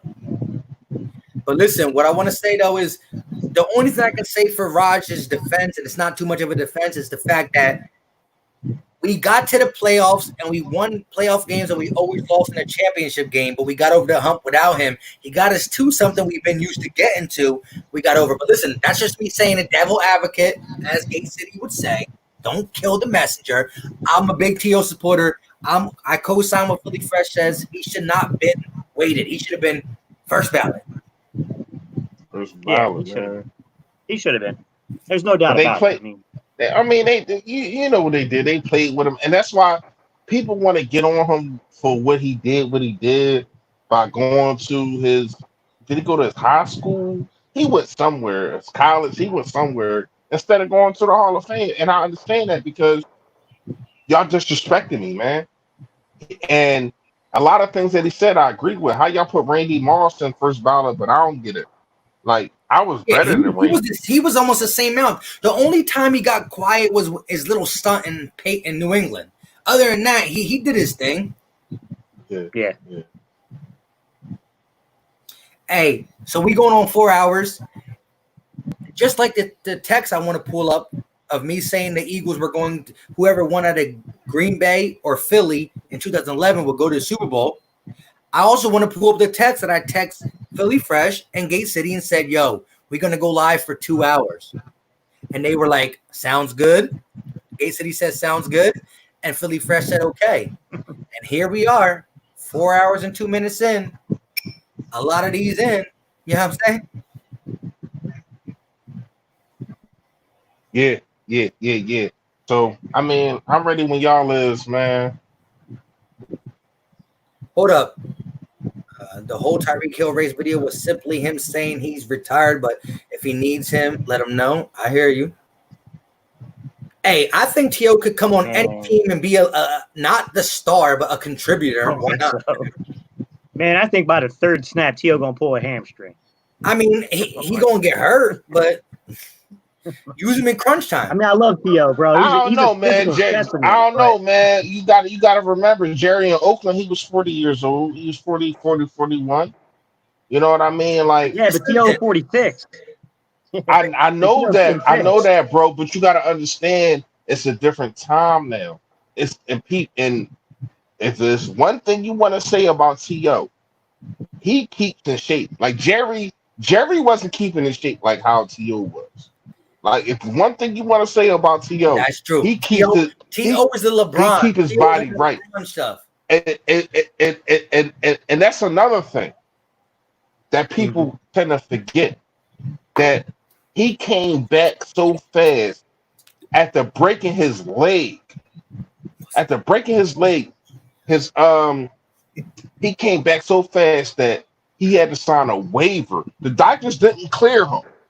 I don't know if you can do this now, but the doctors did not clear him. He had to actually sign a waiver. Like Yep. if I get hurt, the team don't gotta pay for nothing. I'll pay for it myself. You know what I mean? So he signed the waiver and balled out in the Super Bowl. 13 receptions. It's crazy. I think he had the same. He had the same amount as Nelson. Triple A alligator arms Aguilar. Man, You almost that's great. slipped up. I almost called him his name, but nah, man. I'm a little saucy, but nah, he ain't gonna get me like that. He ain't gonna get me like that. But anyway, so he did all that. He put his body on the line. He wanted to win. This is the kind of guy this is the kind of guy you love, man. A guy that wants to win. You know what I mean? And Hold up. what happened? Be more. Come on now. You're saying the very first year that Alshon Jeffrey came to us, the year that he was dirty in Chicago, and he told Carson Wentz, I'm coming to Philly to play with number 11, and we are going to win the Super Bowl. He was a number one receiver. Stop it. Hold up. The reason he didn't have 1,000 yards was because of how Carson Wentz spread the ball. Nelson Aguilar, I done did it. Triple A had 500 receiving yards. Zach Ertz had like 800 receiving yards. Torrey Smith had like 400 receiving yards. A lot of people had a lot of receiving yards, but Alshon Jeffrey, hold on. I get everything that you said, and I know Gate City, you probably on the side of Mike. I'm on the side of you, Mike, but kind of halfway, because when we talk about number one receivers, he doesn't compare to the other number one receivers in the game. He doesn't compare to a OBJ. You know what I mean? He doesn't compare to a big. He doesn't compare to a top 10 receiver. But let me say this: in 17, there's probably only like 14 receivers or 13 receivers I would have took over Alshon in 17. Maybe I'm not saying he didn't have a good year, bro. What I'm saying is, when guys, man, you gotta understand when you got Alshon and then you got B-Hop, it's no comparison. That's what Charles is trying to say. One? How are you defining number one receiver? A number one receiver is somebody. A number one receiver is somebody that you scheme for, somebody that you double every single play. Alshon is not that. You know what I mean? He's not that. Let's keep it real. Yeah, but even when he came over in 2017, he was not getting double. He was getting one-on-one coverage. Even in the Super Bowl, he was getting one-on-one coverage. That's why he was balled out until they put Stephon Gilmore on him. Let me ask you this: Do they double team Amari Cooper? Huh? Do they double team Amari Cooper? Some teams, yes. No. What you mean? No, they don't.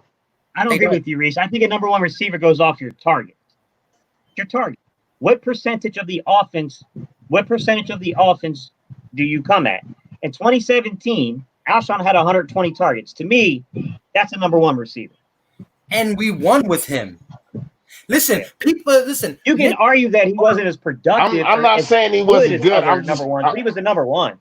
He wasn't the number one. And he wasn't the best. Was he our number one? Yes, he was. He would have been number one. That's different. He would have if you had to go all the number ones in the NFL, he would have ranked no farther than 15. So he would have beat out 15 other teams' number ones. I'm telling you. That's more, bro. That's more than half the league.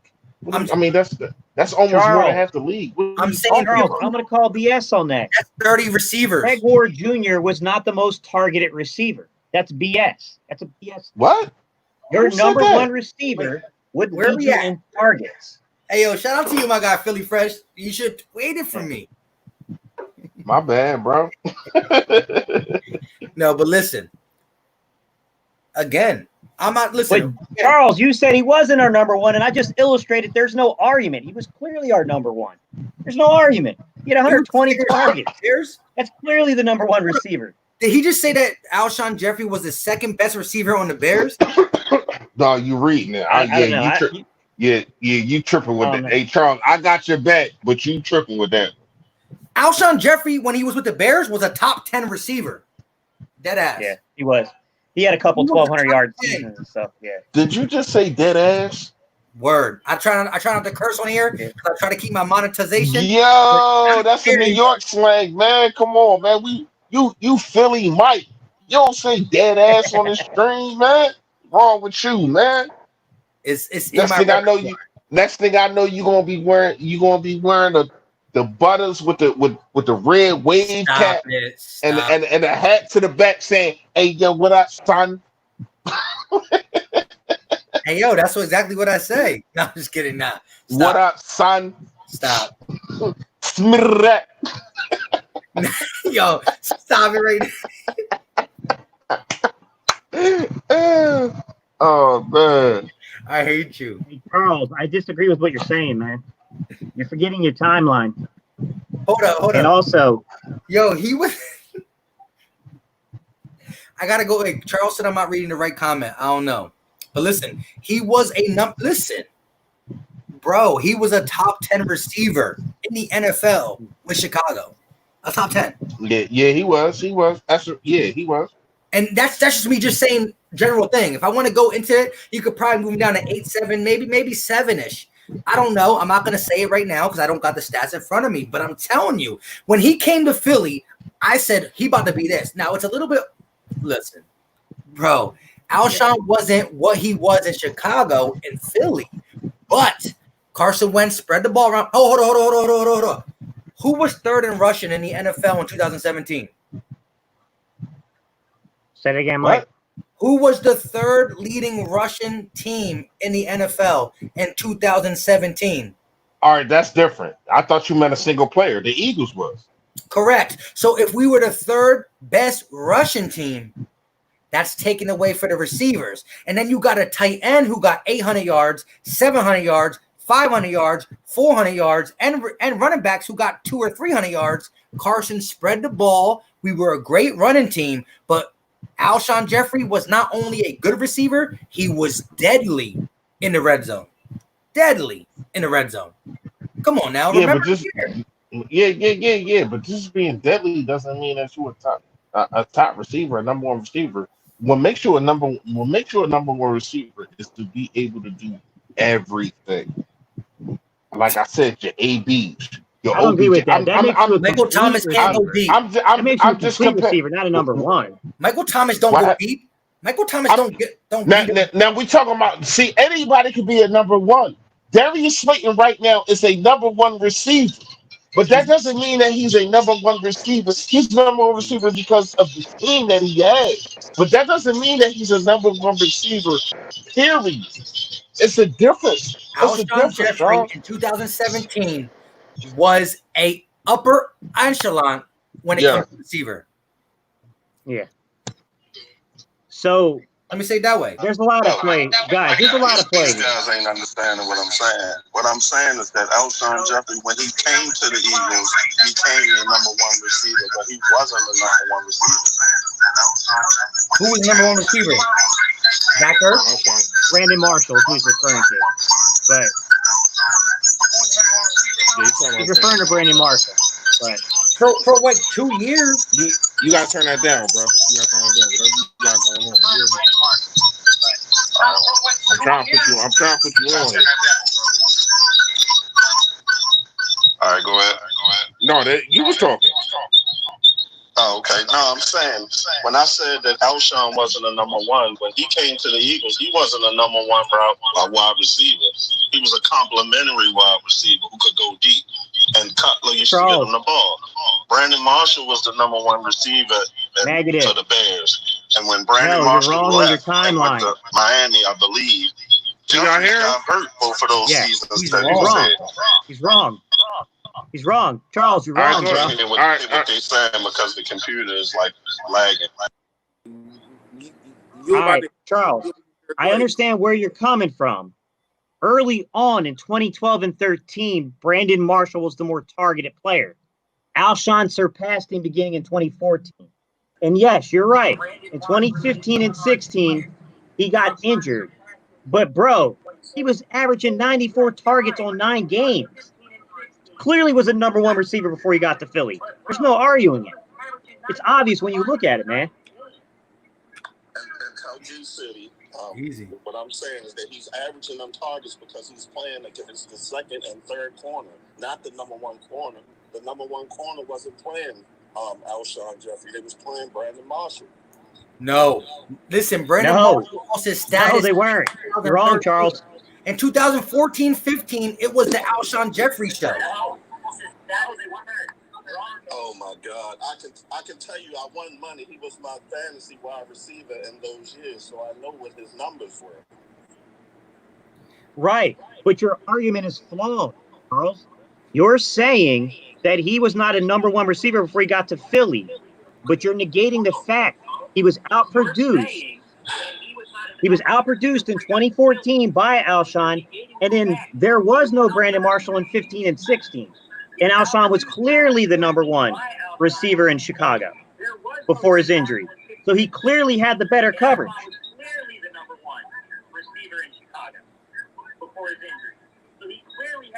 It's not debatable.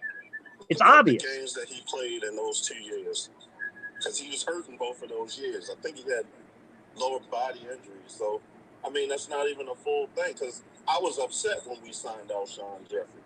Because I'm like, he's not a number one wide receiver. Oh, my God. But that doesn't negate, Charles, you're wrong, bro. It doesn't negate the fact he was their number one receiver. He did play the best corner. He already had the role before he got to Philly. You're wrong. Charles.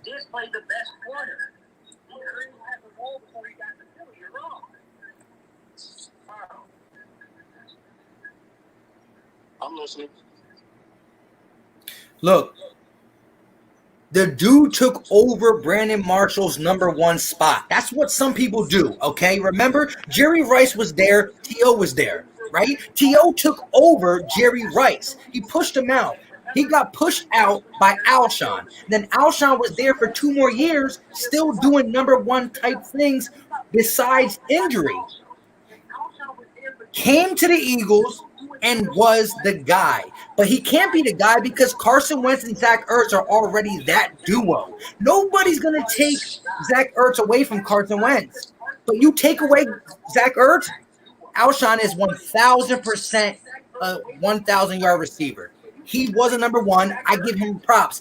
You can't name more than 15 receivers better than Alshon. And there's 32 teams, 2 receivers on each.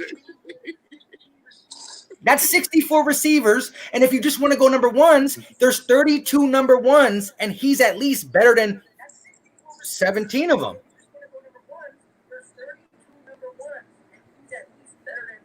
That is a number one.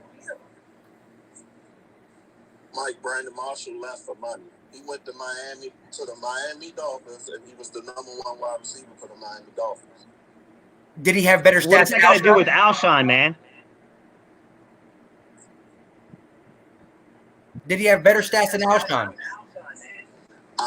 You're saying that Alshon replaced Brandon Marshall because he was better. Correct. He didn't replace him because he was better.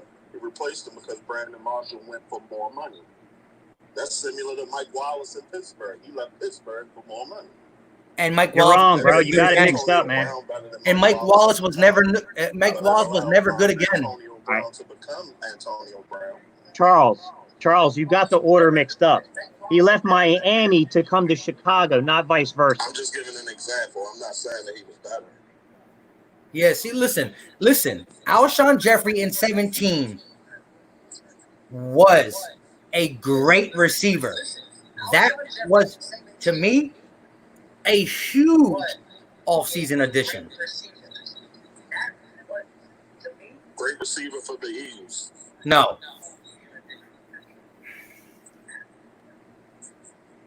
I don't know.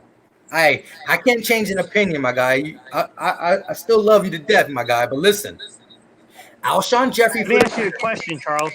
Why do you say that? Why do you say Alshon wasn't a great receiver for Chicago? Alshon and Aguilar had similar numbers in 2017 almost. Carson Wentz uses tight ends first and spread the ball around. Listen, Nelson Aguilar's on another team. Is he ever going to compete to Alshon Jeffrey stats in Chicago? Nope.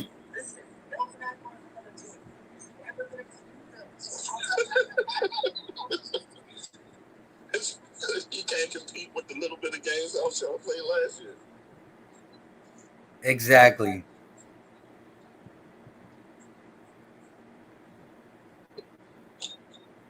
But Charles, let me ask you a question on your Nelson Aguilar point.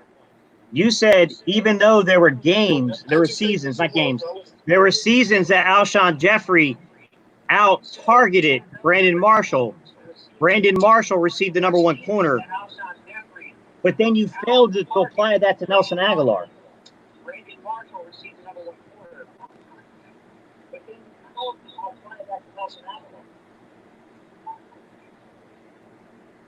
Say that again.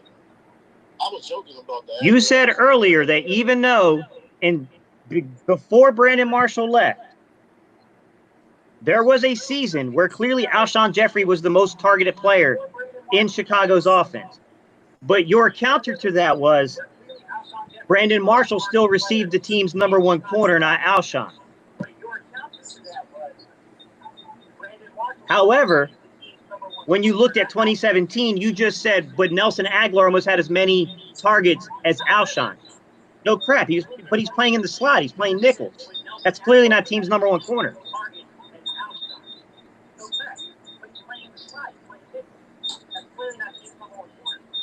No, I didn't say he had more targets. I said he probably had lesser targets. I know their yardage was around the same. It wasn't too far off. Then what you're right, because I don't understand what your argument is, because clearly Alshon, and even though he got injured, he was clearly the number one receiver in Chicago in 15 and 16. In 14, it's arguable to say that he was the number one receiver because he had the most targets. I get your pushback in 14, but I mean, there's an argument there. I just can't see how you can rationally say he had no experience as a number one receiver before getting to Philly.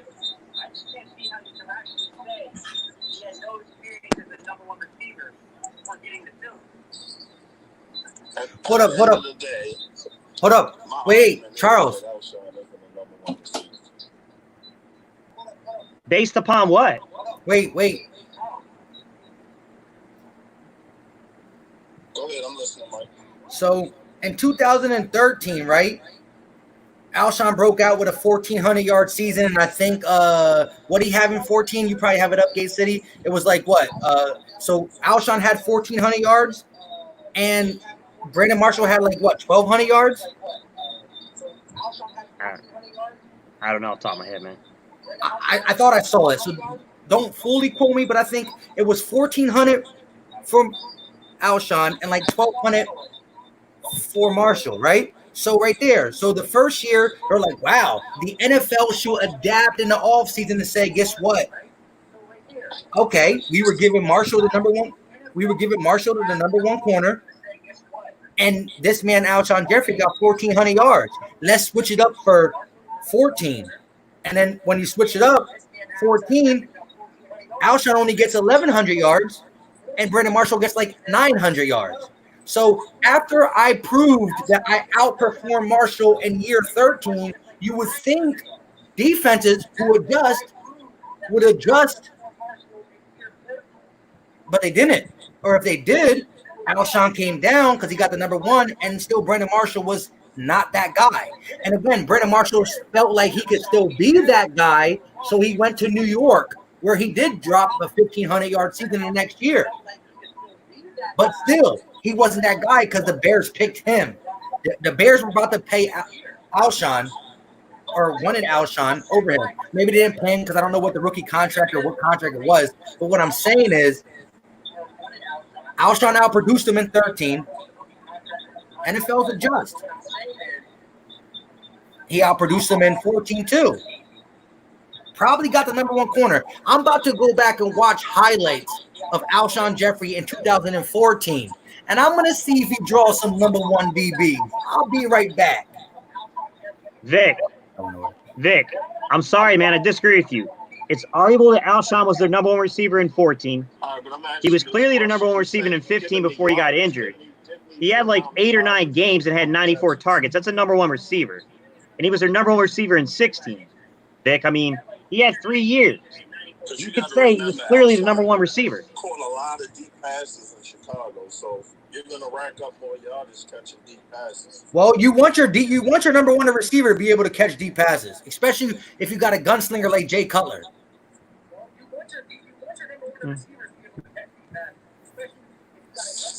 I forgot they had Jay Cutler.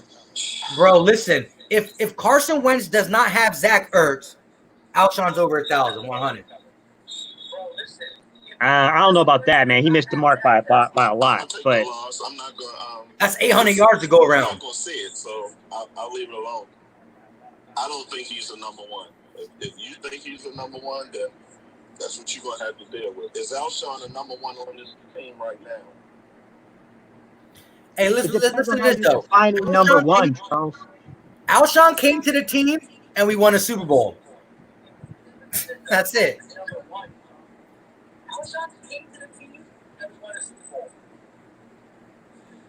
Torrey Smith came to the team and we won the Super Bowl. Who had more yards? Came to the same team and we won the Super Bowl. So Who- you can't who- just who- say it's all because of Alshon. Who led the receiver group?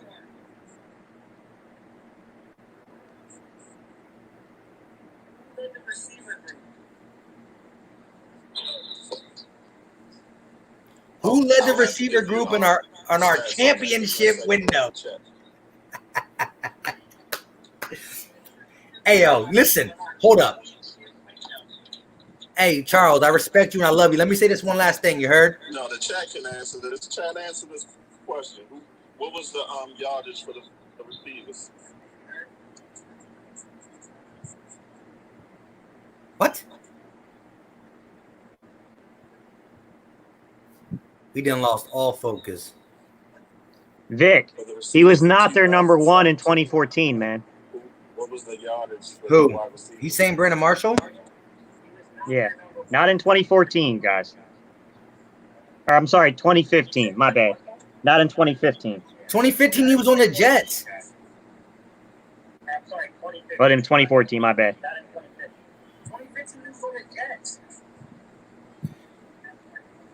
Hey, listen. Nobody You know remember what I'm gonna do? Listen, Charles, I love you to death.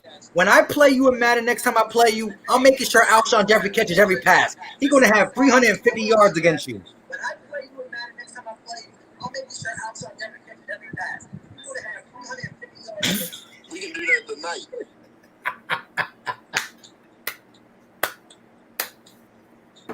Shout out to my guy, Charles Smith. Vic, a number one receiver, simply put, is defined by the actual attempts you receive. It's simple. Why make it harder than what it is?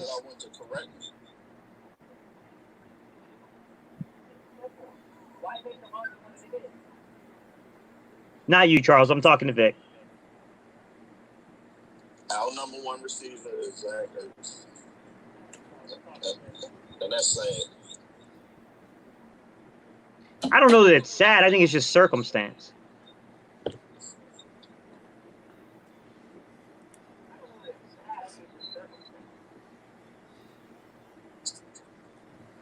If Alshon was the number one, then it wouldn't be Ertz. It's still Ertz, whether Jeffrey's playing or not. I think it's more complex than that, though, Charles. When you're dealing with injuries, and let's be real, after 2017, he had to have a shoulder surgery done. Then he came into 2019 back. He's all messed up when it comes to injury. Yeah. Like that's gonna, you know what I'm saying? It's gonna affect your targets. Hey, yo, shout out to the real guys in here. Listen, when we were at 90 people, when me and Gate City started arguing, we dropped to 60. Now that me and now we're arguing with Be More Philly, it dropped to 40. But there's still 40 of you guys who are just our people. It also could be the time frame. Sorry. I mean, people do have stuff to do and go to sleep. So that's not the only reason. My bad for the people who went to sleep. If they rewatch this, although there's no way they're going to get all the way to 4 hours and 28 minutes in it. Oh, snap. He said, what's the number? I think he's talking about, you know what I mean, your thing. Huh? He said, what's the number? And so the only thing I can think of is your new call-in thing. Oh, to call into the show? I guess. Sorry, guys. All right, guys. So if you want to call in and leave questions for me to answer tomorrow, it is 336-618-7767. 336-618-7767. Hey, you still got us on the screen, Philly.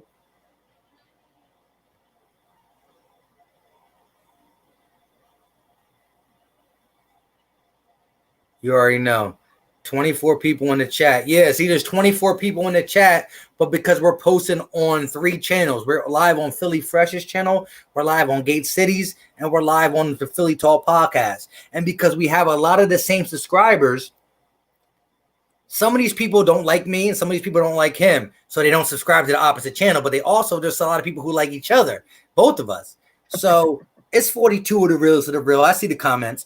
Shout out to my guy Victory, who's been against us, but he gave me the super chat. So let's talk some stuff.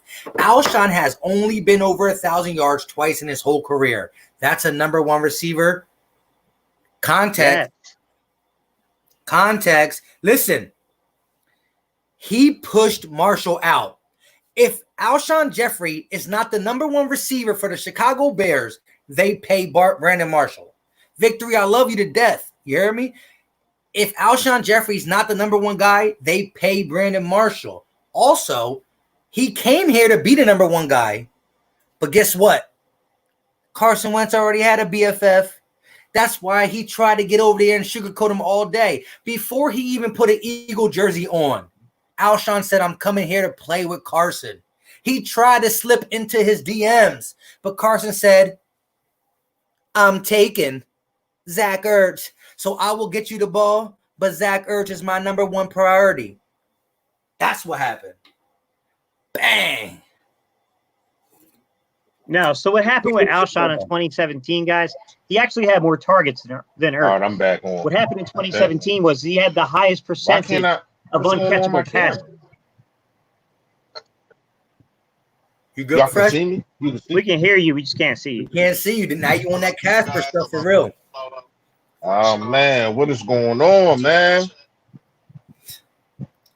Hey, we ain't about to go too much longer because I gotta drink some of this in some solidarity. You know what I mean? You know what I'm saying? Solidarity. And listen, I really about to really cook up Be More Philly with Alshon. I'm gonna throw only to Alshon now. What's up though? All right, guys, hang on. Let me get a couple of them here because there was a couple of them. So, Jalen, the thing is you're talking about a 3-target separation Tell me a time between Mike Evans and Chris Goodwin, and you're also missing the context that Mike Evans missed games. So, not really. Mike Evans actually averaged more targets. Correct.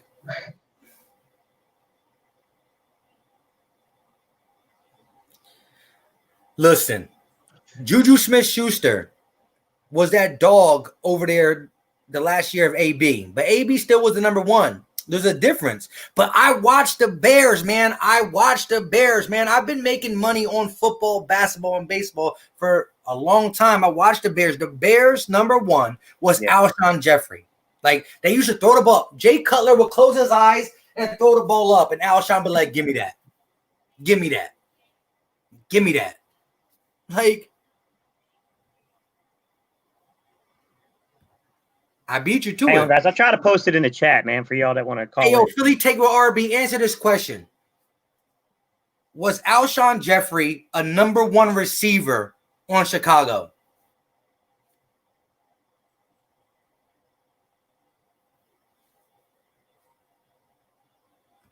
We looked up his stats. He got 1K, he got 1,400 and 1,100. I understand that. It doesn't matter. It doesn't matter. Listen, that doesn't define a number 1 receiver. It doesn't.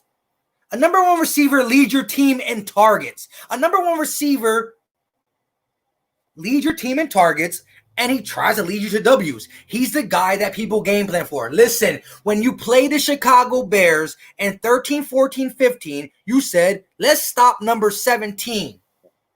Let's stop Alshon Jeffrey. He was that dude. I'll give. You had to stop him. I'll give The Brandon Bears were Marshall trash. 13. I think 2012 and 13 was Brandon Marshall, but Okay, 14. yeah. No. 2014, Marshall had like 160 like targets, bro. It was ridiculous. And 14? Yeah, it was a lot. 13, not 14, 13. Bro, they He don't like a stupid. look, they don't let go of Marshall if they're not sold on Alshon. You know what I mean? Why you let go of Marshall? He got paid with the Jets, but it wasn't no record-setting deal. I don't know. I'm not even going to be sure. Listen, my brother's a Jet fan. He loved getting Marshall. But listen, Alshon Jeffrey was a... Listen, just hold up. Let's everybody relax for a second and go back to that time.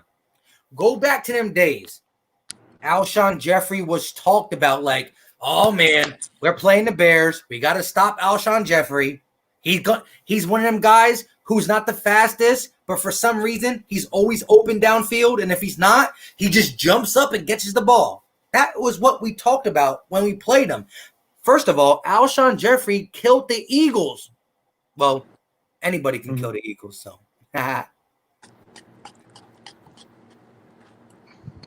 Well, yeah, we had a run of really bad corners.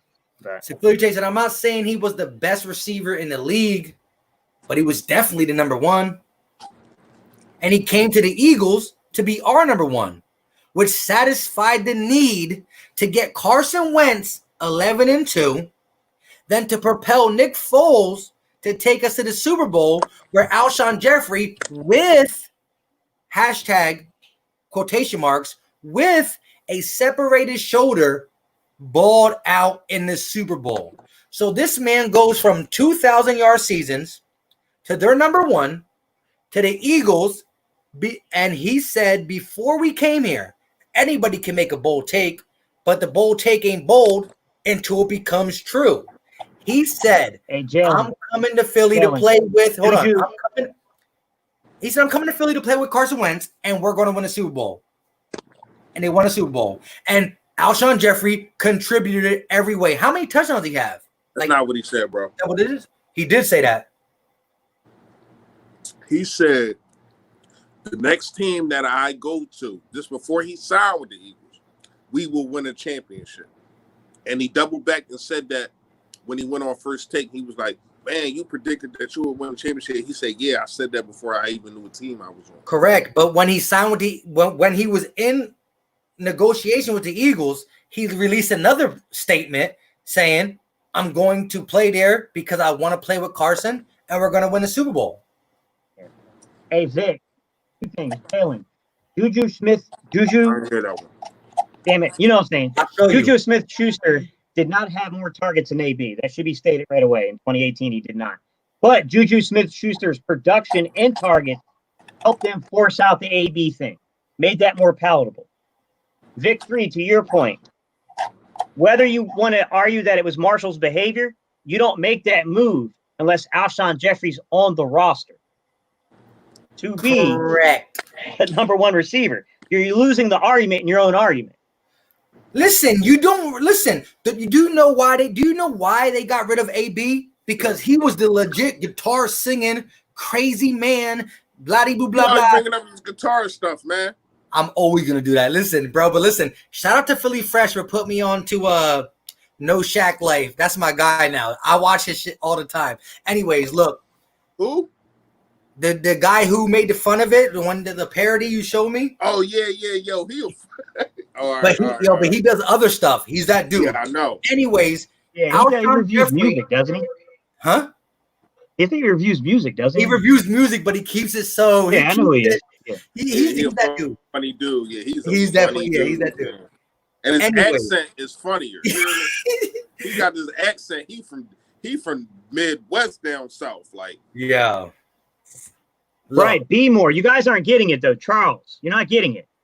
You can say that AD wanting more money forced the situation, but the Steelers don't make that move, force the situation without Juju Smith-Schuster there being the number one target. You get what I'm saying, guys? You're losing the argument in your own argument. Listen. AB's a 6th-round pick, one of the best receivers in the game, right? But he's doing too much of this. And they take this because they got nobody to replace him. They say Juju Smith-Schuster gets voted team MVP. Juju Smith-Schuster balls out. They say, you know what? We don't have to take this from AB no more because we got our next number one. And so that's what they thought. Juju Smith-Schuster was a little bit injured last year, blah, blah, blah, blah, blah. No quarterback, so we don't want to count that. We're going to see in 2020. But what I can say is this. Think about it. If AB don't got Juju there, they might swallow the medicine and let him do whatever he wants. They didn't because they got Juju. They didn't with Marshall because of this, because they had Alshon Jeffrey. Listen, I'm not saying Alshon Jeffrey's the best receiver in the world. To rebuttal that real fast, Mike. He's the number one. To rebuttal that real fast, if AB not there, I mean, if Juju not there, AB probably don't act like how he did all the way. You know what I mean? Okay. Exactly. You can do that, but what I'm saying is an organization put up with AB because he was that dude. They saw another guy become that dude, and he's not proven yet. Is he 100% a statement maker? Nope. But they feel they can do the same thing with Juju with AB, and so they said bye-bye. Bye, Felicia. AB, that's what they did. AB at 440, man. Yo, the chat gave me hey, I appreciate you all, but listen though. Alshon Jeffrey was a number one, came to the Eagles to be a number one, and he was our number one receiver because our number one pass catcher was a tight end. Because I told you, Carson Wentz was already married before Alshon got there. He can only be the side piece. The side piece going to get something, but not the main attraction. Simple. Done. Oh, Charles, I can't disagree with you more, man. I'm sorry, man. I just don't agree with you. You're saying that Juju Smith-Schuster wasn't the reason for AB. Bro, he had 111 receptions, 1,400 yards. Come on. That argument's weak. Look. You said, wait, what? Yeah, Juju in 2018 had 111 receptions. But you said like that 1,400 yards. Why AB? You said that's the reason why AB. No, that's the reason why Pittsburgh decided in that struggle with AB to go. It ain't because they had other guys. No, it's not just because they had other guys. It's because they had Juju. Fresh. So what do you agree?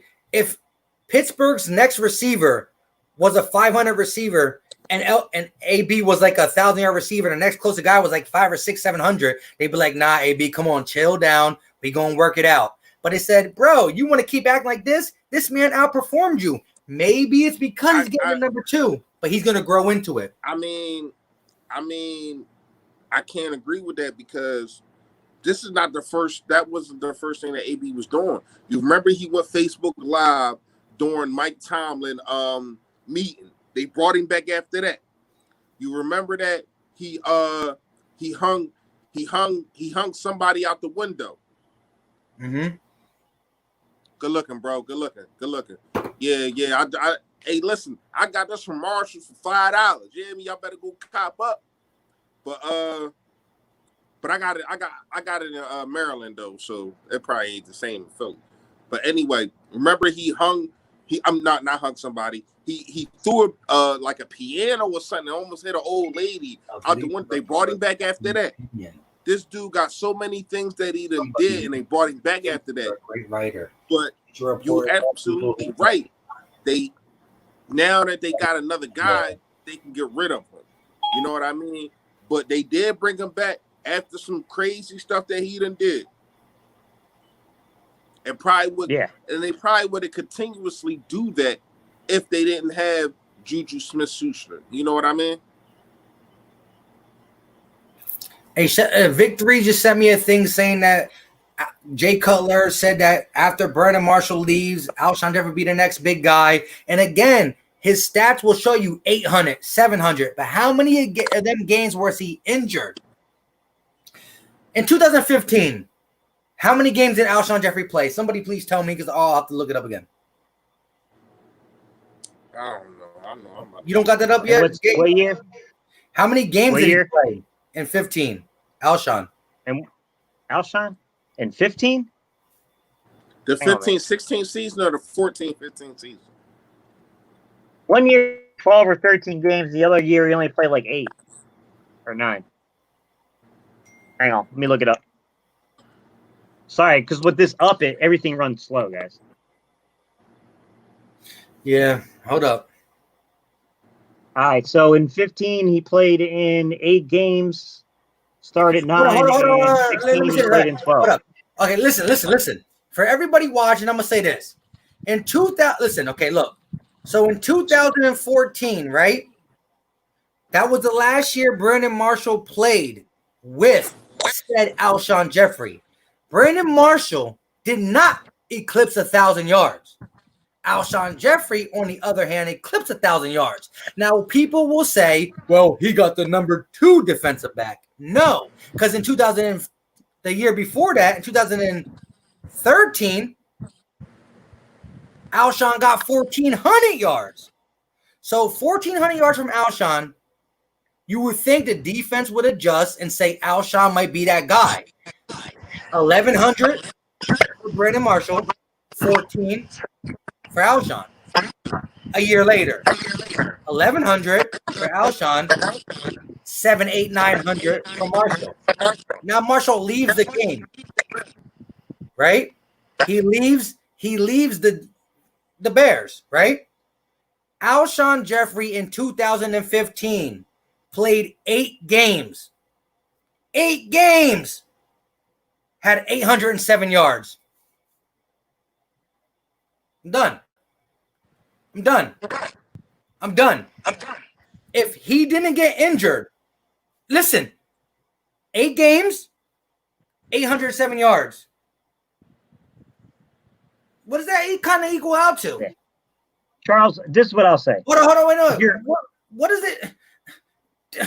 Come on, it's like 100 yards a game. Yeah. He got hurt. That's why the Bears traded him. And now he came to Eagles, won Super Bowl, and guess what? He got hurt. So yes, he got hurt. That's his story. Got hurt. But if he didn't get hurt, he would have got number one. Simple and plain. 807 yards in 8 games starting. Stop it. Done. All right, Charles. If you rephrase your argument, I think I'd be more in support of what you're saying.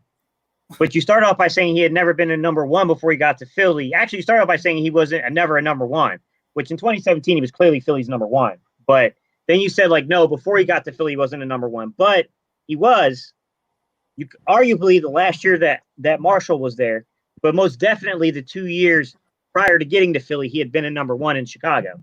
Now, if you rephrase your argument, Charles, to say about productivity, not necessarily if he's a number 1 receiver, but when he's had opportunities, maybe he hasn't lived up to them.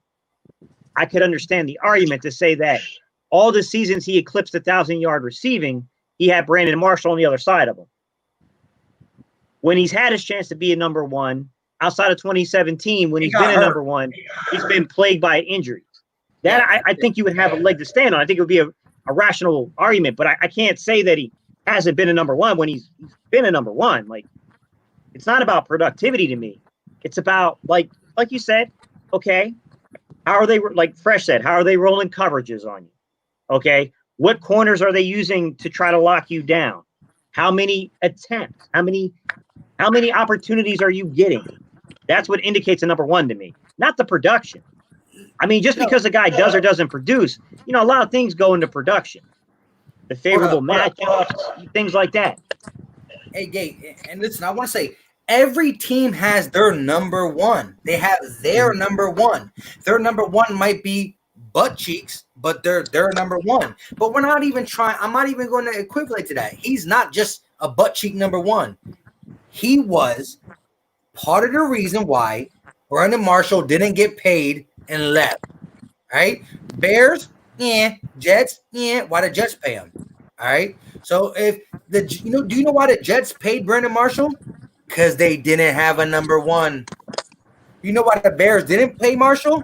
Because they had their so-called new number one. And when they didn't pay Marshall, Brandon Marshall went over there and showed that he is still a number one. And Alshon was showing he was a number one until something that's beyond the player's power, something broke, and he didn't play no more. But 8 games, 800 yards, come on.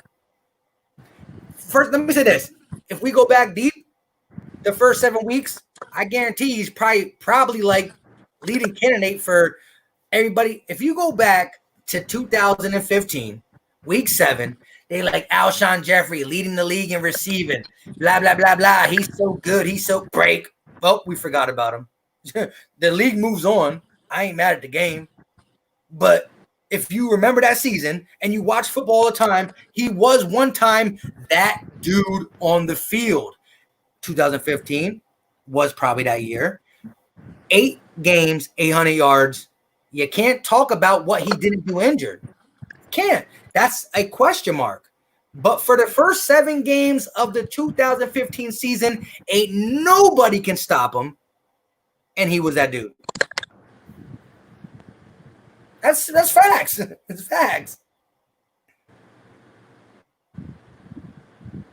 Fresh. I mean, Fresh. What do you got to say about a guy who played 8 games, got 800 yards, gets hurt? Yeah, you can't say he's the best receiver in the league because he's not finishing, but like by week 5, he was the best receiver, probably top 4, because who knows what if he didn't get a big game in week 6 or 7? I don't know, but 8 games, 800 yards, disgusting. Just go to show. More. yeah, Wow. I can tell you right now, he wasn't the best. He wasn't the best receiver in the league. You forgot Megatron was still in the game. You know what I mean? So I don't know his numbers right off the bat, but I'm pretty sure they're, if not better than that, they're close to it. So I'm not taking away from what Alshon Jeffrey has done. You know what I mean? But you do have to put in perspective of them always basically starting either 3rd or 4th. They really never won a division. So the schedule always was a 4th place or 3rd place schedule. Was Alshon Jeffrey a number one for them 2 years? Yeah, he was. I mean, when I say number one, anybody can be a number one. You know what I mean? It's been a time that it's been a time that AAA has stepped on the field and been our number one receiver for that week. Anybody can be a number one at that point. When I say number one, I'm talking about an all around talent, a top 10, top 12. Fresh. Let me say this again. I just let you go, bro. I ain't say nothing. Let me just say this one thing and you can go. All right. There's players who are super talented that injury just ruins their life. This man, ever since Brandon Marshall left, he's been injured, plays, injured, plays, injured, plays. Listen, since 2014, he had 1 healthy season, 17. Do you know why he's probably healthy in 17? Because we didn't use him like the Bears used him. So if we used him as our number one, he probably would have died. And he actually did die because he played in the Super Bowl with a separated shoulder. So his problem is he got that he can't stay healthy thing. So when Brandon Marshall left, from 2014 when Brandon Marshall left, from 15 to today, he's been some type of hurt. And he's put up that stat line with always being some type of hurt. All right, so what you want me to do with that? What am I supposed to do with that? What I'm saying is when he's on the field for the Bears and when he's on the field for the Eagles, he's our number one regardless. But when I'm not home, and when I'm home and not locked up, I'm the best father in the world. When I'm locked up, I'm not. You know what I mean? So I get what you're saying. Injuries different.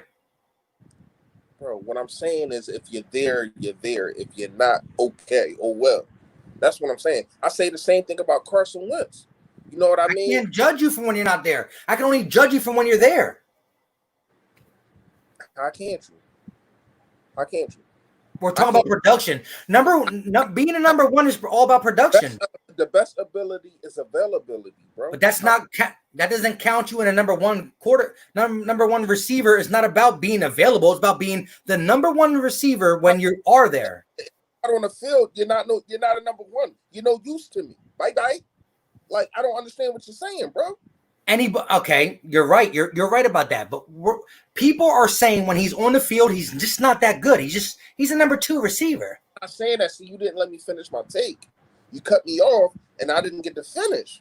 You know what I mean? I sat there. I watch you prep your dinner. I watch you cut up all the onions. Go ahead. Hold up, I'm not done. I watch you put it in the grill. I watch you sit there. Me and you, we played a game of spades and all that until it cooked. Then we put on the plate, we ate it. I ain't even get finished dicing up my onions, man. You ate your cup of noodles while you were listening. Go ahead, dude. Talk your talk. Damn, I'm dude now? Just because we disagree, I'm dude? No, I said you ate your cup of noodles. Talk your talk. Dude, though. You said, go ahead, dude, talk. But anyway, I said, man, no, I said you ate your cup of noodles. all right, here's the thing. Here's my thing about Alshon. Has he been a number one? Yes, he has. Is he a overall? It's a difference. See what I'm speaking. When I say number one, I'm talking about somebody that can go on any team and be the number one. Almost any team, because no matter how talented you is, like even like all right, like Landry Jarvis, like he's not going to be a number one, but he can be a number one on every team. But if you can, Alshon Jeffrey cannot go on 20 NFL teams and be a number one receiver. In 15, yes, he can. In 15, yes, he can. In 2015, yes, he can. I don't know nothing about 15. I missed all that. I'm talking about right now. I don't know. Right now, he's a broken down show of himself. All right, so what are we talking about? Are we talking about Alshon right now? Are we talking about Alshon 5 years ago? Are we talking about Alshon? I'm talking about no Sean. I'm talking about no Sean. Listen, I'm asking a question because if we're talking about Alshon 5 years ago, what are we talking about? First of all, you were on the phone with the guy making the argument saying he was never. First of all, I put the phone down and went to go make my food because I was hungry as hell. So and that's what I said, cup of noodles. I didn't call you dude. I called you. I said you ate your cup of noodles. Like I heard that you backtracking. I heard that. What I'm asking you is, are we talking about Alshon in 2000? Fresh. I'm gonna ask you the question. Fresh. Is Alshon in Alshon Jeffrey's career? Was he a number one receiver? For the Bears? Are you like? Yes. Yeah, they got rid of Brandon Marshall. Why wouldn't he be the number one? But do you think they got rid of Brandon Marshall because they believed in Alshon being number one? First of all, they didn't get rid of him. He signed the contract. They couldn't pay him. They couldn't pay him. Remember, they paid Jay Cutler all that money, so they couldn't pay him. They couldn't, and don't forget, they couldn't pay Alshon. See, here's the thing.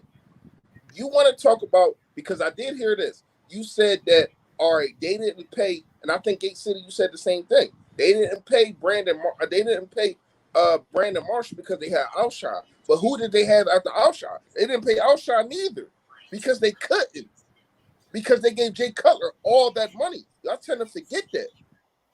So y'all want to say, all right, they didn't pay Brandon Marshall because they had Alshon, but why didn't they pay Alshon?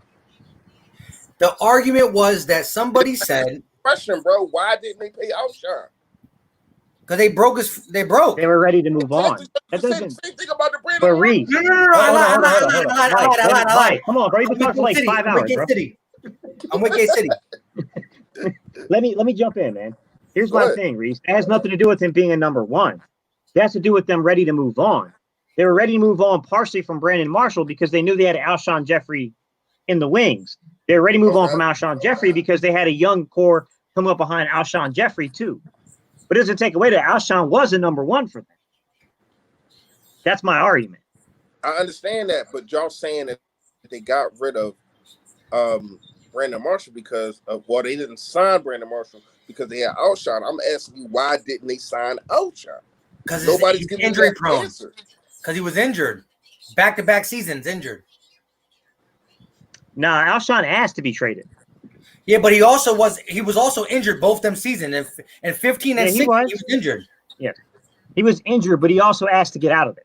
So you got a guy who gets asked to get traded, plus he was injured in 15 and 16, and then he goes to the Eagles and plays a healthy season. Not really, because we find out after the Super Bowl, he separated his shoulder. He just manned up and played through it. But it shows that Alshon's biggest critic is not just the chat. It's So wait a minute. also his body. So wait a minute. What did we trade for Alshon? We didn't trade him. He wanted to be I'm about traded. to say I don't think we traded.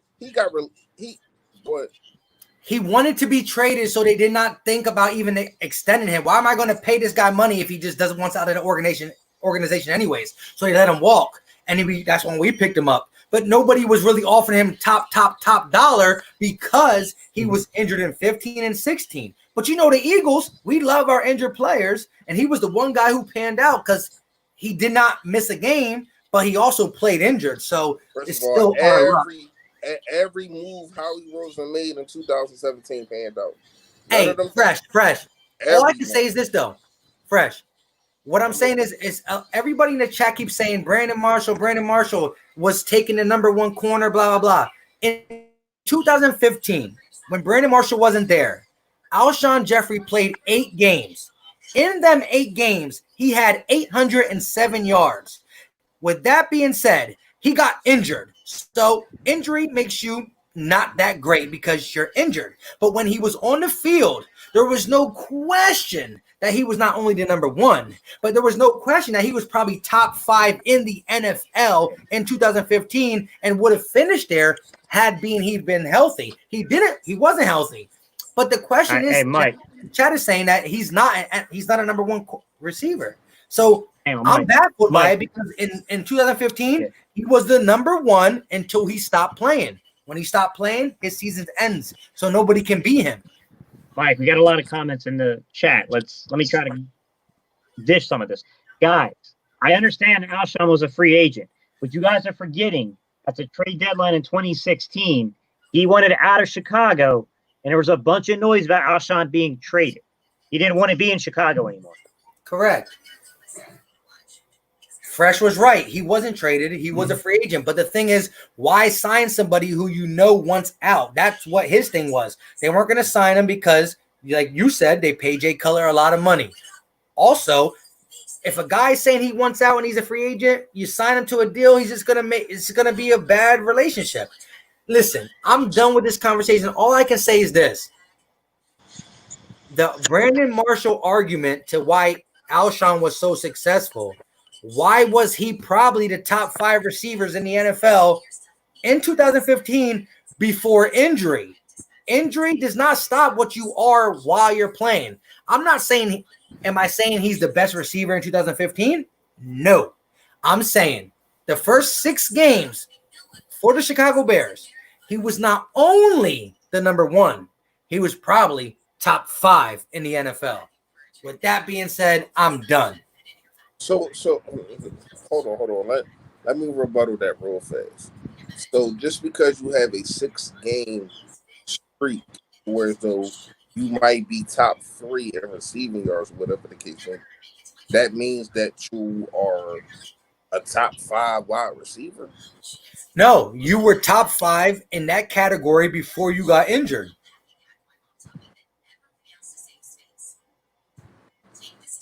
Yeah. So you just talking stats. You're not talking about actual position. No, Fresh. I'm saying this. Fresh. Listen, hey guys, before I jump out of here, Mike, hang on, Mike. Let me say something before I jump out of here because I gotta get ready to go. Guys, I heard some talk in here, and I'm gonna address it. You guys said that about the Torrey Smith thing. Was Torrey Smith the number 1? Torrey Smith was only a number one time in his entire career because early in his career he had Anquan Bolden who had way more targets than he did.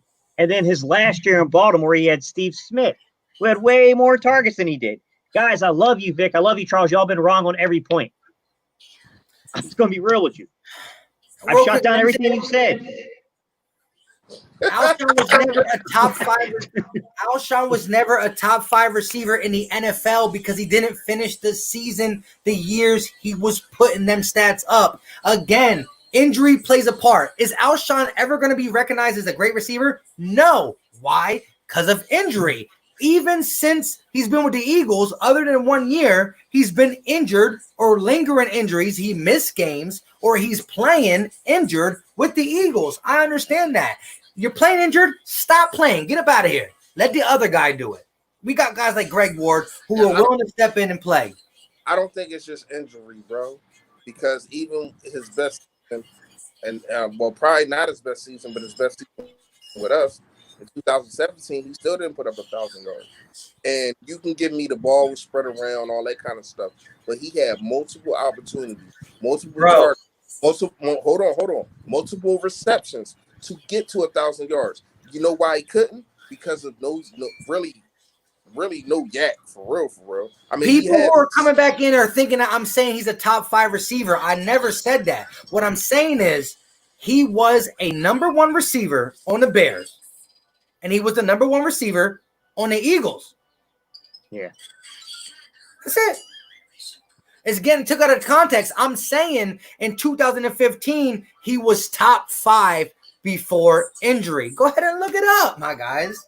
Hey, B more. Can I explain to you why that statement makes no sense? Because Alshon was on the Eagles with Smith as the number 1. Your logic is highly flawed. 2017. And to make matters worse, they are completely different types of receivers. And to make matters worse, listen, Torrey Smith was on a decline before he got to Philly, okay? You can argue that Alshon was injured, but Alshon had stepped up to become the man in Chicago prior to that. Torrey Smith had only had one season between when Anquan Bolden stopped playing there and before Steve Smith got there, where he was truly a number 1 receiver for the Ravens. And then he left the Ravens after that next year in Steve Smith, and he was never even close to a number 1. It wasn't even close. That argument is so flawed, it's not funny. Hold up. And again, he said briefly. You know why he was briefly? Because he got hurt. I'm not saying that he was ever the top 5. You can't look it up because it's not going to be true. But what I'm saying is when Alshon plays, he's nasty. His problem since 15, this is 5 years ago, injury. Well, that's it. But listen, just to go on 2017, Zach Ertz was the leading receiver, but he's not a receiver. He's a tight end. So who was our number 1 receiver? Alshon. Yeah. Vic, your argument makes no sense, bro. You're wrong. You have no leg to stand on in this argument. A number 1 receiver has nothing to do with how good someone is. It's the percentage of shares they get of the targets. Simply put, it's never going to be one. A number 1 receiver doesn't play second or third fiddle. It doesn't mean they're good. But here's the thing. It means. See, I think that they're having the kind of perspective that I'm having when we talk about number 1. We understand. You don't need to be the superstar. It don't got to be superstar, bro. I get it that it has to be a number 1 receiver on every single team.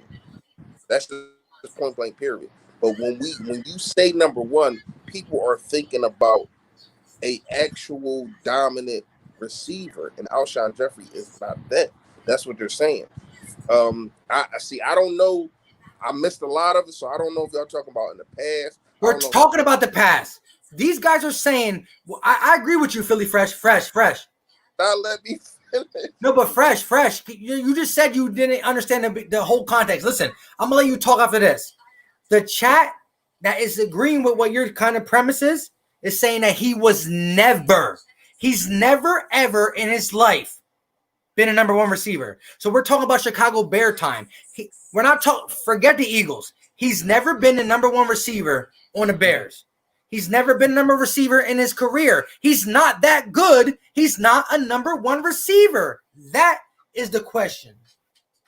Can you agree with that? Back about. Once again, what I'm trying to say is people have different perspective on what number 1 receiver is. Of course, if you get the number 1 targets, if everything is going through you, you are the number 1 receiver on your team. But what I'm thinking that they're thinking that, and I can't see the chat right now. I'm on my phone, so if I'm thinking what they're thinking is they're thinking that when you talk about number one receiver, it's a guy that people lock in on and say, yo, we got to double this guy. Alshon really never been that. In You know, the Bears? Against the Bears? You said what? Against With the the Bears? Bears, he was always doubled. Always doubled. Always doubled. I mean, who that team didn't have anybody else. So who else? Always doubled. I don't know about always double, but okay. Always doubled. And you saying I don't know about always doubled either. I mean, you can make an argument about Always doubled. Brandon Marshall the period he was there, but certainly in 2015 and 2016, I'm saying 15. he was yeah, the I'm number saying one. 15. Yeah. Bro, fresh. Let me ask you this. If a guy plays 8 games and gets 800 yards, hey you Charles, think bro, he's number hey, Charles, it's more to a wide receiver than that. Just that, bro. Just going to him when the game on the line, because it's like I agree with a lot that you said, but it's more to it than just going to it when the game on the line. Because you got the guy, what was the guy that caught it off his helmet from Eli Manning? I can't remember his name. David Tyree. Yeah, exactly. You got guys like that. They're not a number one, so you can't really say that. You got Freddie Mitchell, 4 for 26. You know what I mean? Game on the line. So you can't just say that we can go to you when the game on the line. You know what I mean? Because at the end of the day, you know, everybody makes mistakes. We've seen Alshon drop the football against the Saints. We've seen that kind of stuff. So we know everybody make mistakes. You can't really, and that's probably where a lot of people are still mad at this guy about. They probably thought as though we still had another chance to go to the Super Bowl, even though people forget that we still had to play a whole other game. First of all, we had to tie the game and then win the game. And a lot of people hold Alshon accountable for that loss. I hold Nick Foles to that loss personally. I thought as though you put up 14 points, and then after you threw the pick, you couldn't score another point. So I ain't really trying to hear none of that. Banger. Good. I like that. Yeah, I ain't really trying to hear none of that. Alshon did. Hey, not to mention, Charles, on your own point, you're wrong, because Alshon Jeffrey caught more first downs in 2014 than Brandon Marshall. You're defeating your own self in your own points. Hey, Fresh, let me ask you this, though, right? I'm listening. So it's week 1, right? And we seeing a guy go off, right? So you know every single weekend there's a sports center. They're talking about who's the best receivers, right? So they're talking about the best receivers. Now, everybody played week 1. Everybody plays week 2. Everybody plays week 3. Every healthy player is playing. And so they're comparing all the healthy players. Who's the best receiver in the NFL? And I swear to God that in 2015, when you go to them week 3, 4, 5, 6, 7, Alshon Jeffrey was all over Sports Center as one of the best receivers in the game. And this is what happens: this crack. And when it cracked, he didn't get he loses. But here's the thing: like, you already know how I feel about them stations, bro. No, it's not about injuries. They ride the hot head. They ride whatever it is that's trending. You know what I mean? And I feel as though sometimes they don't get it real, man. It's a couple people on there that probably does, but at the same time, it's all about what's trending. Who's doing this at that time? Who's going on? You know what I mean? Like, I thought 800. Huh? Now, go ahead. I feel you. You're right. The trending thing is. Hey, Mike, can you give me 1 second because I'm about to jump off here? Charles, I don't understand your point then because you don't make sense because you keep like recanting statements and it's making it hard to understand your point. Because now you're saying you can say he was the number 1 in Chicago, and I agree with you. But when has Chicago been in a position to win anything when he was there? That's a separate argument. That's nothing to do with him being a number 1 receiver. That was what our argument was. Came in. I'm done. I quit. It's over. Yeah, that's not the argument we were making. You said he was never a number 1, and we said, well, he was in 2017. And you said, yeah, but prior to Philly, he wasn't. And we said, well, he was arguably in 2014 and definitely in 2015 and 16. And now you're saying, well, yeah, he was for a little bit in Chicago, but he wasn't that great or that productive. That's what we've been saying. He's done. He's done. Hey, be more Philly. You go back to Charles. You were better when you were Charles, my guy. Stop it. Stop it. Where's that thing? What time he said that? Hang on, let me go back up, man. It was like 109, I want to say. Yeah, 109.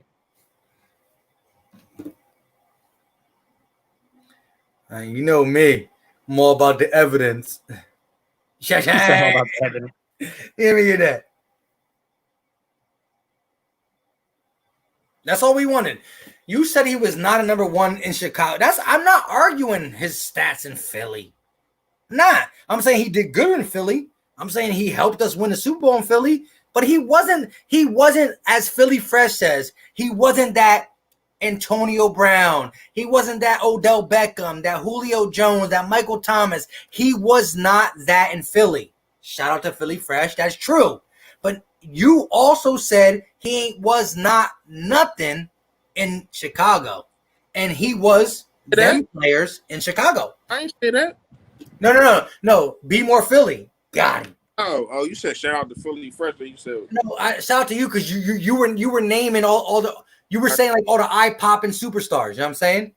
Listen, shout out to me because I'm about to get the hell off of here, man. I'm tired of it. It's all we all done. We all done 3 minutes. Me too. I'm sleepy as hell, bro.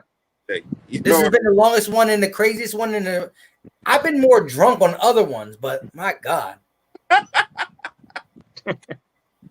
Hey, Zemethian, Trevor Williams got released. Before we jump off, he was released earlier in the week. Hey, I agree, Jalen. It is the labeling. I agree. Yeah, I mean, everybody got their own perspective on who was what. So it's like, I don't know, man. We can debate all day until our faces is blue and black. People going to have their opinion on somebody, man. You know, a lot of times, you know, people want to spit numbers, but sometimes the numbers just ain't what it is because numbers can be just obliviated. Numbers can be miscued. You know what I mean? I ain't gonna get back into the Alshon situation. When he came here in 2017, he did what he had to do. You know what I mean? He held it down. He was our number one receiver. He was our number one receiver. You can't say AAA Alligator Arms was. You can't say Torrey Smith was. So Alshon was our number one receiver. But my description of a number one receiver is somebody that, you know, it's just so dangerous. You know what I mean? It's so many guys that I can name before Alshon, but I appreciate him for everything that he did. You know what I mean, Steve? Yeah. But once again, man, I got to get out of here, man. I'm tired. Me too, bro. I'm really tired, but Mike done timed out. They hit the live off, so. Oh, snap. So we got to wait for Mike to come back. Yeah, I don't know what he did. Oh, Mike drawn, man. Mike drawn. So, guys, the real definition coming to you as someone who coaches and coaches wide receivers. The real definition you would find for number one is by knowing where they are in the progression and where things are schemed to them. The problem is you better be really familiar with an offense to know that. So the easiest way of differentiating that is by looking at the targets. That's generally speaking what will lead you on. Now, you'll have dudes that are really close in numbers. Like some of y'all gave examples of Thielen and Diggs, which are really hard to distinguish, even though I think that Thielen is actually the number one and not Diggs, guys. But I can see the argument going either way there. You can look at other guys. Like there were issues and there were times with other teams, like what's going on in Tampa Bay right now with Mike Evans. Although I personally would say Mike Evans is probably schemed to be the number one. That's how I look at it as someone who coaches. I look at the targets because unless I really know their offense and what they're trying to scheme, it's hard to distinguish any other way. That's just the truth of it. Sorry, guys. I'm trying to kill time for Mike. I don't know what he did. Yeah, I'm trying to look at these comments, see what people talking about. Oh, I don't know. I guess he got locked out. Mike did.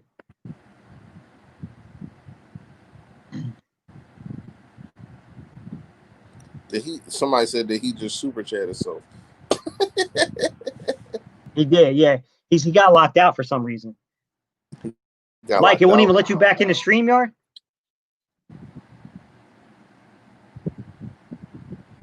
Damn, Lawrence, go to bed, bro.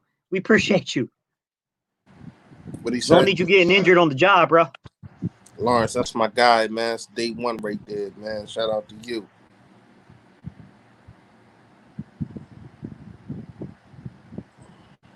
Yeah, but Charles, I don't go off of yards. I mean, yards are a good stat to know about things, but I don't think so that yards necessarily tell you definitively who is the actual like number one receiver in an offense. I think it's targets.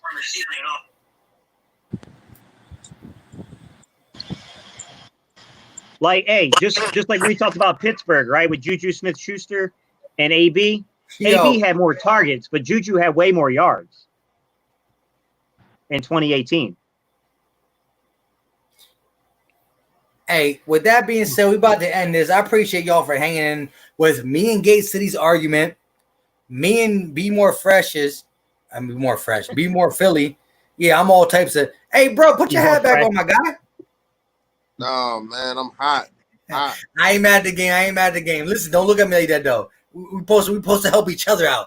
Hey, we on the screen, we against the world. You know what I mean? Let's go.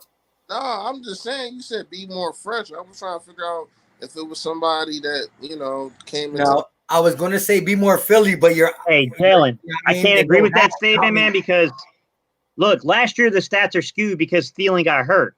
But if you go back and you look, like literally Thielen has like 50 more targets, bro. You can't define it that way, man. It's too far of a separation.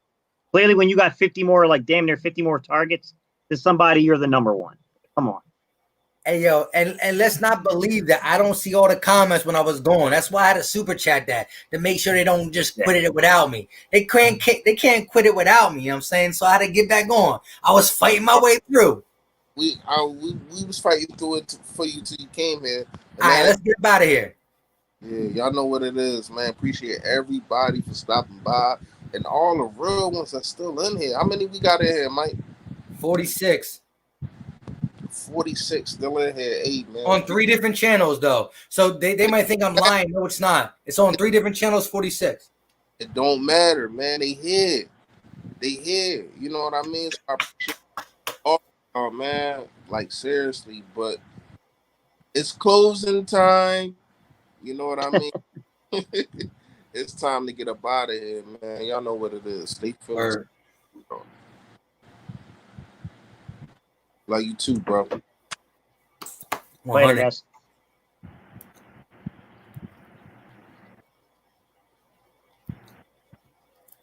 With that being said, go ahead and do your thing, my guy. Gate.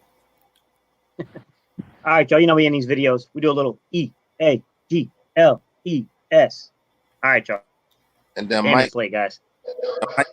Fights off out of here. Hey, you already know what time it is, right? At the end of the day.